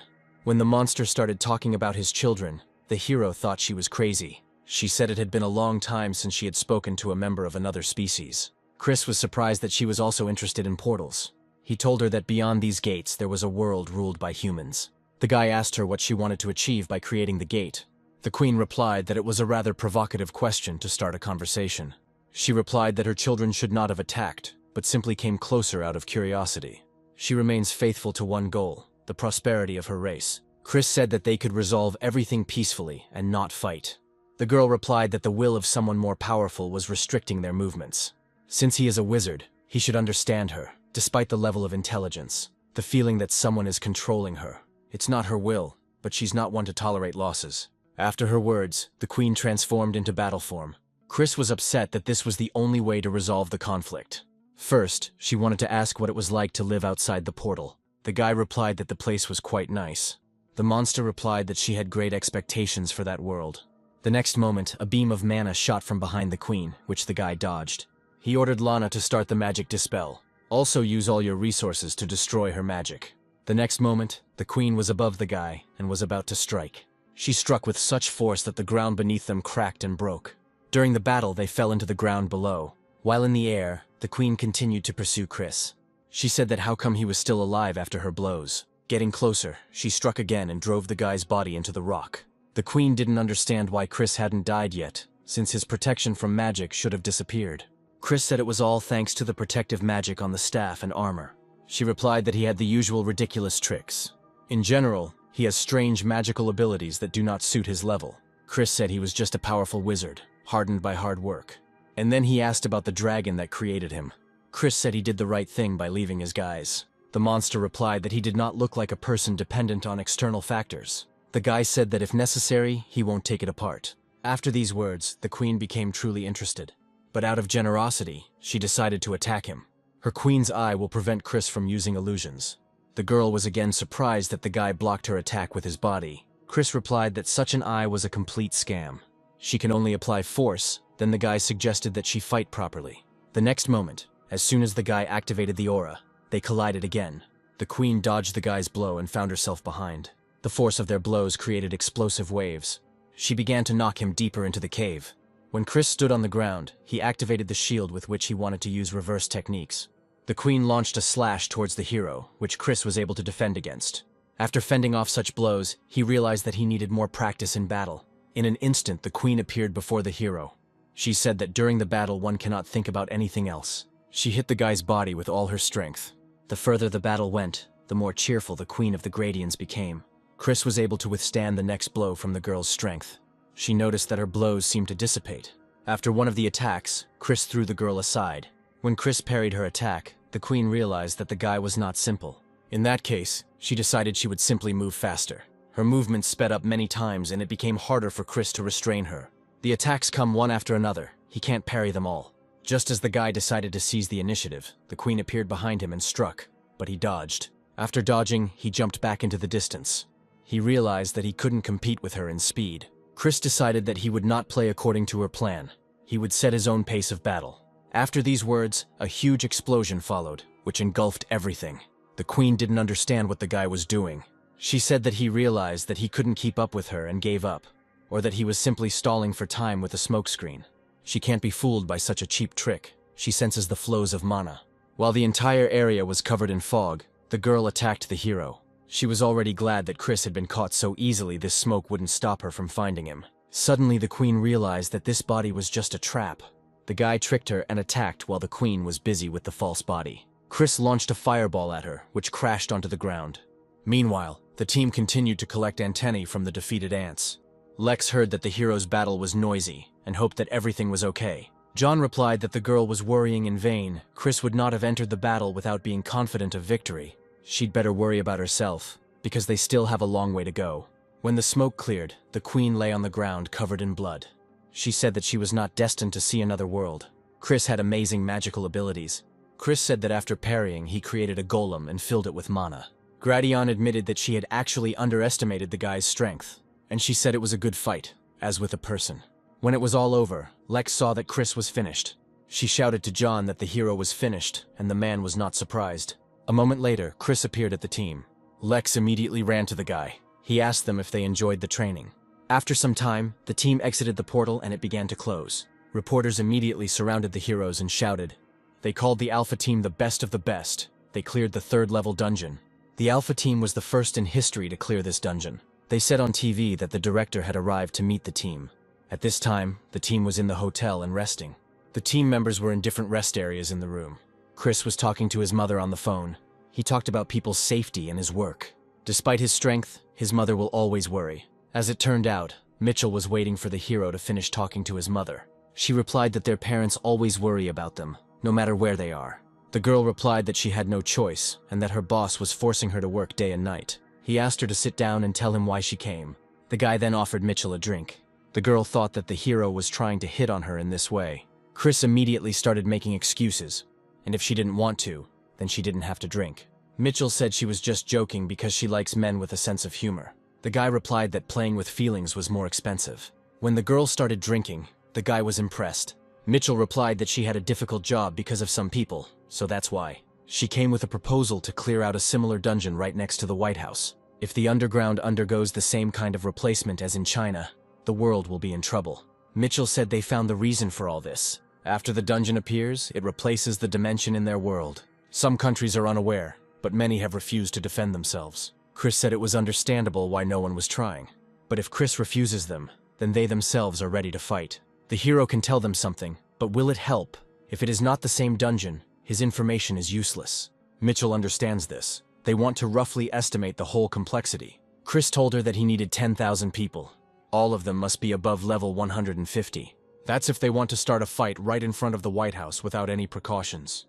This made Mitchell jump up from her seat and say that this was nonsense. Chris told her that they couldn't win with numbers. Everything would depend on the hunters themselves. If this is true, then the hero's country had a hard time. Even if they win, the destruction will be catastrophic. The girl said that he was too calm for a man who understood that the whole world was in danger. He replied that there was nothing to do without a plan. He thought to himself that this dungeon could cause a lot of problems. The United States is the pillar of the global economy. After some thought, Chris agreed to her proposal. But he needed something in return. But Mitchell of course agreed. He needs a nuclear power plant. The girl was shocked by this. The guy said that there were already a lot of abandoned stations in her country. He only needed one. Mitchell's boss told him to take it. The chief's assistant was worried whether it was safe, since it was an entire nuclear power plant. Frank said it was too late to compromise. It was a great deal. They also found something in space. They discovered it completely by accident. The satellite itself belongs to Chris. The materials are exactly the same as those he ordered. In Washington, they discussed Chris's arrival in the country. The president asked if there was any chance to win Chris over to his side. One of the ministers replied to him that, judging by the latest data, this was almost impossible. This means that they can only rely on his favor. The president asked if he could be trusted. They quickly resolved the issue with the nuclear power plant. Now he has no reason to refuse. While they were discussing, Chris had already entered the portal. The president asked the minister if they had a backup plan. They have an immediate evacuation protocol ready. They also trained the best hunters in 3 parameters. After entering the dungeon, Chris found himself in darkness. Surprisingly, he couldn't breathe. He used a ring of protection on himself. There is literally nothing in this place. This dungeon is radically different from the Korean ones. Suddenly, someone's voice appeared in the hero's head. It was a medium. The next moment, a huge spaceship appeared in front of the hero. A barrage of shells immediately fell upon him. Chris dodged them, but they followed him. A swarm of fighters immediately began to fly out of the ship. The humanoid spoke about how he was the last bastion of defense of his race. They must leave offspring even in another dimension. Chris realized that this was not just a space battle. He wanted to at least talk first. They told him that it was pointless before capturing the planet. They would annihilate all life. Chris called the terminals in his own subspace. He decided to test nuclear energy and asked Lana to help him.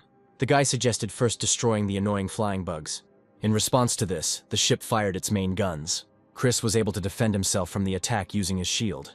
It was unexpected for him. The guy teleported from that place. Lana replied that after teleporting, she cast a stealth effect. Then Chris remembered that it was high time to try out his new spell. A magical shield appeared around him, protecting him from the explosion. He used nuclear annihilation. The creature said that a dense flow of energy was noticed. Recoil suppression with a protective barrier. 30% of mana used. The shield absorption was getting bigger and bigger. Thus the ship was destroyed. Chris converted a huge amount of nuclear energy into mana. The nuclear destruction spell is 8 times stronger than normal. Some unusual matter remained from the destroyed ship.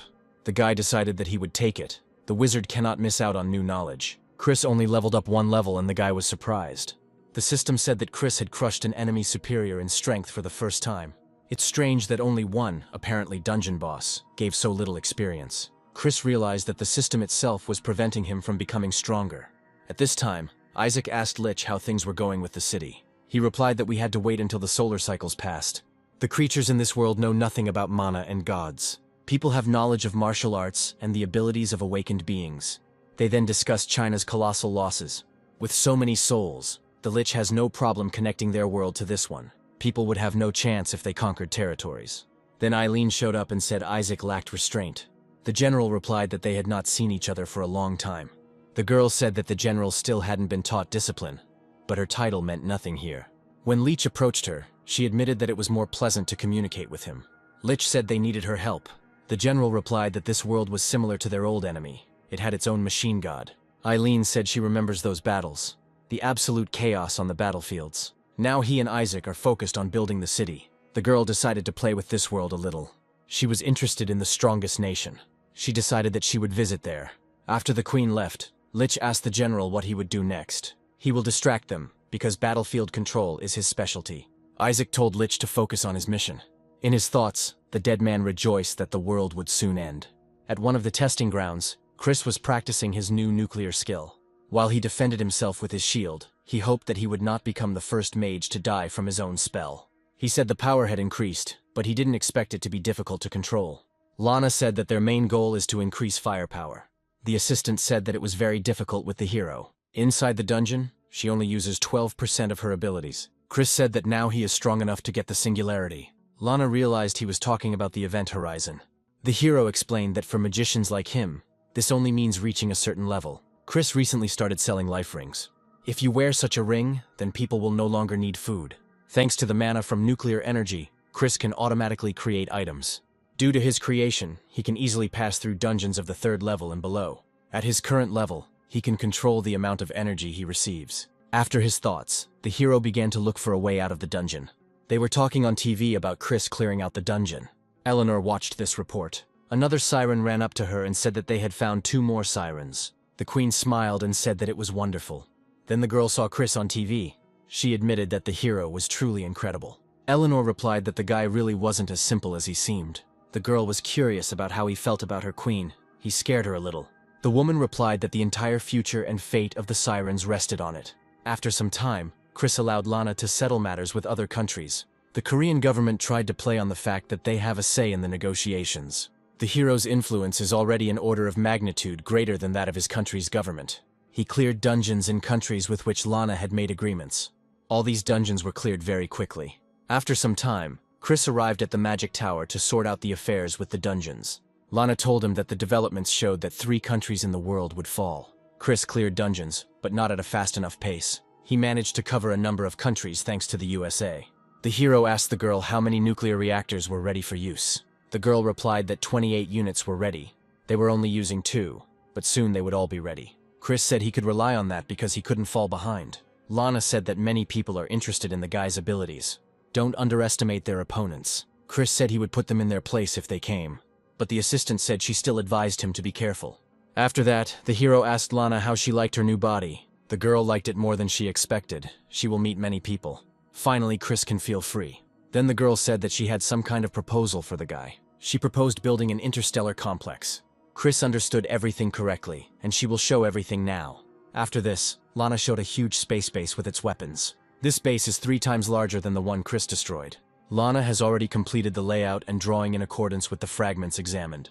Chris doubts that the main defender of the Magic Tower can offer something useless. If they use all the resources they have, a working prototype will be ready in a year. While researching that ship, Lana came to the conclusion that construction would be less efficient. The girl believes that the enemy is aiming to attack the land. With this ship, Chris will be able to spread his influence throughout the world. Nuclear fusion should be enough to fight. After some deliberation, Chris gave the go-ahead to build the ship. They need to think about resources. They need to send drones to Mars. A portal for transportation will be created on another planet. Chris said that their fighting power is sufficient for now. They can postpone it. Suddenly an alarm sounded, which surprised the heroes. Dungeons have begun to activate around the world. Chris observed the situation in the world and saw that most countries were coping. A huge dragon appeared in the sky in Japan. Fighters fired missiles at his body. Then the hero of this country appeared and was outraged that the hunters allowed such a monster to roam the city. She used sound amplification and began to provoke the monster into battle. After that, the girl headed towards the dragon. She started summoning ghosts from the past with her ability. Her summoned monsters are stronger than their summoner. Chris found this ability interesting. Shadow hands emerged from underground towards the flying monster. The girl grabbed him with those hands and pinned him to the ground. The monster fell to the ground with a crash and could not move. The ghost palms should have halved his strength, but he dealt with them so easily. The lying dragon was attacked by the huntress's monsters. Chris admitted that this girl is better than she looks. She can fight the boss on her own. Although her combat power is lower, it seems that her ghosts are immune to the boss's attacks. At this time, Lana told the hero about the girl's abilities. Chris said Japan must curb this substitution, but due to the failure of the attempt to close the portal, the damage to the city already exceeds their expectations. All government buildings, including the minister's office, were razed to the ground. Chris said that if they asked for his help, they would lose resources because of their pride. The assistant replied that relations between Korea and Japan had always been strained. China plunged into chaos due to underground substitution. The countries where Chris cleared dungeons are being held back. The hero asked if they were avoiding him or asking for help. Lana replied that the states would certainly do something. Organizations like the UN are simply necessary at times like these. They can watch this battle or help them. The girl asked if Chris would help the UN. Chris replied that for now they would just observe, strengthen their positions and accumulate resources. Suddenly, the heroes at the base received a call from Eleanor, and the girl told the guy about it. He said that they needed to meet and asked to move her here. A moment later, the woman and her assistant arrived at Chris's magic tower. He greeted her, and the Siren Queen thanked him for the invitation. Chris replied that they didn't need to put themselves down like that. Here he became embarrassed about his clothes, and Eleanor replied that she always dressed like that. The atmosphere in the room changed. The hero asked the sirens to sit down and asked if there were any problems. Eleanor replied that she was very grateful to him for saving her race. Chris said it was part of the deal. Sirens said that many in this world are not so honest in this regard. Since Chris fulfilled his part of the contract, then the woman did too. Suddenly the sirens knelt down and acknowledged the boy as Lord. The guy was shocked by this and asked everyone to stand up. Eleanor had heard that in this world they bow before their master. Since her arrival, she's been learning about the culture of the land by watching dramas. Chris asked why they wanted to serve him. The woman said that everyone would find shelter in the shadow of the great tree. Her level of magic is higher now, but the potential inherent in Chris is simply incredible. Friendship with those who are not their enemies is an old siren's commandment. Chris said that he and Lana would discuss a new contract. Suddenly, Lana saw that the creation of the monster city in China was completed. At this time, missiles were launched at this city. Lich was told that nuclear missiles had been launched at them. They handed him a sphere that contained all the information about atomic energy. The monsters were surprised that this power could have had a different name. Elaine said there was no time for that. She needed to know if they could protect them. The Lich replied that he understood the nature of this power. He decided to add a new resistance to the barrier. A stream of light burst out from the city center. This flow stopped the rocket's movement and it flew down. Elaine was amazed that the Lich was able to prevent the explosion by simply turning her into stone. The Lich replied that, as she had already noticed, everything here was based on science. They would not be able to withstand magic. With such a simple spell, they can easily nullify even the strongest attacks of heroes. People in the ministry did not understand why there was no explosion. The control center told him that they did not know what had happened and what to do now. The general admitted that the plan had not worked, but they needed to clear the air. He ordered to contact headquarters and prepare nuclear weapons. Suddenly, the dispatcher said that she received a message from Beijing. A whole army of the dead is moving towards this city. The general asked how the enemies were able to get so close to the capital and where their hunters were. The Shadow Army general said that the dungeon replacement was successful and they were close to completing the construction. Chris looked at him and realized that he was clearly not an ordinary knight. He asked Lana to analyze Isaac. The guy realized that Beijing had no chance at the moment. Then Lana said that Chris was getting a call. It was the Chinese who were asking for support in the battle and offering a new nuclear power plant. Chris replied that their territory was already filled with walking dead. They simply have no choice. If China loses its major cities, it will be a disaster for the entire country. After thinking, Chris teleported. At this time, a real war began in China.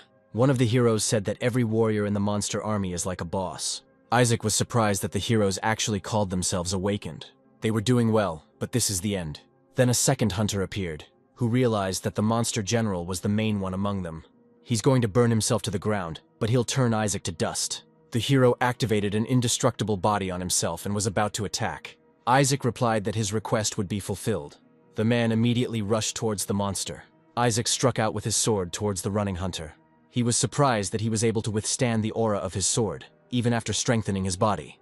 At some point, the man tried to hit the general on the head. Suddenly, the hero screamed and began calling his comrade for help. He in turn used fire breath on the enemy. It created a huge explosion that shook the city. The hero said that no one had ever survived his fiery breath. Isaac told him that it was very arrogant, and that something like that could not harm him. He is not the only one who has the power of the gods. A man with a reinforced body lay pinned to the ground and told his comrade to run away. The dead general said that whether he died here or not, in any case, this world would soon become the domain of the god of death. The hero immediately began to shake with fear he would not be able to fight anymore. Suddenly, Isaac noticed that the sun was still shining. Something had happened to the thundercloud magic. He didn't understand how it was possible. Such a vast weather-altering spell couldn't possibly end so quickly. The general realized that the army would not be able to set foot on sunlit land. He believes that a high-level mage has appeared nearby and has already dealt with the weather spell. Suddenly, Isaac realized that Lich could not maintain contact. Someone was interfering with him. Surprisingly, Chris was on the field and praised the hero's skills. One of them recognized the guy. He is a famous Korean hunter. Chris replied that he was a little late, but he came to help them. Isaac realized that he was the one who broke the barrier. The hero told him that he was now his opponent. The general replied that it was too arrogant for a magician to engage in combat with a knight at such a distance. The next moment he struck the guy with his sword. Isaac was surprised that some sorcerer was able to dodge. In response to this, Chris struck his own blow. The hero drove the monster into several walls of the building. He said that he forgot to say that he was an unusual wizard. The hunters standing nearby were very surprised at what the guy had just done. The discovery showed that there were no survivors within a 5-kilometer radius. The guy replied that although he didn't care about the survivors, these were too many losses in a short period of time. The hero advised the hunters to go to a safe place. A moment later, they disappeared from the place where they were sitting. He was considering what tactics to try this time. Chris wondered if there would be any outrage if he used nuclear fusion. At the control center, they were wondering where Chris was. The general ordered his staff to hurry up and search. Suddenly, hunters from the battlefield arrived at the headquarters. The chief asked how they ended up in the command headquarters. One of them replied that the Korean hunter had transported them there with his magic tricks. The dispatcher started shouting that a strong energy surge had been detected. A huge sphere appeared in the middle of the city, which Isaac mistook for star-summoning magic. Chris replied that there was nothing better than sunlight. All the dead people on the field burned up in an instant. Isaac was surprised that the hero summoned an entire star. He tried to run away, but Chris replied that he had nowhere to run. He was completely under his control. The next second, a huge sphere flew to the ground. The general did not understand where such a powerful magician came from. He immediately began to pray and ask for protection. At headquarters, they watched the explosion from the window. Chris said he burned to a crisp as expected. Nothing like sunlight on the dead. He suggests that China will likely be unhappy with such destruction in the capital. There was now a huge crater in the middle of the city. But suddenly, when everything cleared, a broken Isaac stood in the middle of the crater. Chris was surprised that he survived his attack, although it was nonsense, because he was dead. Isaac asked the hero where he was from. The hero replied that no sorcerer could summon an entire star, he was the one and only. The general said that he had already managed to survive the starlight, but the guy's ability was an order of magnitude stronger than the rest. He asked if Chris was really from this world. The hero replied that he would have to pay for the information, and he was not going to invest in the economy of the dead. He should have learned more about black magic. He could have imprisoned his soul. Isaac said they would meet again. After this, the general began to evaporate and rise into the sky as smoke. Chris said that he could use some warlock abilities. He needs to learn how to capture souls in situations like this. The guy decided that he had already dealt with the problem of China. He hopes that they will give him the province, even though he destroyed their capital. Lana said that the success rate is not 0, even though the hero destroyed everything. He replied that although it was not written in the contract, he would be upset if he were in their place. Chris decided that why not do something good for this world? It was time to work for the public. After this, the hero began nuclear fusion at full power. He used the mana from the magic tower too. The coordinates were obtained and the time was set. Restrictions for living beings, full recovery. Suddenly, headquarters received a message that an incalculable amount of energy had been detected in the surrounding area. The general did not understand what the hero was planning. At some point, the atmosphere of Beijing was filled with some kind of energy. The whole world watched the situation in the city and was surprised. A huge seal hung over the city, stretching from the earth to space. Suddenly, everyone at headquarters saw that all the dead in Beijing were rising from the dead. Some girl was standing next to her mother and asking what happened. The mother replied that she was sure that she and her daughter were dead. The woman burst into tears and hugged her daughter tightly.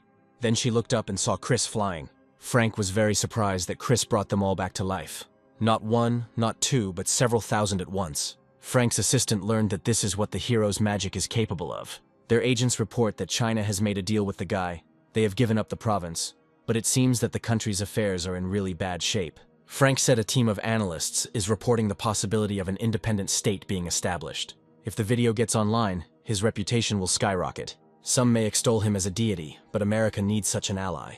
A month later, a peacekeeping organization was created, with its headquarters located in the United States. Troops from various countries were sent to further protect humanity from monster attacks. The rest of the Alpha Team fighters were also called up, thus earning their own fame.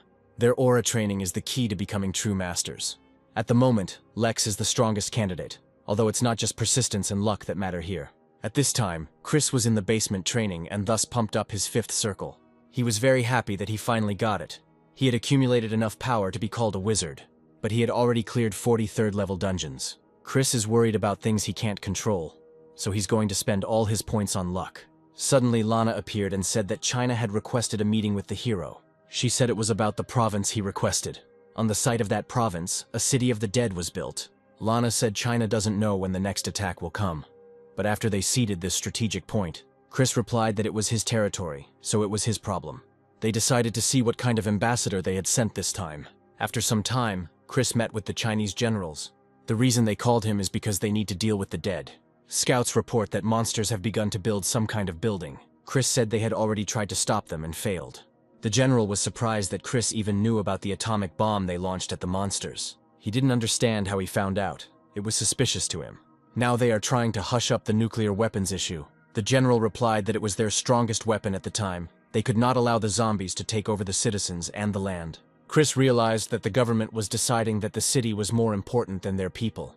The man said Chris saved many lives, and the city became a symbol of hope for the Chinese people.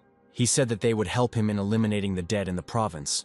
He wants to offer the guy a gesture of goodwill.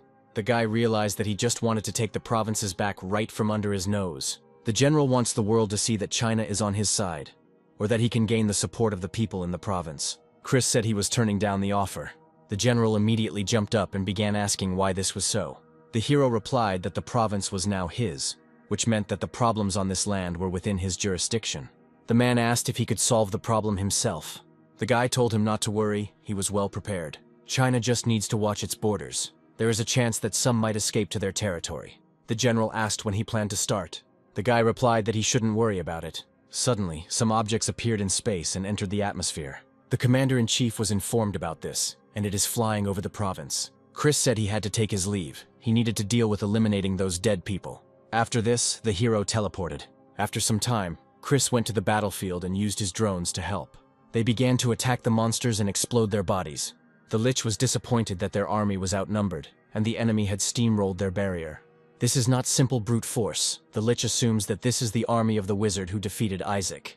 The skills of that magician turned out to be beyond their expectations. These golems were beyond their power. Chris leads them personally. The rest of the commanders need to act according to the plan. Leech promised that he would try to buy some time. A moment later, Chris landed on the ground. A bloody fire flared up in the hero's eyes. Lich said that leading an army straight into the enemy's stronghold was a rash decision. The monster couldn't finish speaking, and several shots passed through his body. Chris said that negotiating right in the middle of a battlefield was not his style. He feels sorry for him. He could have talked to Lich, but he doesn't have time for that. Then the hero noticed some kind of crystal from which spiritual power was emanating. The monster army's attacks continue even though he has eliminated the leader. Suddenly, the Lich's voice sounded in the guy's head. At some point, a crater appeared under the hero's foot, which the guy dodged. With every step he took, holes appeared on the ground. Chris didn't understand how this happened, because he destroyed his magic circle. The Lich is also a devoted disciple of the god of death. He thought it would be easy to start negotiations with the guy, but being attacked without warning was too much. He added that as long as this altar stands, he will not die. Chris said he was annoying, so it wouldn't work. Now he sees that the city's altar is constantly being fed by his mana. Leech said that Chris would never beat him. The guy was surprised that he actually thought he would come here without a backup plan. Lana added that they are controlling the distance and continue to attack the city. The hero hoped that he would sort this all out quickly. There's nothing he can do. Chris would like to save this place to learn more about necromancers. At some point, the Lich attacked the hero with a whip of darkness that surrounded his shield. The monster wanted to see how long he could hold out. Suddenly, Chris noticed that his barrier had failed. Leech said it was an amazing device and would be able to maintain the ring for quite a long time. He asked how about one more. Here, Chris decided to strategically retreat into the sky. Due to further attacks from monsters, the hero decided to take to the sky. As expected, fighting in the city itself is too much, but Chris is good at more than just magic. While the guy was flying higher, he ordered Lana to start another plan. The strategic shuttle, which was in space, turned off its optical camouflage. Kinetic bombardment is still an unfinished project due to technical limitations. The main problem was to provide sufficient power, but Chris has a simpler solution: magic. Lich launched magical projectiles at the flying Chris, which burned up as soon as they hit the sun. This is what the hero expected. Necromancy doesn't stand a chance against the sun. Lana said that the projectile would be visible very soon, with only 5 seconds left until destruction. The Lich said that the ring of death disappeared. Chris flew through the clouds to use the light of the sun. It then dawned on the necromancer that the guy was clearly not the type to retreat. The logistics and design of the kinetic bombing were completed by the army. Chris said it was pretty easy and sped up. The next moment, the light of the sun hit the earth. When the beam reached the ground, it created a huge explosion. The The explosion was so big that it could be seen from space. Chris defended himself from this wave with a shield. He asked his assistant to report on the situation. The girl confirmed the destruction of the city of monsters almost 100%, but all the golems were also destroyed. Chris said the destructive wave was spreading across the country. He said that all restoration work needs to be carried out. Atmospheric stabilization has also begun. Suddenly, the crumbling body of the Lich appeared from the dust. He said that it exceeded all his expectations. The hero has a powerful and deadly attack. He was surprised that the altar was destroyed in the blink of an eye. The wizard had only achieved such power by mastering the science of this world. He said that they would meet again. He had a couple of cards left up his sleeve. The next moment, the necromancer's body disappeared.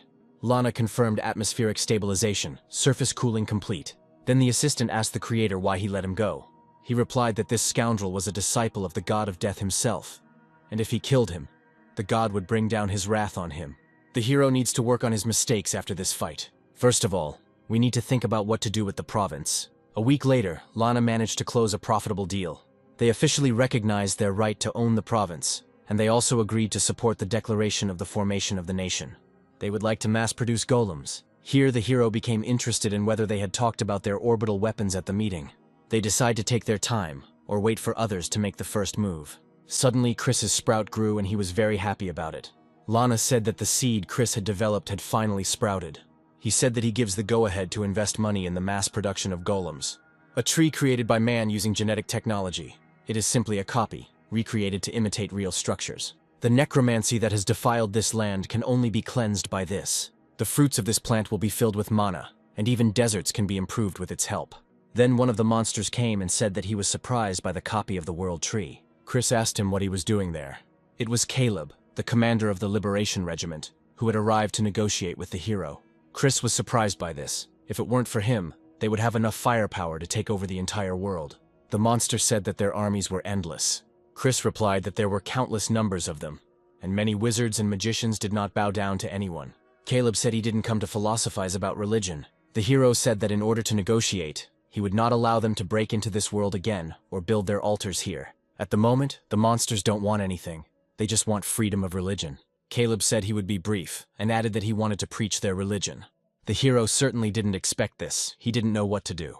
The dead man understands his concern, but all living beings will also be able to accept the faith. Since their troops are defeated, he needs to move on to another plan. After listening, Chris asked their conditions. Caleb replied that if the hero allowed them to preach their faith, they would promise not to attack civilians. The guy began to think that he couldn't just trust. The monster sees doubt in the hero's eyes. He should share his knowledge. Caleb handed the boy a sphere with general information about their planet. Chris held the sphere out to Lana and began her analysis. The dead man said that the hero was cautious, but there was no reason not to believe him. After finishing, Lana said that it was a pure collection of knowledge. When the hero absorbed her, a huge flow of information hit Chris's head. He received information regarding the dungeons in the system. Caleb said the boy already knew that death was soon to loom over his world. The guy agreed with him and said that their dimension was coming to the end of its life cycle. He thought that if all this was true, then he didn't have much time.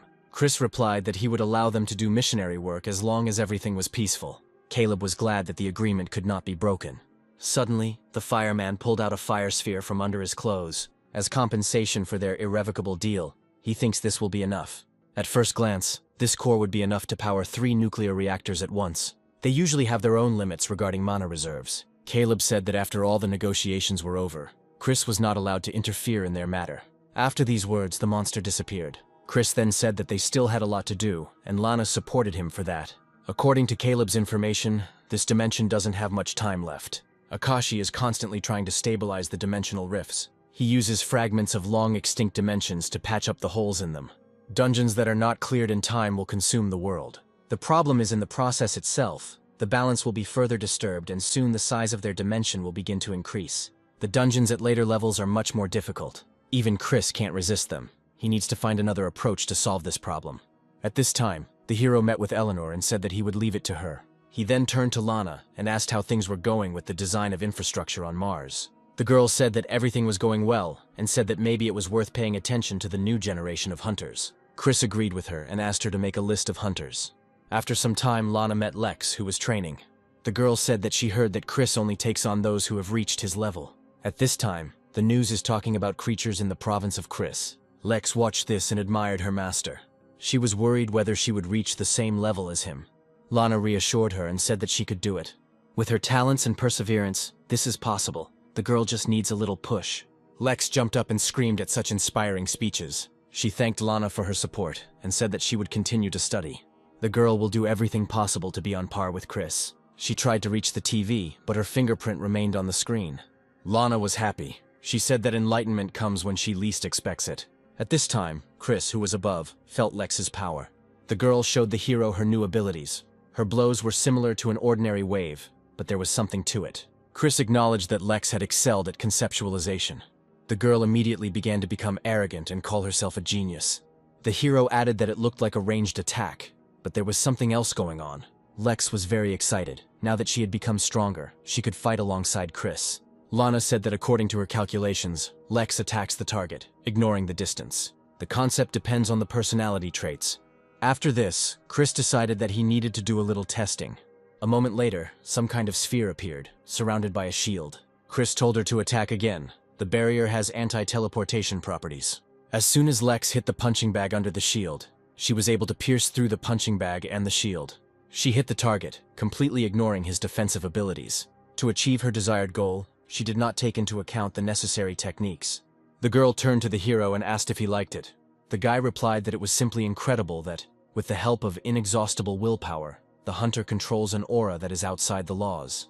Now they can say that Lex is at the level where she can deal with dragons. After some time, Chris and Lana arrived on Mars to check how their affairs were progressing. The girl replied that they would expand production to 10,000. Unrest has been observed in countries where military power is very weak. Sometime later, Chris and Lex met with Jean. Lex asked about her, and the hero told the best things about the heroine. The girl apologized for such an unexpected visit, but she had something to tell him. Since they just came from the road, they might as well eat. When the heroes arrived at the restaurant, Lex began to stare at the heroine. Chris hit her on the head and told her not to make that face. Jean recognized Lex. She used to be a healer. She can't tell how strong she is, which means their levels are completely different. After that, Chris asked what brought Jean. She admitted that she knew they were gathering a team from all over the world and needed hunters. As soon as she offered her candidacy for membership, Lex immediately became indignant. She said she was quite capable as a close combat fighter, but Chris ignored her and began to question further. Jean said her goal is to become better. Fighting alongside such a powerful leader will help her become stronger. Chris admired that her independence in this matter was only to his advantage. Maybe Lex could learn from her. After all, Chris extended his hand to the girl and accepted her proposal. The girl was happy about this and said that she would not let her down. After some time, the events moved to the other end of the earth to Jessica. She was brought to a man whom she began to threaten. She touched his forehead, and her abilities began to affect him. The girl replied that these were the rules of the system, and he was a hunter and should know. Meanwhile on Mars, Chris decided to give his new team members a little training.